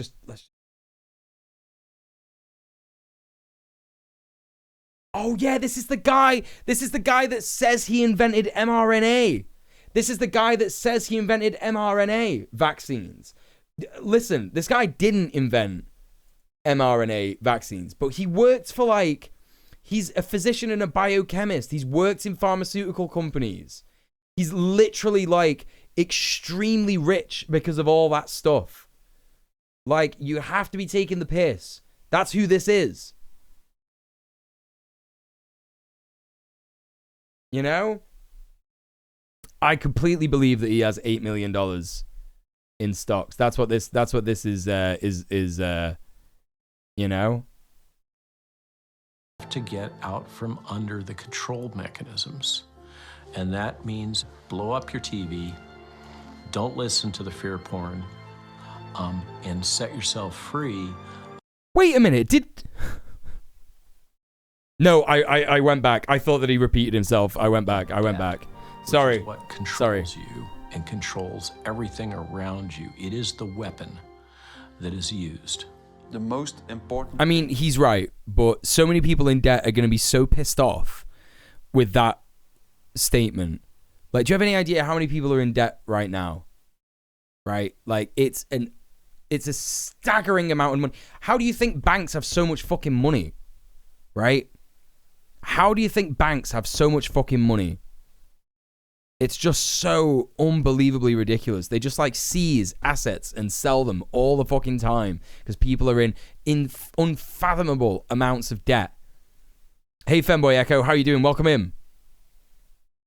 It's just so ridiculous. Always that the dissonant voices continue to speak out, and also extremely important, that they don't start to form a mass or a crowd themselves, because that happens very easily as well. Happens very easily.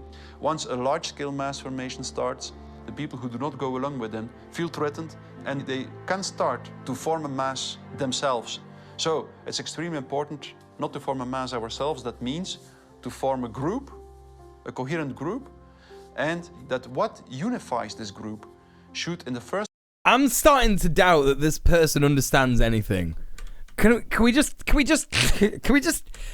right back? This guy is Professor Matthias Desmet, who wrote The Psychology of Totalitarianism, right? And I think that this guy was in the documentary because he has an Eastern European sounding accent and he's speaking about USSR, Soviet communism, right? So form a group, not a mass. Form a group, not a mass. Starting to think this guy doesn't know anything about anything that he's saying. And, also extremely important, that they don't start to form a mass or a crowd themselves, because that happens very easily as well. Happens very easily. Once a large-scale mass formation starts, the people who do not go along with them... He said organize, but not too much. Well, it's funny because they're not even talking about organizing, are they? This is also the very funny thing. Like, they haven't really touched on any kind of organizing, which is why I'm not, like, worried at all about this documentary, because fascists, they will never understand, like, that, like, as soon as they realize that communists are the ones who are doing most of the organizing, they're trying to feed people, they're trying to stop people going homeless, they're trying to, like, help people, they will go, oh, that's too communist, we're not doing that, right? So it's completely absurd that they're going around with all these terms saying, oh, it's communist, blah, blah, blah, blah. You have to make a mass, not too much of a mass, organize, but not that much, you know? Feel threatened, and they can start to form a mass themselves. So it's extremely... This entire documentary has been making people feel threatened. So it's like, be afraid, but don't be too afraid. Right? It's just... Does the totalitarianism expert acknowledge we live in a dictatorship of the bourgeoisie? I wonder if he does, Alejandro. I wonder. It's mass versus mass. Let's fucking go. Important not to form a mass ourselves. That means to form a group, a coherent group, and that what unifies this group. This is like the defining moment of this documentary. This is where everything has been leading up to, and every single person so far has said the most ridiculous things, like the most absurd, crazy stuff that makes no sense. It's like, oh yeah, you know, form a mass, but don't form a mass. Blow up your TV, free yourself from debt. How, I don't know, apply to a debt collection agency or something like that, the debt management service. Not even any kind of advice offered of anything like that. Just the most fucking stupid shit. First place be the fact that everybody who belongs to the group can have his own opinion and can speak in his own way. Great. We have nothing to fear from these guys, chat. Nothing to fear. Because if that's how they're gonna do shit, they're gonna get nowhere. Like, when you see these, like, this, like, constant fracturing of, like, fascist organizing groups, this is why. It's because they don't realize how incoherent all of their messaging is, and they have no quite, like, you know, understanding of what they all actually want, and some of them want different things, and they don't understand why others don't want other things, etc., etc. We have nothing to fear. It's fine. It's all going to be okay. Don't worry about it. What matters most to you? I'm being facetious, by the way. We should always be vigilant of fascist organizing, but you know what I'm saying, right? This documentary has actually provided me with so much hopium, because it's like, oh, these guys are never going to get anywhere. They don't know what they're doing. They don't know what's going on. They have no concept of any of this stuff. You know?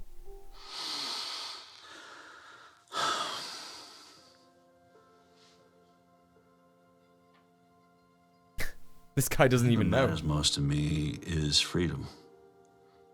Freedom. Freedom, brother! I want as little laws as necessary.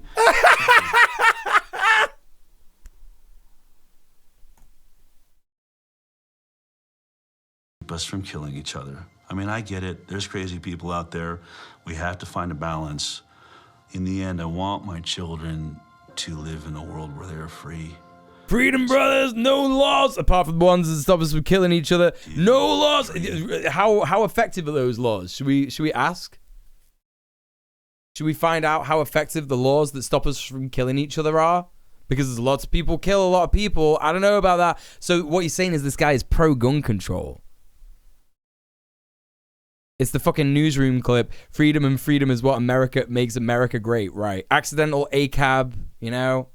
I love how he basically just said a union of egos, but like the Randian understanding, not the Sterner version. I don't know what the Sterner version is, but yeah, I know what you mean. Yeah, union of egos, yeah. To take risks, to fail, free but eat. Hardship strengthens us. We wouldn't have had the American Revolution and the beta model for the American Constitution, the beta model of a republic. Okay, you can tell how very, very, very serious this guy is about understanding communism when he's literally saying we need things to be harder for people. Because if this guy is truly scared of communism, he would not be saying that. Because we all know, right, revolutionary optimism dictates, it is a science, that once the material conditions of the working class get so great that they cannot handle it anymore and things are too hard to deal with, there will inevitably be a revolution. Yeah? So, starting to doubt this guy's qualifications on understanding communism and what it means, starting to doubt that he has any understanding of anything other than trying to get people to stop cancer treatment or HIV treatment. In the modern world. Christ alive, man. The tyranny of King George had been unbearable. All the good things in life usually are a result of some kind of a rebound against something that's very not good at all, very painful. I mean, I think about if someone had jumped in there and taken away my failures. I can't do what I'm doing now if someone had kept me from really hurting, really learning lessons that. What is it that you're doing? What is it that this guy is doing? I don't understand. He's the host of the High Wire. What is that, chat? What is the High Wire?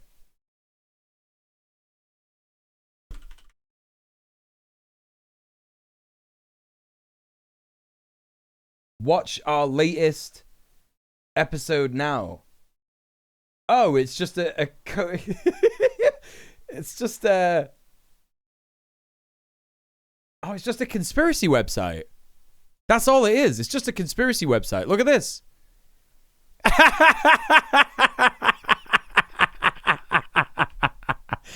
Estrogen hormones, testosterone hormones.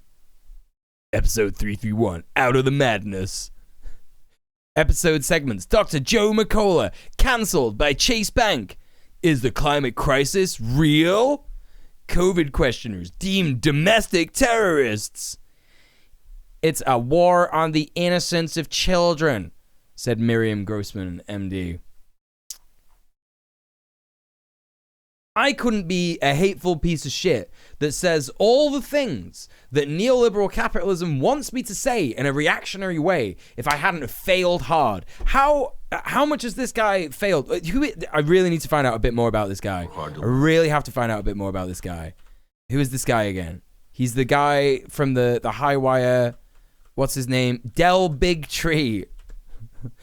First of all, very funny name, dude. Hats off.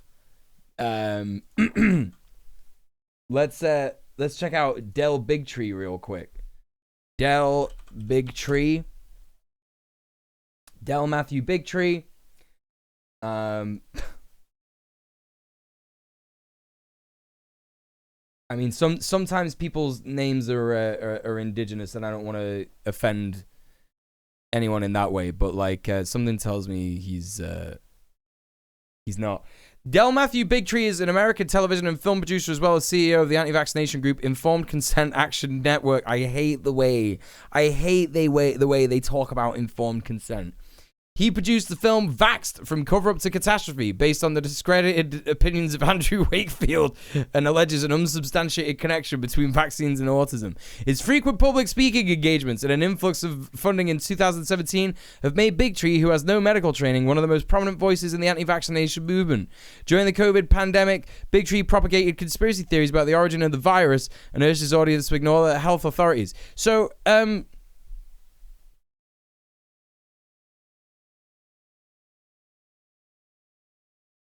interesting. Television producer. Bigtree grew up in Boulder, Colorado. That's a red flag. The son of Jack Groveland, minister at the Unity of Boulder Church, attended the Vancouver Film School, another red flag, and eventually gained employment in the television industry. He briefly worked on Dr. Phil. It's red flags all the way down, and was credited as the field producer for 5 episodes. After a gap of 2 years, he served on the production team medical talk show for the doctors, which he produced 30 episodes, although he has no medical training.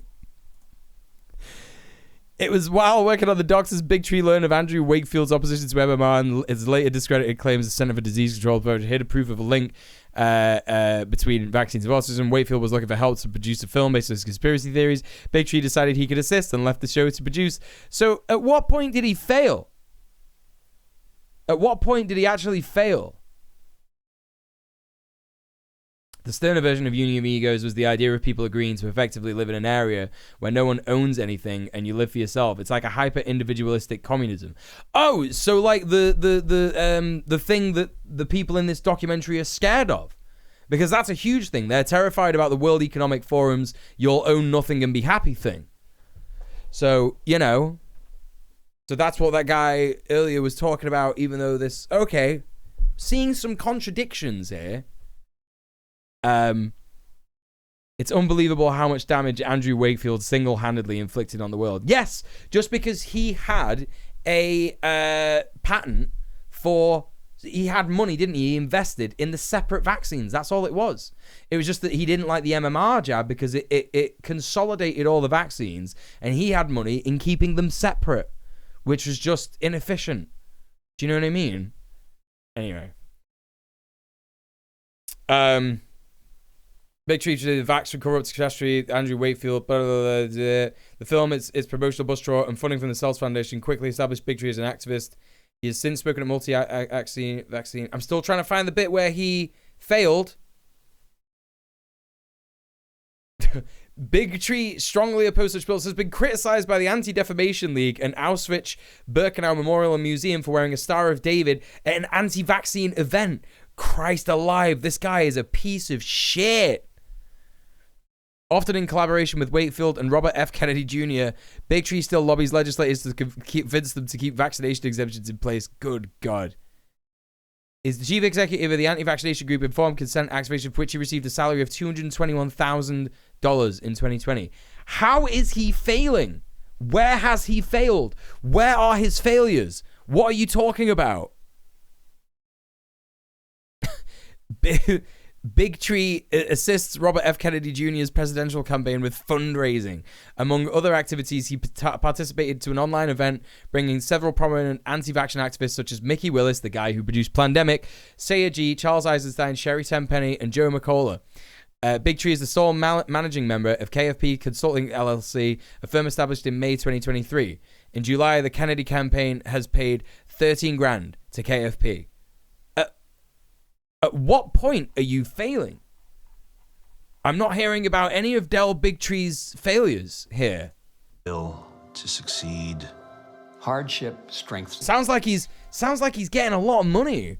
Sounds like he's failed upwards, it seems. Yeah, jinx, Chloe. Literally jinx. Faye said that in the chat as soon as I did. Had the American Revolution and the beta model for the American Constitution, the beta model of a republic in the modern world, unless the tyranny of King George had been unbearable. All the good things in life usually are a result of some kind of a rebound against something that's very not good at all. Mind-blowing revelations! Mind-blowing revelations in the documentary. You heard it here first, folks. All of the good things that have come in this world have come off a rebound of things that were very not good. Holy shit. Very painful. I mean, I think about if someone had jumped in there and taken away my failures. I can't do... What failures? What? I need examples of this guy failing. I need examples of this guy failing, really. Because from what it sounds like he's earning a lot of money and he's taking the piss out of everyone. Every single person who buys into his anti-vax shit. He knows that you are rubes. He knows that you are fucking marks for his grift. He is exploiting every single one of you, right? It's fucking ridiculous.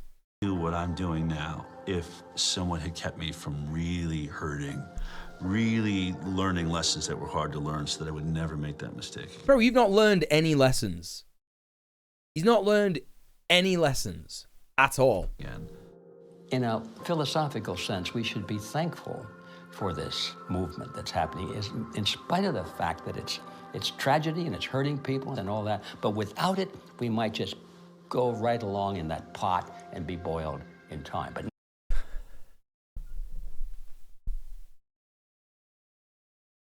he's like, oh, you know, the leftists, bless them. You know, it's really, really bad what they're doing. It's hurting people. It's so harmful.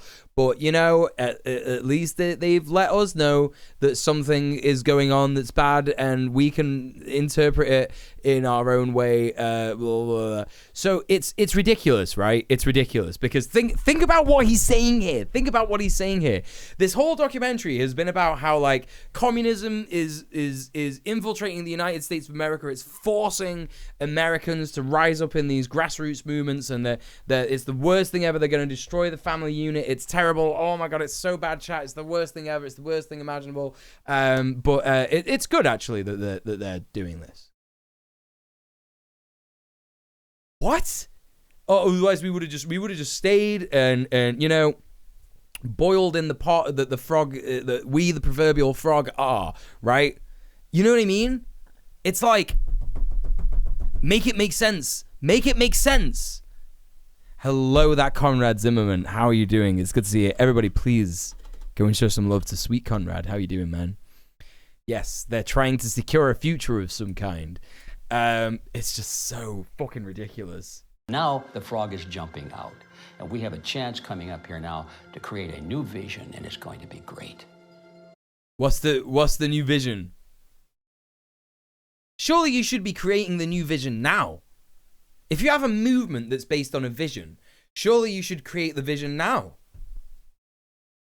Proverbial frog, not to be confused with the gay frogs the government made. It's true. It's a bit cynical, but it is in the end good news that mass formation and totalitarianism always destroys itself in a relatively short time span.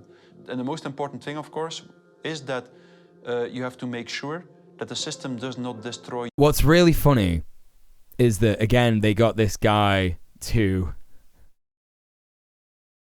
Again, they got this guy to come in to talk about the USSR, right? And he's talking about the USSR like it's this totalitarian, awful regime. And he's saying, don't worry. Totalitarianism, it always destroys itself really quickly. Yes, famously, the USSR, which stood for 80 fucking years, right? 80 years. Destroyed itself so quickly. So quickly, chat. It happened overnight almost, right? He's just completely incompetent at his job, which is criticizing the USSR. I could criticize the USSR better than this fucking guy. You before it destroys itself. Throughout history, it was always the very small minority. History has always been written by the 1% of the population. 15% of the population create history, and they... No. Bit more than that, pal. Follow the leadership, the thought leadership of 1%. But that 15% altogether is what changes history. And so... Bro, I swear to God, like this guy he's talking about like, oh, you only need like a relatively small amount of people to do a revolution. That's what he's trying to say. Yeah. But he's wording it in this way that like, oh, only 15% of people all over the world made history. What are you fucking talking about, bro? Complete insanity. Like, it just makes zero sense. All you have to do is reach 15% of the population. I think today, after all this time, we have more than 15%. We just... Right, well, why isn't anything changing then? This is the same as that only 3% of colonials won US independence nonsense. Is that right? Yeah. I didn't know that was a thing that people said. Have to get them together so they realize that they're not alone. And that's our task right now. No, it's okay, right. For a start, there's definitely not 15% of people in the world who believe this crap. Fucking definitely not. It's the absolute fucking smallest minority of people. Because most people in this world are, like, not white. They're not, like, fucking sat there privileged as fuck like you. Do you know what I mean? Sat there with all your fucking money from your fake-ass conspiracy books and shit, right? They've got fucking jobs to do. They have to work and all that kind of shit. No one is sat there listening to this stuff and going, yeah, really, really believe it. Really believe it. Do you know what I mean? There's no way 15% of people... If you're talking about 50% of people, they're talking about like 50% of people in maybe America. Maybe 50% of people in America believe this. But again, isn't that such a fucking unique, fucked up world, right? Where he's only thinking about America. Fucking stupid fuck. Might have been 13%, yeah. They gotta do these rhetorical dances, otherwise it's obvious how dumb it all is, yeah. I have to explain why they're in a minority yet somehow still correct. It's just, yeah, 50% of white conservatives. I don't think our societies have taken the moment. He's back! He's back! Who is he? Doesn't matter. Doesn't matter. It doesn't matter, does it? To, look up.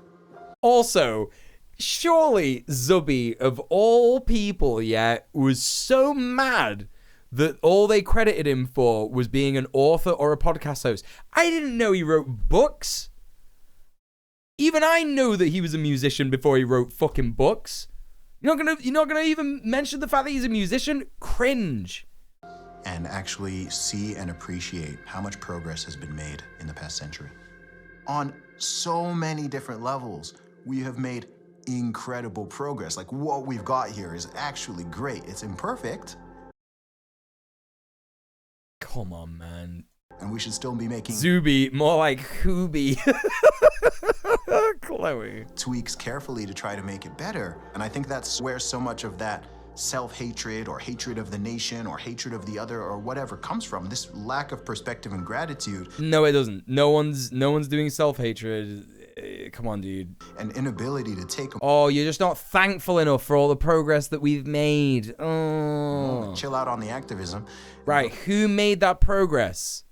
Take a moment. Chill out on the activism. If there's one thing in this world that I am not going to do, it's chill out on any activism because Zuby said so. Are you fucking kidding me, bro? Yeah, I tell you what, dude, I'll just stop helping people in their housing situations because you said so. All right, man. I need to be grateful for all the stuff that's happened, you know? Fucking... But wait, actually... Okay, we've achieved a very unique and special point in history, and let's be careful with that. On that note, dude, I can't tell you how privileged that is yet. It's literally like saying, oh, well, you know, like some of the atrocities have stopped. I wonder what people in Somalia think of what he just said. Just stop. We have to stop right now. We have to stop right now. Just chill out on the activism. Just be grateful for what we have right now. It's really good. It's just so US-centric and cringe, you know? Man who's traveled the world. Yeah. Have you experienced any nation that has course-corrected beyond their sins more than the US has? Course-corrected beyond their sins more than the US has. Are you being for real? Are you being for real? The fucking USA? They still have military bases in every fucking country all over the fucking world where they could get away with it. Are you joking me, dude? Are you joking me?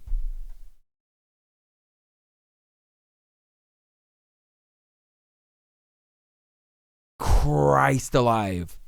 Christ. They aren't even talking about reparations. It's slavery is literally still legal. I can't even. No.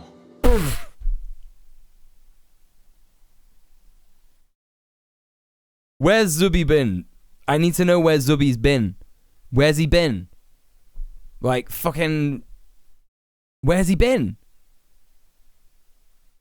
In the UK, they've been whinging about these 15-minute cities, which are meant to help public transport for less advantaged people, but no, they fully believe it's all secret fascism. Wait, what? I don't know what you're on about.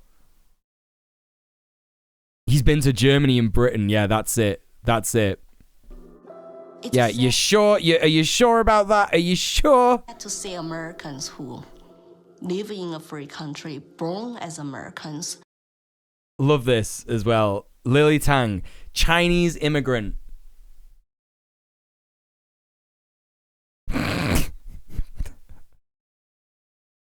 I mean, what else can you expect from the guy that like says, I don't know, father as a qualification, you know? Chinese immigrant, you know? Like, are you fucking serious? It's like he really is like treating the people who take this seriously as idiots. He really is. Do you know what I mean? Because he's literally like, I don't fucking know.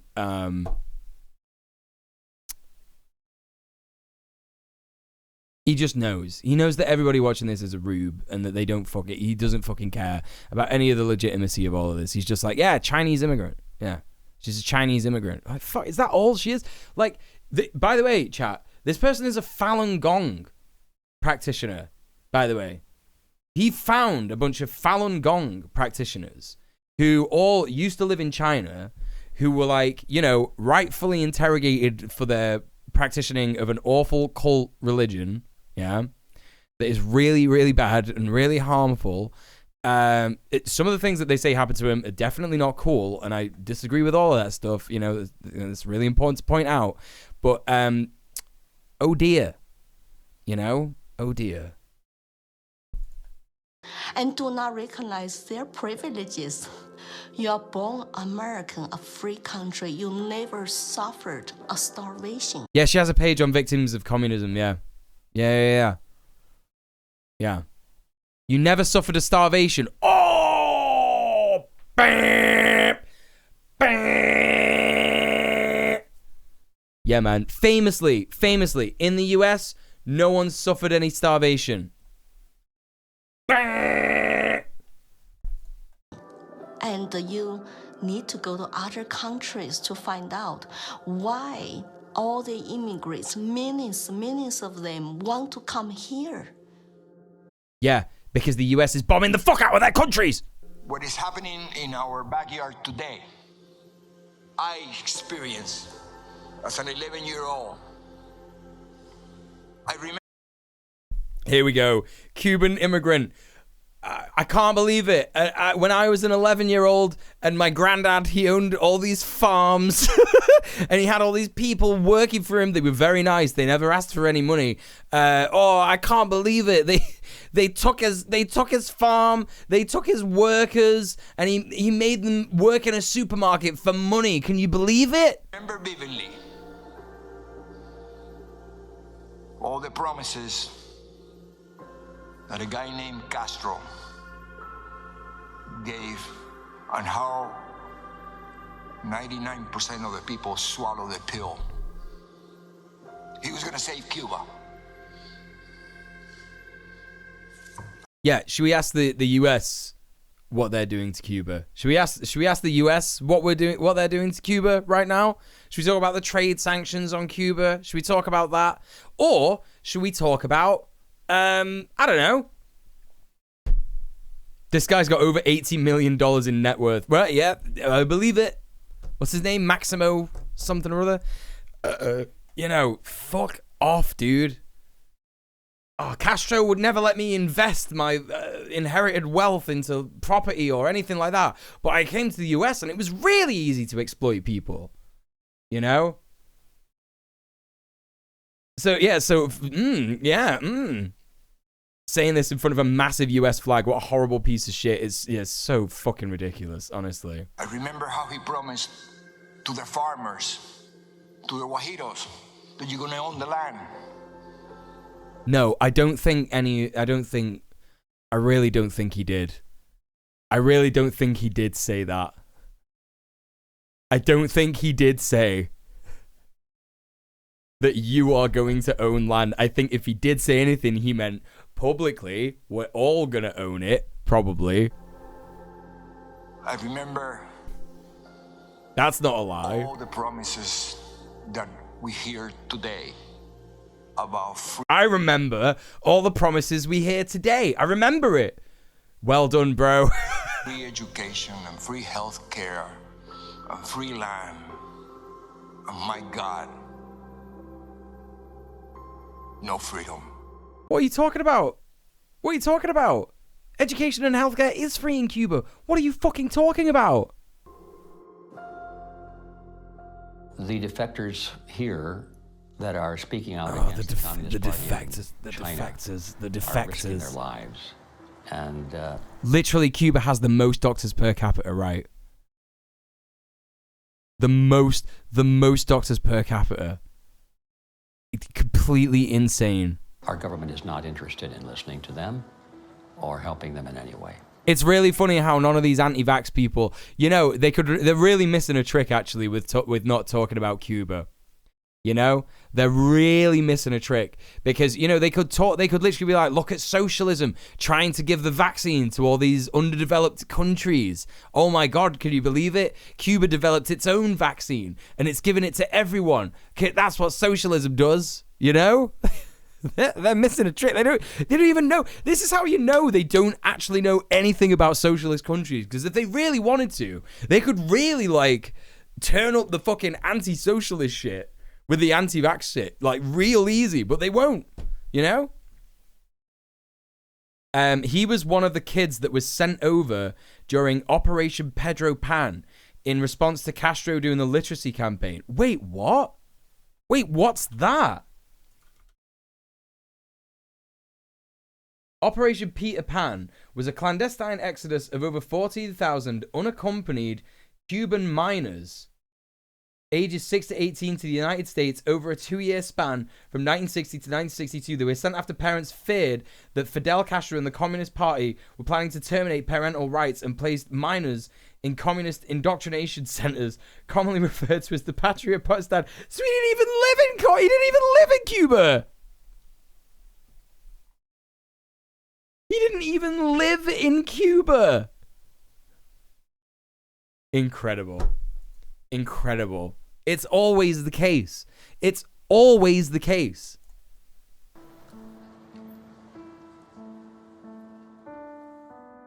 Why is the embargo so intense on Cuba? I guess we'll never know, chat. It's just evil, evil communism. Those fears were from a CIA-backed radio station? Right, yeah.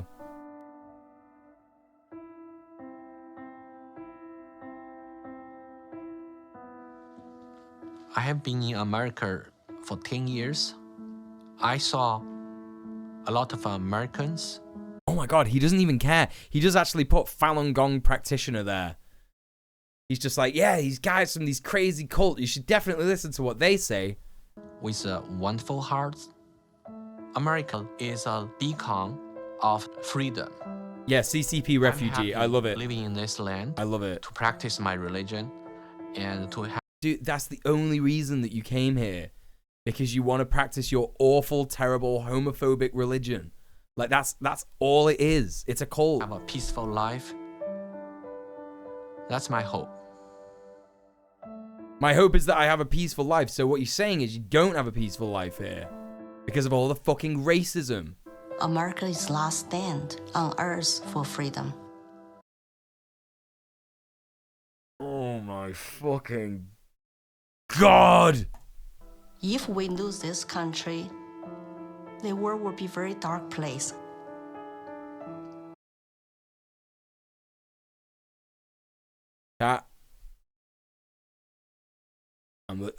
I've been trying real hard. I've been trying so hard to keep down my anger levels. I've been meditating so much. And I understand that this person is just, they don't know what they're talking about. They're completely brainwashed. Okay. Okay, I'm ready. I'm ready to continue. I have 3 children in this country.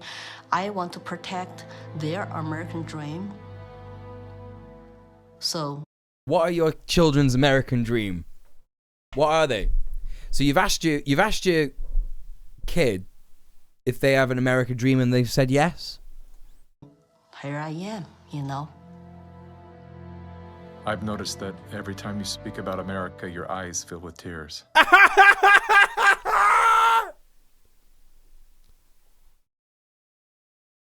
I've noticed this thing that like definitely isn't happening.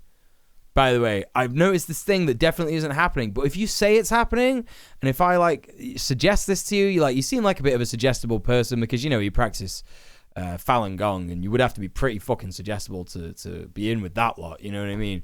So I'm just going to suggest this thing to you, and it'll be really good for the documentary if you agree. You know, maybe you could start crying now. I do love this country. I cry when talking about the US too, yeah. And I just hope people can hear my stories. I believe her. I believe her, chat. Give her the Oscar. Give her the Oscar. Past 5 years, I've been telling the same thing. I have no... When people are crying, they can't talk. Right? When you cry, you can't fucking talk. You can't speak properly. You're going like, these people have never cried. Do you know what I mean? The documentary maker, if he's like told her to like act sad, right? He doesn't know how to direct, because when you cry, you like literally like it breaks you as a person. You're there and you're going, like, fuck, what you do it like she's able to easily talk. She's not crying, dude. She just has like a wet eye. She's just one of these people that has like particularly wet eyes. The agenda here. I just want to live American dream, and my children live American dream. Sorry about that. She's not crying, man. She's not crying at all. She's not. Oh, he did the close-up. He did the close-up. Like, she's definitely crying. It's time to ask questions. It's time to wake up.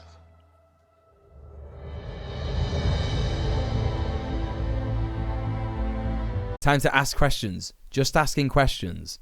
Looking into the camera like, did I do it right? Right.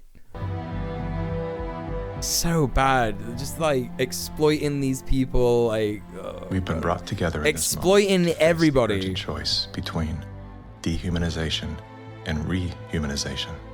Whoa. Wow. Whoa. We've been brought together in this moment to face the urgent choice between dehumanization and rehumanization. What do they think dehumanization is? Yeah, I can't wait for the requires us to do nothing. Ham-fisted nothing other than to allow that process to continue to the... Okay, I hate the fact that they're misappropriating dehumanization like this. I hate it so much. Point of no return. Rehumanization, on the other hand, requires action. One action. To remember. To remember what we knew. Babies, chat! Have babies! Think of the children! As children. When everything was possible. Before our attention was captured. Before the conditioning set in. Before our nature. Like, it's just so upsetting that they recuperate the communist understanding of the world, right? The free sort of like desperate freedom fighter archetype of like, do you remember when you were a kid and everything seemed amazing and cool, and then one day it all went away? What's that about? Oh, it's got to be because of vaccines and trying to make you gay and all that, right? It's like, no, dude, it's really easy. It's just capitalism. It's so fucking obvious, right? The fact that you have to work in order to get these little pieces of paper that are credits so that you don't starve and fucking die. Because the system will literally let you die. It does not care about you, right? You know? And they're all here like, oh no, communism is so bad. No, it will fucking liberate you and save you. Christ alive. Was denied. There's nothing new we have to learn. All we have to do is to remember. That's the fundamental thing about this documentary as well. No. You don't have to learn anything else. You don't have to learn anything else. Yeah, you do. Yeah, you do. You got a lot. You got a lot to learn. This guy looks like Joe Biden. Why do they... you know what? It's weird that they let this guy in this documentary, because I feel like some conspiracy fucks would just be like, that's Joe Biden. They'd be like, we shouldn't listen to this. That's Joe Biden. He's been taken over by like a doppelganger. He's like changed, you know, because he's a reptilian. Oh man, you know, you gotta be careful of these reptilians, man. They can just like, you know. So he's trying to infiltrate this message. Don't believe it. And then take the hand of that memory and go out and stand on ground. Not concrete, not asphalt. Stand on ground. A lot of people in New York City watching this going like, well, what am I fucking supposed to do? I gotta get the subway to Central Park? I gotta get the subway to Central Park? Are you kidding me? And see if I gotta go to Manhattan? Heartbeat of a universe that Thanks for the follow. To give you life. Listen, you know it's true because they have an orchestra. Exactly. Thank you for the follow. Did I say that? I think I said that. The joy of being completely human.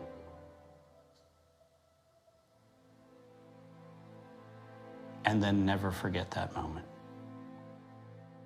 Why has everybody in this fucking documentary got a bow tie? What's that about? What's going on there? This is the moment for us to activate our innate ability to create solutions that can only...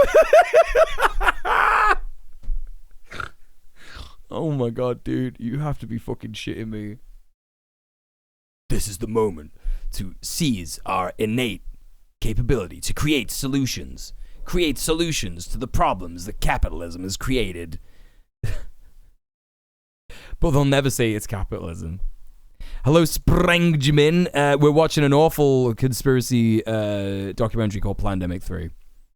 This is the sponsored segment right now. Yeah, we've got right to the end of it. Awareness of symbiosis, defined as a mutually beneficial relationship between different groups. All of life depends on relationships. What about trans people, Mickey? You think your pandering to transphobes is gonna, you know? You think people are gonna let trans people sit with, you know, mutually? Do you think, does it include them? What about people who support Black Lives Matter, but they kind of agree with things that you say? Because there are definitely people like that exist, right? Go to Central Park and step on the grounds created by forcing the black people who live there to move, right? You know? Every living thing is in communication.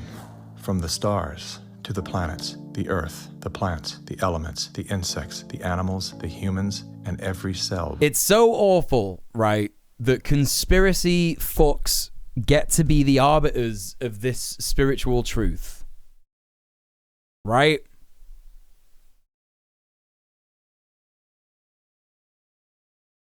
The black guy with the bow tie was probably part of the Brotherhood of Islam that has very conservative views despite supporting black liberation. What, is that like the Nation of Islam? Because the Nation of Islam were quite similar, right? Like supporting black liberation, but like calling women property and like the nuclear family and no queers and stuff like that, right? I don't know.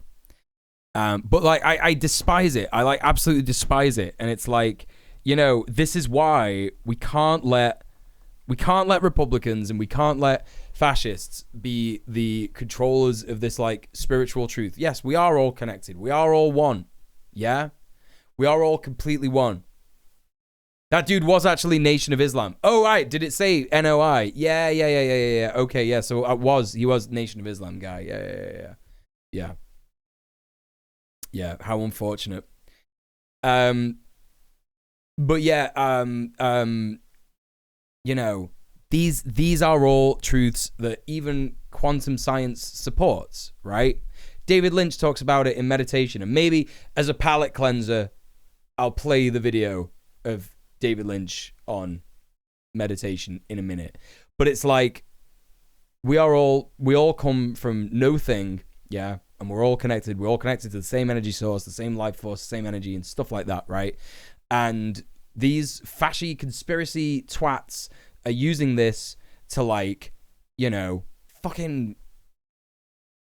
just fucking grift. You know what I mean? It's like, fuck, man. Yeah, everybody knows that there's like a fundamental universal truth between like humans and how, like, you know, we're all absolutely like interconnected. What happens to like a bunch of humans on one side of the world will absolutely at some stage affect someone on the other side of the world, right? We are all on this one planet together, and that's our like fundamental connecting thing, yeah? And the reason that people get so angry with other humans who are like destroying it is because we all know that they're destroying the thing that we all live on together, even the guys who are destroying it, right? You know, it's and I just absolutely despise it. I absolutely fucking despise it. Yeah. Inside. As Americans today, we are truly a privileged people in a privileged land. But with our blessings come responsibilities, and with responsibilities come risks. The challenge of our time is that we must accept both. It's so horrible, right, how pervasive propaganda is, yeah? Because when you see something like this, I don't know about you, chat, but I am like conditioned to be like, oh yeah, this guy was like taken seriously in his day, and he was like, you know, look at him, he's wearing a suit and he's got like good hair and all that kind of stuff, and blah, blah, this, that, and the other. He's like, I'm talking in my transatlantic accent and blah, blah, blah, right? And then he's all about cancer's not real. He's all about like the communists are coming to make you gay and trans, and the vaccine will do that as well. You know what I mean? The responsibilities of our blessings and the risks involved in defending them for ourselves and for future generations. And we must do this without hesitation if we are to be worthy benefactors of that precious heritage of freedom passed on to us through the epic sacrifices of those who have gone before. Now, that is not flag waving. It is. Spoiler, it is flag waving, because he's on about the American Revolution, right? It is not. That's fundamentally flag waving. That's the most flag wavy you could possibly get. Not cliched patriotism. It is cliched patriotism. It is. It absolutely is. And that's why he's saying it's not, because he's upset that it is. He doesn't want it to be, but it is. That's a simple statement of the obligations of citizenship in this glorious land, our land, which with God's help, we shall preserve. Honoring the legacy of G. Edward Griffin, let's just remind ourselves. Excuse me, chat.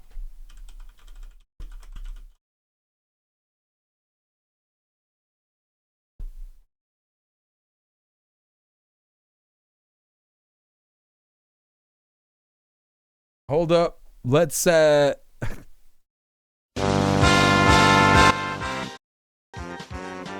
just remind ourselves of the legacy of G. Edward Griffin.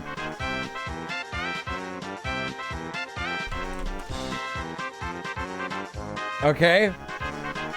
Yeah, he's also still alive. He's also still alive. There's no death here. He's still alive. George Edward Griffin, American author, filmmaker, and conspiracy theorist. Griffin's writing promote a number of right-wing views and conspiracy theories regarding political, defense, and healthcare. In his book, World Without Cancer, he argued in favor of a pseudo-scientific theory that asserted cancer to be a nutritional deficiency, curable by consuming amygdalin. Wait, I have something for this.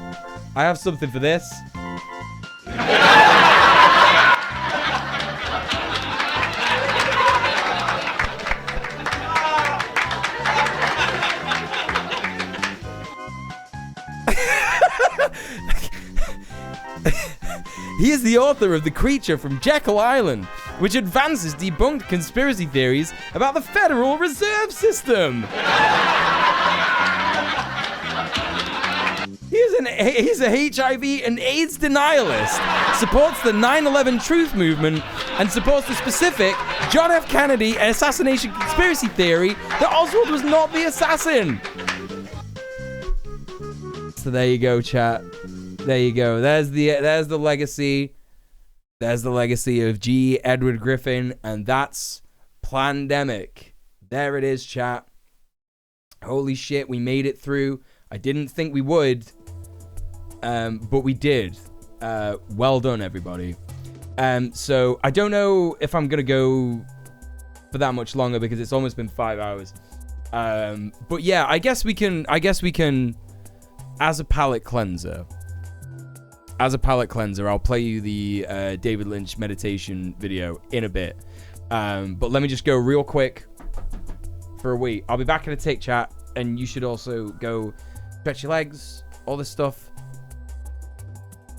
Go to the toilet, take your meds. I think I already said that. Don't do it twice. Don't have too many. Back in a tick.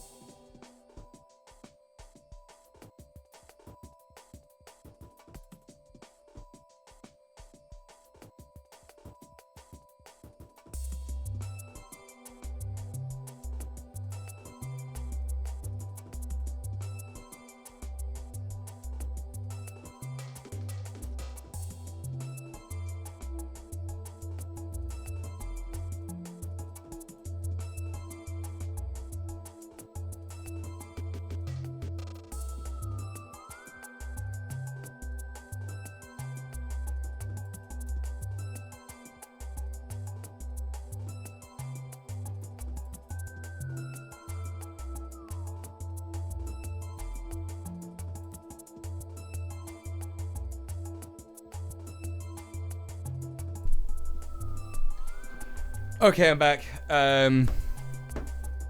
Also, I should say, just as we're at this juncture of the stream, that streaming is my full-time job. Please, please, please consider subbing off Twitch. It means I can pay my rent, my bills, you know, get my groceries and all that stuff. So please, please, please consider subbing off Twitch. You can do that via the sub off Twitch command in the chat. Yeah, I would only ever ask you to pay the same amount that you would for any other sub. So how much a sub costs in your country of existence, yeah, that would be all that I would ask for. But every single donation counts, and I would really, really appreciate it. It means 100% of the money goes to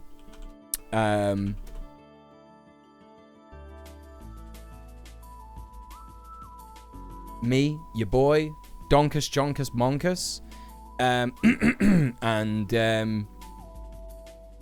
yeah, that's it. I can't really remember the rest of it. Just give me money. I'm working. I'm literally working right now. Anyway, this is David Lynch on meditation. This is David Lynch on meditation. There are no content warnings for this, really. It's just your boy, David Lynch. David Lynch. For fuck's sake. And he's talking about something he really, really loves. Which I also love as well. Here he is. This is a donut. It is very sweet and very good. But if you'd never tasted a donut, you wouldn't really know how sweet and how good a donut is if you'd never had that experience. Transcendental meditation is like that. Transcendental meditation gives an experience much sweeter than the sweetness of this donut. It gives the experience of the sweetest nectar of life, pure bliss consciousness. As Maharishi says, those who don't know, they don't know. Those who know, they enjoy. I hope this following documentary gives you some good news about the sweetness of life. And he says documentary, but it's just literally like 16 minutes of him. This one particular video. There is a documentary that he does that's like a a documentary of like a 16-country tour talking about transcendental meditations. Oh, Count Yogula! Thank you so much. You're like literally new here. Thank you so much for the £3. Really appreciate that. Thank you for subbing off Twitch. Thank you for supporting the stream. Thank you. Donc, on tourne en fait là, hein, donc tout va bien. So Oh my god, the auto-translate is trying to do French. But it didn't manage to do it. It just, don't owe no fats, alright. David, the Maharishi teaching in your life. Are we rolling? We are rolling. Oh, okay, okay. The Maharishi teaching in your life, how did it all start? Can you tell us the story? Yes. He's a cheeky scamp, he is. That infinite source of the whole universe, the self of all that is, the ocean of pure consciousness, that is truth, that is the unbounded self, that thou art. By Chandogya Upanishad. The region of truth is not to be investigated as a thing external to us, it is within us. Plotinus. I don't know who Plotinus is. I don't know any. I don't know who Upanishad is either. This here. But I love this explanation. It's fucking great. It's so good. Represents the surface of life. Surface. And we see surfaces, you know, surfaces.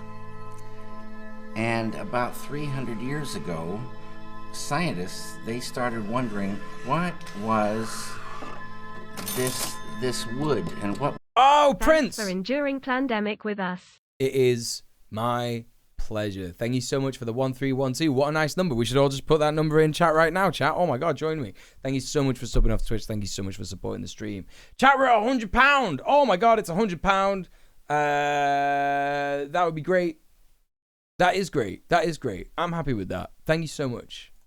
Was this metal and what was it really? So they start looking into matter. So this side is matter, and this side is mind. Hey Liz, what's going on? Mind and matter. And the scientists, well, they discovered molecules. Deeper they went, and they discovered these atoms. And like I say, they thought that was the smallest particle for a long time. All these things we learn about in school. They went deeper, and they find inside the atoms these little electrons and neutrons and protons. And they went deeper and deeper and deeper, smaller and smaller particles, smaller and smaller particles. They found 4 forces. On a deeper level, the 4. Oh, David Lynch should absolutely... Listen, I didn't know this about David Lynch, right? I've just finished reading his memoirs. It was a fantastic book. Highly recommend it to anybody who is going through some kind of a creative rut or something like that. It is really, really good. And it opened my eyes to like a lot of stuff. Like I said on Blue Sky, he was born in the 40s, so he definitely says some cringe stuff, but a lot of that is definitely like overarched by some of the really fucking base stuff he says, right? Anyway, but I didn't know this, but Lynch was actually one of like the earliest Flash animators. He like got someone to come in and help him set up a website, and he did these like Flash animations. I haven't seen them, so I don't know what they're like, but I know that he learned to animate on Flash, and he had like a series that he did or some shit, and I had no idea he did any of that stuff, and he was absolutely popping with doing like, you know, he had like his own fan club and stuff like that on his website and what have you, and he was doing weather reports every day. If David Lynch genuinely like started streaming, oh yeah, I would not stop watching him. I have no idea how he would fucking do it though. And on a deeper level, the 3 became 2. And then, about 30 years ago, modern science, quantum physics, discovered the unified field.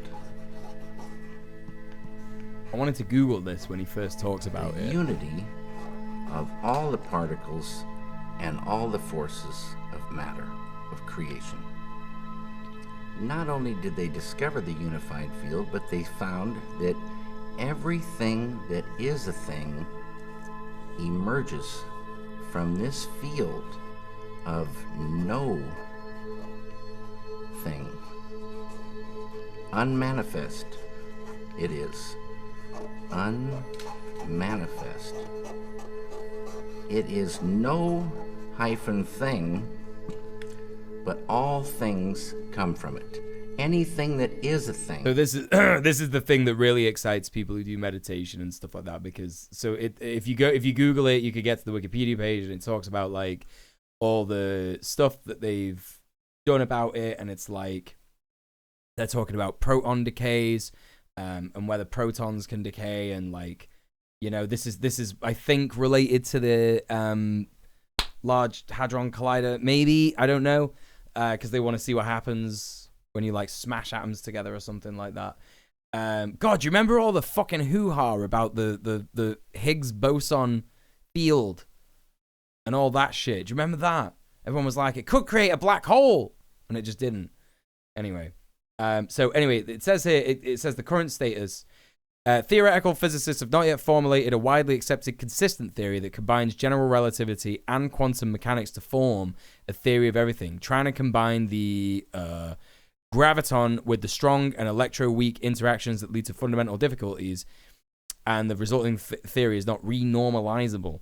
The incompatibility of the two theories remains an outstanding problem in the field of physics. So that's really interesting. Like, it's so hard for them to like literally, you know, define this basic like field, the unified field, right? Unified field has emerged from this field of unity.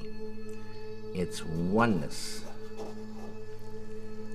The scientists know this exists, but if they wanted to get there, you can't get there. It's unmanifest. You can't walk into this field. But any one of those scientists could practice a technique, transcendental meditation, which, remember, true happiness is not out there. You're given a mantra, a very specific sound, vibration, thought. Very specific. It needs to be life-supporting at all deeper levels.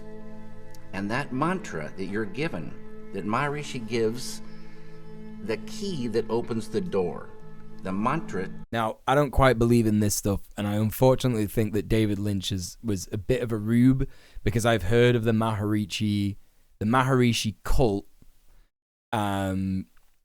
which is, you know, debatable as to whether it's a cult by modern standards, but it is basically based around transcendental meditation. Everybody who practices transcendental meditation says it's amazing. But the idea that you can only get your mantra from one person is a little suspect to me, right? And it's a little suspect that, you know, he asks for money and his schools all around the world ask for money and stuff like that, right? So that is, of course, a bit cringe, and David Lynch has unfortunately fell for this mantra thing. But I do truly believe that you can, like, meditate in many forms and still access, like, that field of oneness that is within us all. Turns the mind. Wasn't there a newspaper that typoed LHC as the Large Hard-On Collider? I don't know, but that is very funny, and I love it. Harnessing the God particle to see Lord's glory hole. Yeah, for real. For real.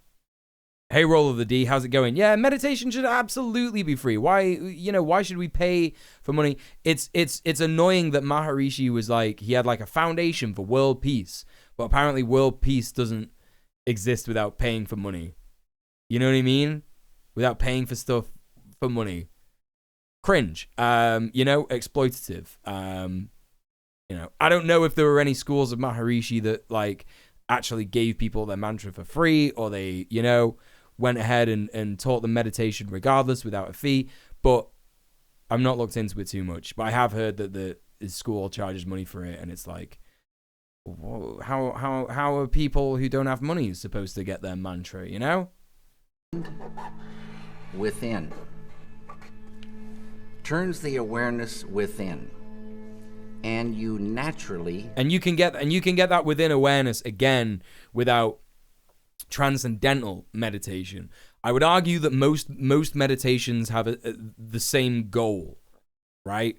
In that they want you to look inwards and access that field of oneness, the true spirit, like the true life force and all that kind of stuff. And this great feeling of ease and love and support, right? And I get that through Kundalini. That's what I use. I use Kundalini meditation. You can find loads of really good guided Kundalini meditations over on literally on YouTube. I have a specific one that I use. If anyone in the chat wants it, you can have it. I literally bought YouTube Premium because for some reason it has fucking ads on it. So I don't know if there's a way that you can get the ads off it or whatever. Go for it. Do it like that. But I like to have it on my phone, and my phone just kept fucking playing ads, and I was like, fuck this. So I just ended up getting YouTube Premium in the end. But yeah, like, it doesn't necessarily need to be this transcendental meditation. It could be any meditation, right? Anything that, like, allows you to, like, get out of the conscious world and into the subconscious world, right? Why is it natural? If you don't know what that means, don't worry. I'm not being needlessly obscure here. Because each deeper level of mind and each deeper level of intellect has more happiness. And the deeper And he's right here in that is true intellect. Like, intellect is not this racist idea that we hear about all the time. Intellect, true intellect, is within each and every one of us, right? And it's accessible in terms of, like, not like you will be smarter, right? Because that's not what true intellect is. True intellect is literally like understanding, right? That's all it is. That's all it is. It's just understanding and levels of consciousness. That's all it is. Levels of mind and deeper levels of intellect correspond to deeper levels of matter. At the borderline of intellect... Basically, what I'm trying to say to you is that he's not saying here, and no one here is saying, that you have to be very smart to do meditation. It's the opposite of that. YouTube Premium ran out. I was honestly shocked at how many ads there are on mobile. It's fucked. It's completely fucked. It means to go beyond. You're going beyond field of relativity, duality, experiencing oneness. Pure, unbounded, infinite consciousness.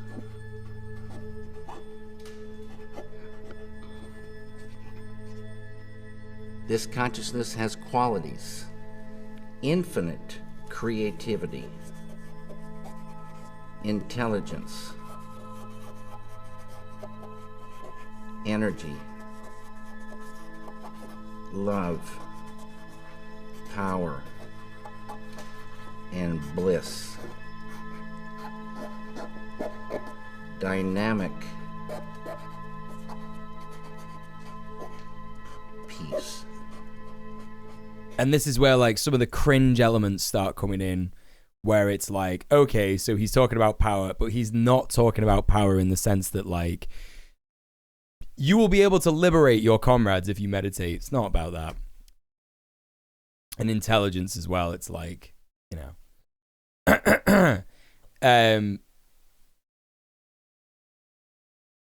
in a bit he talks about like the negative stuff. You'll see it, and it'd be like, you know, on the surface we have all these things. We have fear, we have anxiety, we have blah blah blah blah.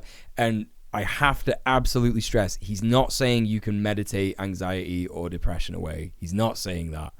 And whether you like it or not, I have anxiety and depression. If you meditate, it will help on a level, right? Depending, yeah. None of these things are black or white, but it certainly helps with me. It doesn't make it go away altogether, but it certainly helps. Like, I think this is like a really important thing to like specify. Like, if your solution to mental health is like just go outside, that's a terrible solution. If your solution to mental health is get therapy, that's also a terrible solution. If your solution to mental health is meditate, that's a terrible solution, right? All these things together and making them accessible are how we get out of this awful health crisis that we're in, this awful mental health crisis that we're in. You know, and again, we can only do that by ending capitalism, right? Always been there, never had a beginning, it is and it will be forever. Unbounded, infinite, eternal, immutable, immortal consciousness. Yeah, the sound of the marker writing on paper, it's nice. Any human being can experience this easily and effortlessly with transcendental meditation. Transcendental meditation is just a vehicle to get you here. When you experience this level, you enliven it, and it grows in the individual. So if you started with a ball of consciousness this big, everyone has consciousness. Consciousness is the way to understand consciousness. If you took it away, you'd see what it really is. If there wasn't any consciousness, we wouldn't exist. And if we did exist, we wouldn't know it. It's the I amness of life. It is life itself. Tied to consciousness is all this: creativity, intelligence, energy, love, power, bliss, dynamic peace, all positive. Light of unity, all positive. You experience this level and you enliven it, and this ball of consciousness that you thought was just going to stay the same for the rest of your life starts expanding, and these qualities expand. So day by day, you're growing. Oh yeah, it's really shit, Zwei Blumen. Yeah, I hate it so much. This is why they've pushed so much ads onto fucking YouTube. It's genuinely to force people to buy YouTube Premium, and it broke me. It genuinely broke me. I can't sit here and lie and say like, oh, you know, well, this, that, and the other. No, it fucking broke me. They got to me, man. They got to me. So yeah, I fully believe that. I had to cancel my fucking Nintendo Switch Online thing to afford it. So, you know, give and take, right? I can't play all the retro games that I wanted to play on Nintendo Switch anymore, but I can watch YouTube without ads. Thanks, capitalism. Energy. And this ball of consciousness is now expanding, and you're owning unconscious or subconscious. No worries, Count Yogula. Thanks so much for being here. Side effect of the Take it growth easy. of this consciousness is negativity starts to recede. Tension. Write all these things. Stress. Anxiety. Sorrow. Depression. Anger. hate. It has absolutely helped me with my anger and anxiety and my OCD. What I've noticed, like, with practicing it more and more recently. So, you know, still there. Don't get me wrong. It's still fucking there. Very reduced. All starts to go. And in fact, not even like very reduced. I would just say like noticeably reduced. Can't live in the light of this. In schools, when there's stressed anxiety, horror stories, depression, so many people on pharmaceutical drugs, suicides, shootings, stabbings, you give a student this technique. It's easy to do. It's not concentration, it's not contemplation. Concentration, contemplation keep you right on the surface. You're not transcending. It's this field that does everything for the human being. This field. And you experience this field when you really get there and transcend. This is transcendental consciousness. I can add you to my family plan for YouTube Premium if you give me your YouTube email. Oh, that's very kind, Liz. It's, you know, there's so oh many my names gosh. for this I'll field. definitely consider that for sure. Kingdom of Heaven, all these names for this one field, the absolute totality. In Vedic language, this field is called Atma. A-T-M-A means the self. You got premium years ago to support creators. No ads were secondary. How does premium support creators? I don't understand. I don't get a check from YouTube every month saying, here's your premium residuals. Wait, is this what is this premium? What? With a capital S.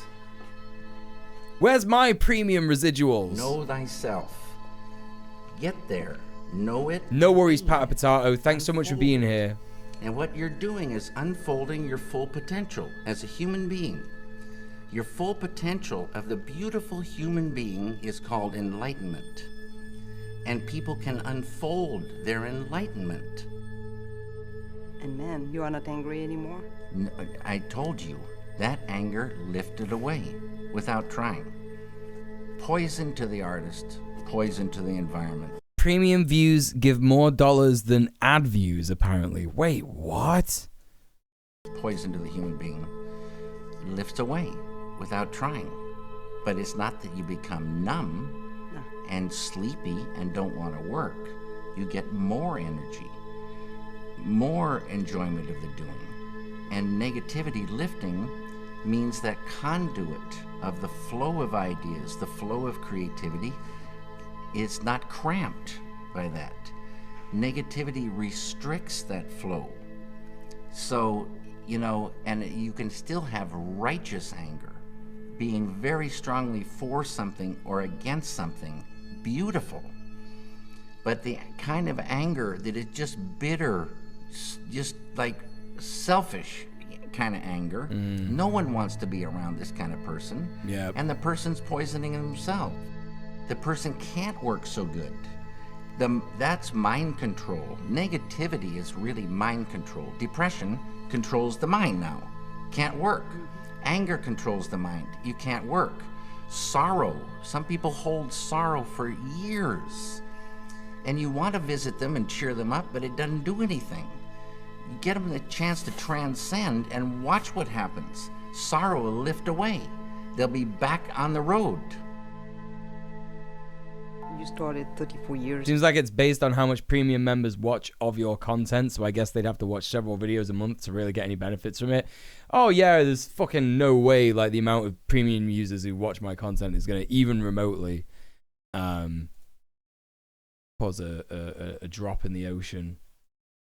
Even a drop of the ocean. Anyway, listen, chat. Nice little bit of David Lynch talking about meditation and how based it is. There you go, 5-hour stream. Hope you appreciate it, chat. I am going to raid someone. So let's take a little look and see who is live right now. People are probably more likely to rewatch videos without ads. Well, I didn't even want to put ads on my content. And to be honest, I don't even have ads on most of my content. because I turn monetization off if I can, because I have my Patreon. I make my money on YouTube from my Patreon. Right, okay. We are gonna go ahead. Let me take a little look. Let's see who's live. Let's see who's live. Let's see who's live. Let's see who's live. Who are we gonna raid? Who are we gonna raid? Who are we gonna raid? Right. We are gonna raid the sweet, wonderful Conrad Zimmerman. So please join me as we support our comrade, Conrad.